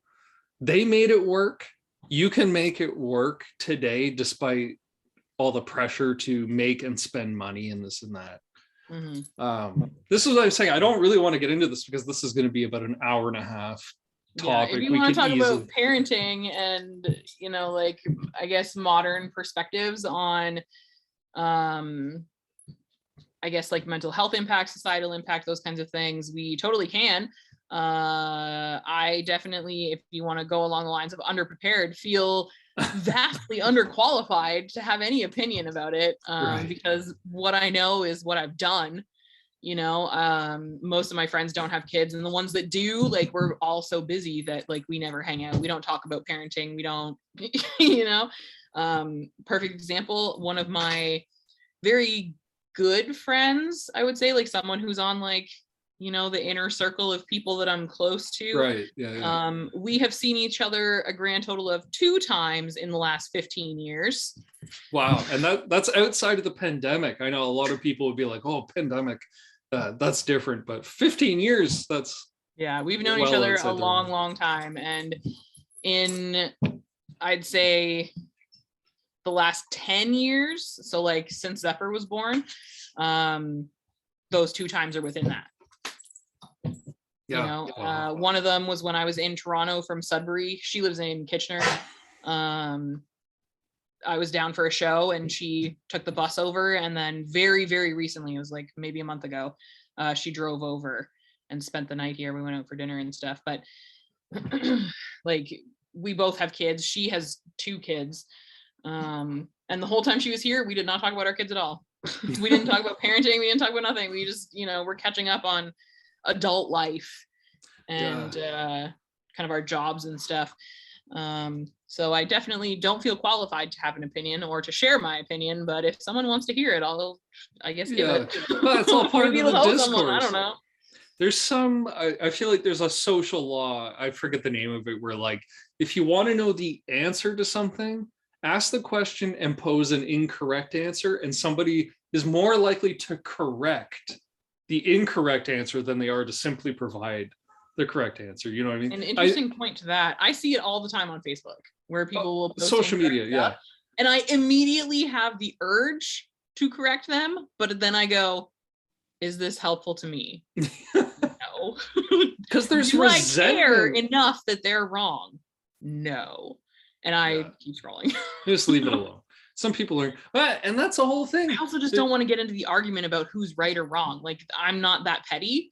Like, I don't care that you're wrong. I just want you to have the right information, because maybe you're making a decision based on this information. And if it's the wrong information, well, then you're not going to like the outcome.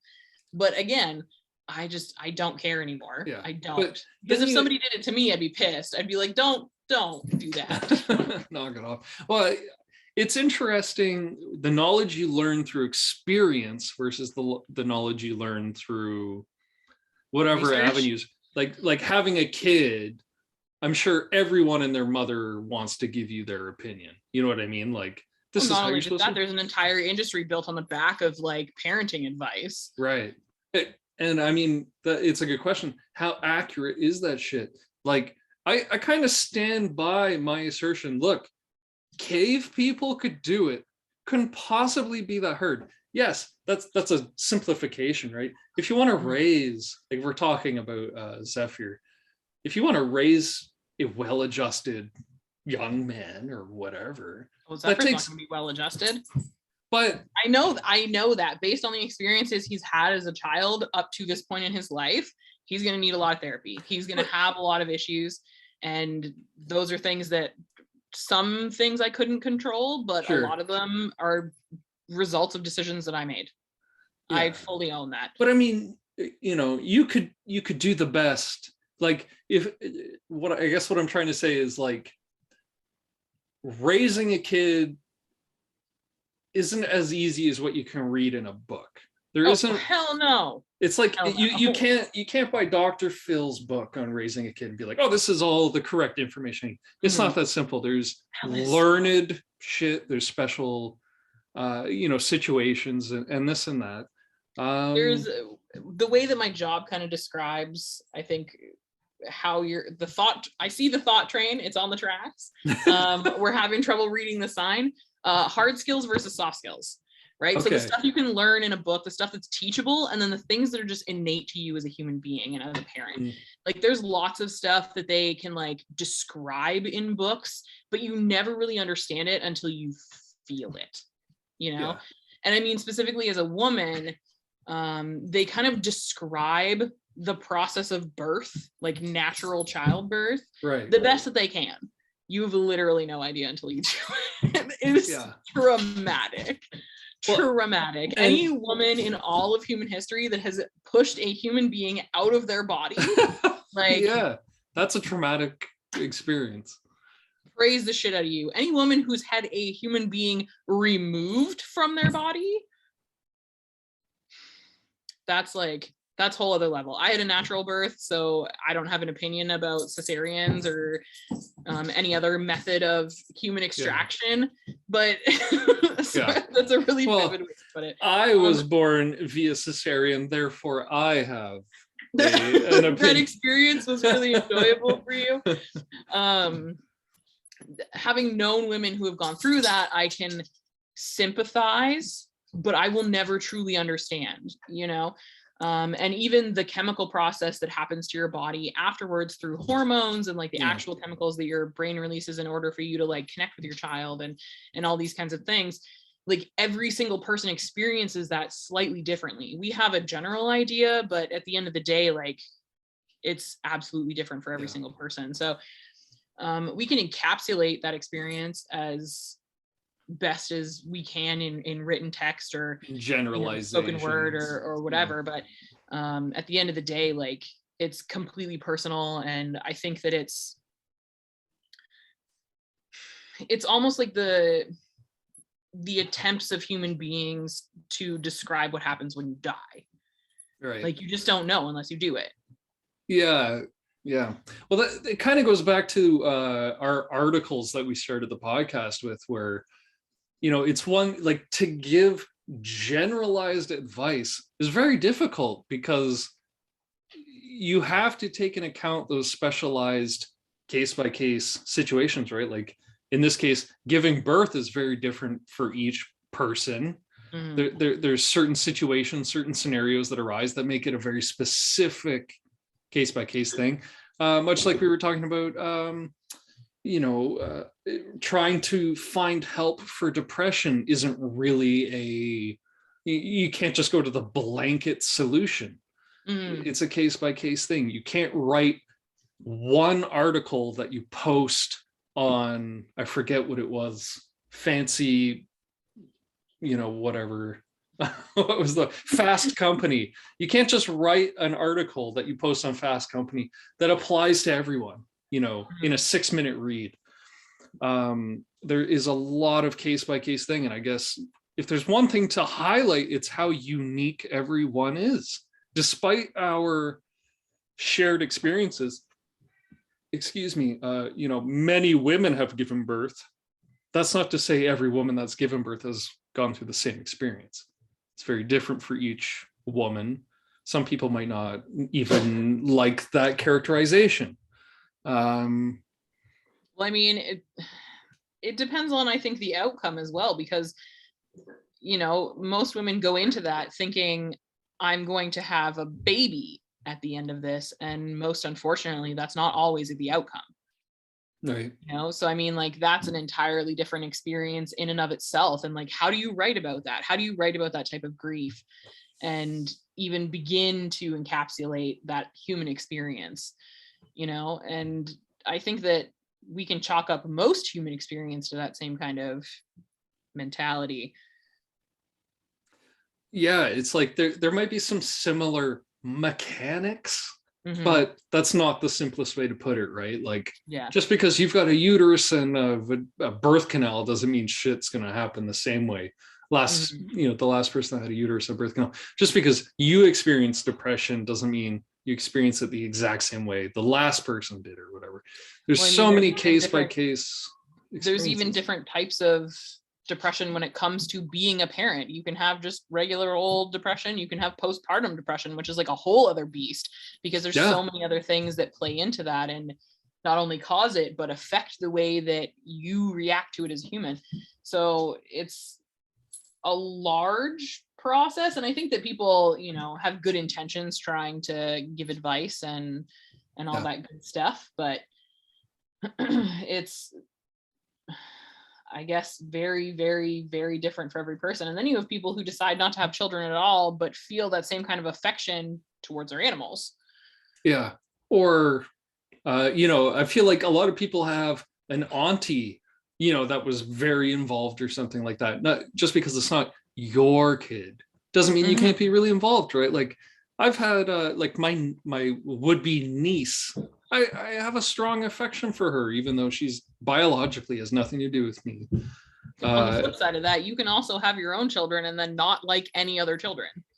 Yeah, you could not even like your own children, and that happens. That's also super true. I mean, I love Zephyr as long as the day, but I despise other children. I have zero interest in spending time with them. I will be cordial, and like I understand that when you're interacting with a child, you have to conduct yourself a certain way. But like, I don't like spending time with other kids. Yeah.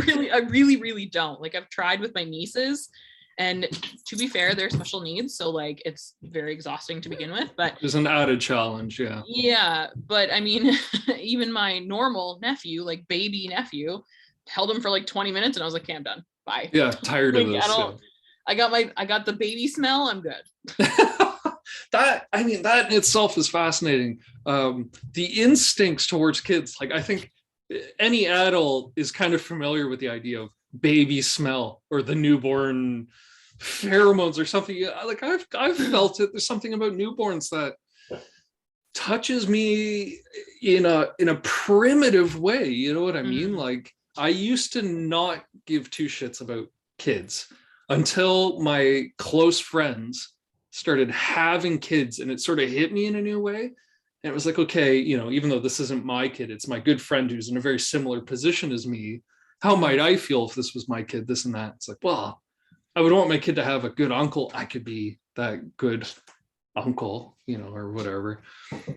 My opinion on kids has completely changed as I grow older. I find that very interesting. I think that's a natural progression for men. And I only say that because A, most of my friends are dudes. Or identify as male, and B, I've just seen it with them, like so many of my male friends, when we were young, we're like, man, I could, whatever, kids are kids. Right. And now that we're, getting into our 30s, the ones that don't have children are starting to, or have in the last few years, experienced that exact thing that you're talking about, where it's almost like as a very young male, your biological clock is still very immature. And then you kind of get to this age where all of a sudden it's like tick, tick, tick, tick, tick, and I feel like women experience that a lot younger, and it could be from societal factors, like, the kind of, child rearing responsibilities are most typically put on women, so we're taught that from a very, very, very young certainly traditionally media, or the way that we're raised, or even down to like the toys that we're presented with, where boys are presented with things that innately cause them danger, like cars and motorcycles and giant trucks and things. And then girls are presented with babies. Yeah, get used to rearing children. Right. Or whatever. I'm sorry, I'm laughing at your dog. I'm thinking back to when I had a dog, and I'm like, I miss the affection that he literally only dogs jumped up on me so he could burp in my ear. Oh, what a good boy. Dogs communicate. That's another thing, is communication.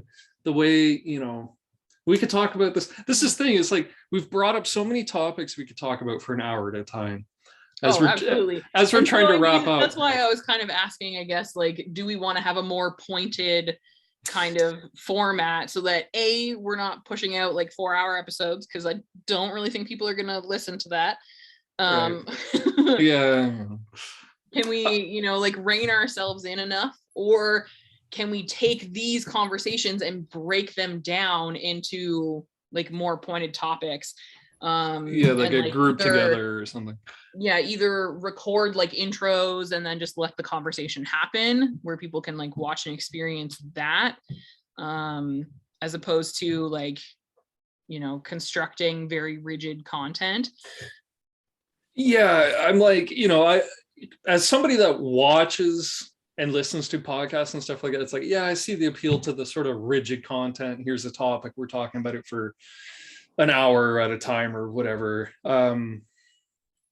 But as somebody that's creating this shit for the first time, I really enjoy our free form conversations. We haven't had like a dull 2 minutes. You know what I mean? Like Mhm. the worst has been if we're coming back from break and we're sort of like, yeah, I just went to the bathroom, I got my cup, blah blah blah. You know. Yeah. Otherwise, we're chatting the whole time. So, yeah, I agree with you. It's like, who the fuck wants to listen to a 4-hour podcast all at once? I struggled to get through, like I listened to Ear Biscuits, which is Rhett and Link from Good Mythical Morning. Where Okay, they I know talk them. about their Yeah. more like life experience stuff. So like they did a couple episodes that was like, what are you doing? Is he humping the chair? I thought he was, but I don't think he is. He's not out. He's asserting dominance.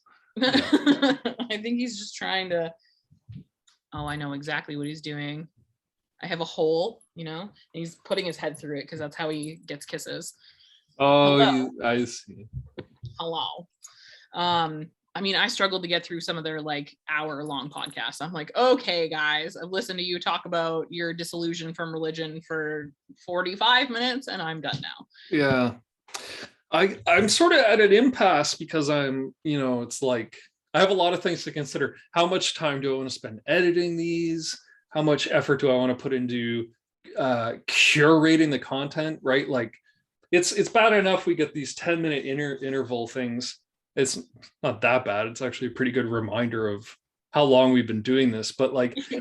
I don't really want to be the guy that's like, well, we started the podcast talking about role models, and now we're talking about gender schemas. I don't want to be reining things in constantly for having a good conversation or not. So honestly, I'm not sure. Okay. I'm okay with with not being sure. Those are the types of things that my brain tries to get me to reconcile. And it's okay for me to be like, we're not reconciling this right now, but those thoughts just keep coming back. Yeah. So like if I were to edit, like, I don't know how long we aimed for 10 o'clock and we were a little bit late. So it's probably been about 5 hours. That's 2.5 hour long episodes with minimal editing. Mm-hmm. That's not the worst, like that's okay for an early podcast episode. You know what I mean? Yeah. We could figure it out as we go. How the conversation flows as well, because like we've jumped around to so many different topics that like we can bust them up into other like smaller things, you know what I mean? Or keep them kind of amalgamated. It could be 10-20 minute clips or something. Honestly, I'm not sure. I guess I need to start editing to figure it out. But I was kind of thinking, as long as we are not like, excuse me, it's not dead air. Mm-hmm. So I don't see a huge reason to regiment it at the moment. If we were getting into a conversation, we're like, well, I don't really know what to say, and it was dead air for 10 minutes, then I would see that as a problem. But for 5 hours, we have just been talking mostly on topic, I don't see that as a problem. I think the 1 hour that we did on movie stuff, we could probably I think it started with there was reality TV, and that started drifting into movies. And then we got talking about A24 and Shia LaBeouf and Shia LaBeouf. That was like kind of the peripheral of mental health, which is fine. I don't have a problem with that. I'd love to talk about like mental health representation in film, though. Absolutely. And I feel like we could talk about that alone for 20 hours. Do you want to start, like, if we do this next Wednesday? Is today Wednesday? Mm-hmm. So if we aim for next Wednesday, should we, rather than articles, we each pick a feature film to discuss? I hesitate to be like, if you give me a 3-hour movie to have me watch before the next next podcast or something. I'm sort of hesitant to do that. 3-hour movie, I will watch it as soon as you send it to me.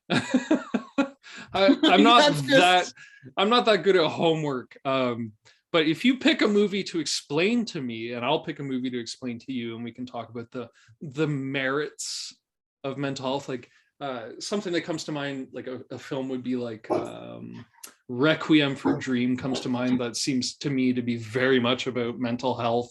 Mm-hmm. Certainly it is. I can think of 5 off the top of my head. Yeah, so why don't we do that? Let's each pick a feature film to discuss next Wednesday. I'll watch mine in prep, you watch yours, and if we give each other enough time, I'll watch yours.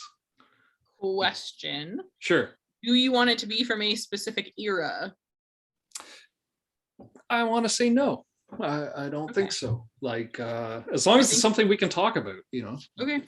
An interesting topic I thought would be like how it's, because we've talked about it a couple times now, like how mental health representation has changed, not just in society, but in mainstream media over time, right? Like how was it presented 40 years ago versus how is it presented now? Yeah, Because I absolutely. think the way that it's been presented in film has changed a lot, even just in like the last 10 years. Yeah, absolutely. If you give me a bit of a heads up, I'll do some research. Because I'm thinking, I don't know if you've ever seen the movie Who's Afraid of Virginia Woolf? Like, I love that movie, but I'm not really well versed on older movies. I'm more of a new movie guy, like post French New Wave. And then like there's some good shit in the 50s, like Virginia Woolf and this and that are really good, but I'm just not well versed. So give me a bit of a heads up. I would be down with that. I mean, even if you want to talk about like commercials or whatever, like any media, this is how Swiffer markets their things. All women are stay-at-home moms that need to dust and this and that. I would be interested. If you want to talk about marketing to women through the ages, it's not really changed a whole lot. Yeah, how depressing, right? Right. Yeah. Either way, let's just, as long as we stay in touch, I have no fear that we will have plenty to talk about. So as long, just I think I posted my article last night at like 10 o'clock or something. I'll try to do better. Maybe we'll say 24 hours notice or something. But yeah, things are going great. I really have no problems at the moment. We'll figure this out as we go, but I'd like to keep doing this. So next Wednesday, same time, that's 10 a.m. PST. All right. Awesome. Cool. Good to chat with you, Ruby. This was excellent. This was great. No problem. So also, just a heads up, I will be on the West Coast in like July-ish. Okay. So maybe we can try and do like an in-person recording. I would be so down for that. In fact, I will be in Hanover at the end of June. It's only for a week for my mom's birthday, so it's kind of quick, but I'll see. I'm not usually in Newmarket. But well, I mean, we'll see. I may or may not have a vehicle by then, so like we can maybe meet in the middle or like okay, we'll stay in touch. My dad lives on the island on the West Coast there, so we have to fly into Vancouver anyway. Okay. Yeah, I live in East Van. Scary Van. Yeah. Actually, it's not too bad where I'm in the middle of like what they call Little Saigon. It's an Asian community. It's a bit of a distance from the worst of the drug addiction, but not that far away. And the last time we drove through there, we like had to stop at a light, and Zephyr and I were sitting in the back seat of my stepmom's SUV, and I'm looking out one side, and there's two dudes shooting up each other on my side, and then I look out Zephyr's side, and he goes, "Hey, Mom, look, they're giving each other their insulin." And there was a dude, and then another dude next to him, both shooting up in between their toes, and I was like, never lose this innocence. Yeah, one thing I noticed, if you go on Google Maps, on Google Street View, and you go downtown Vancouver, you can see people on Google Street View shooting up in the streets. It's like, yeah, like on Hastings, that's kind of where it's the worst. That's interesting. I would love to do a live recording. So we're in the same like general vicinity. I don't see why we couldn't. Oh yeah, for sure. I mean, the airport's a bit of a drive. I'm not, obviously the island is a ferry ride away, but like we'll figure it out. We'll figure something out. I would love to do that. That would be great. Well, like I said, we have to fly into Vancouver first anyway. So yeah, what is it? You and Zephyr? Is there more? I can't bring the dog. We have to board him. Yeah. I was gonna say you guys could stay at my apartment. It's very small. Oh no, we're gonna go stay with my dad, but I mean, like, it's a day trip to come out to Vancouver. Like, I have no problem leaving Zephyr with my dad for a day so they can do like grandpa stuff. Yeah, And yeah. Oh, that sounds great to me. Whatever works, I'm down for. It'd be kind of cool to record like outside somewhere, but the weather is so fucking intermittent and goofy. It is I'm very not true. counting on it. Anyway, yeah, let's stay in touch. Less than a minute. Okay, I better go. Okay. So, yeah, excellent recording. I'll talk to you next Wednesday at 10, if not before. So, All right. have a good one, Ruby. Take care. You too, Ryan. Bye. Yeah, see ya. Bye bye.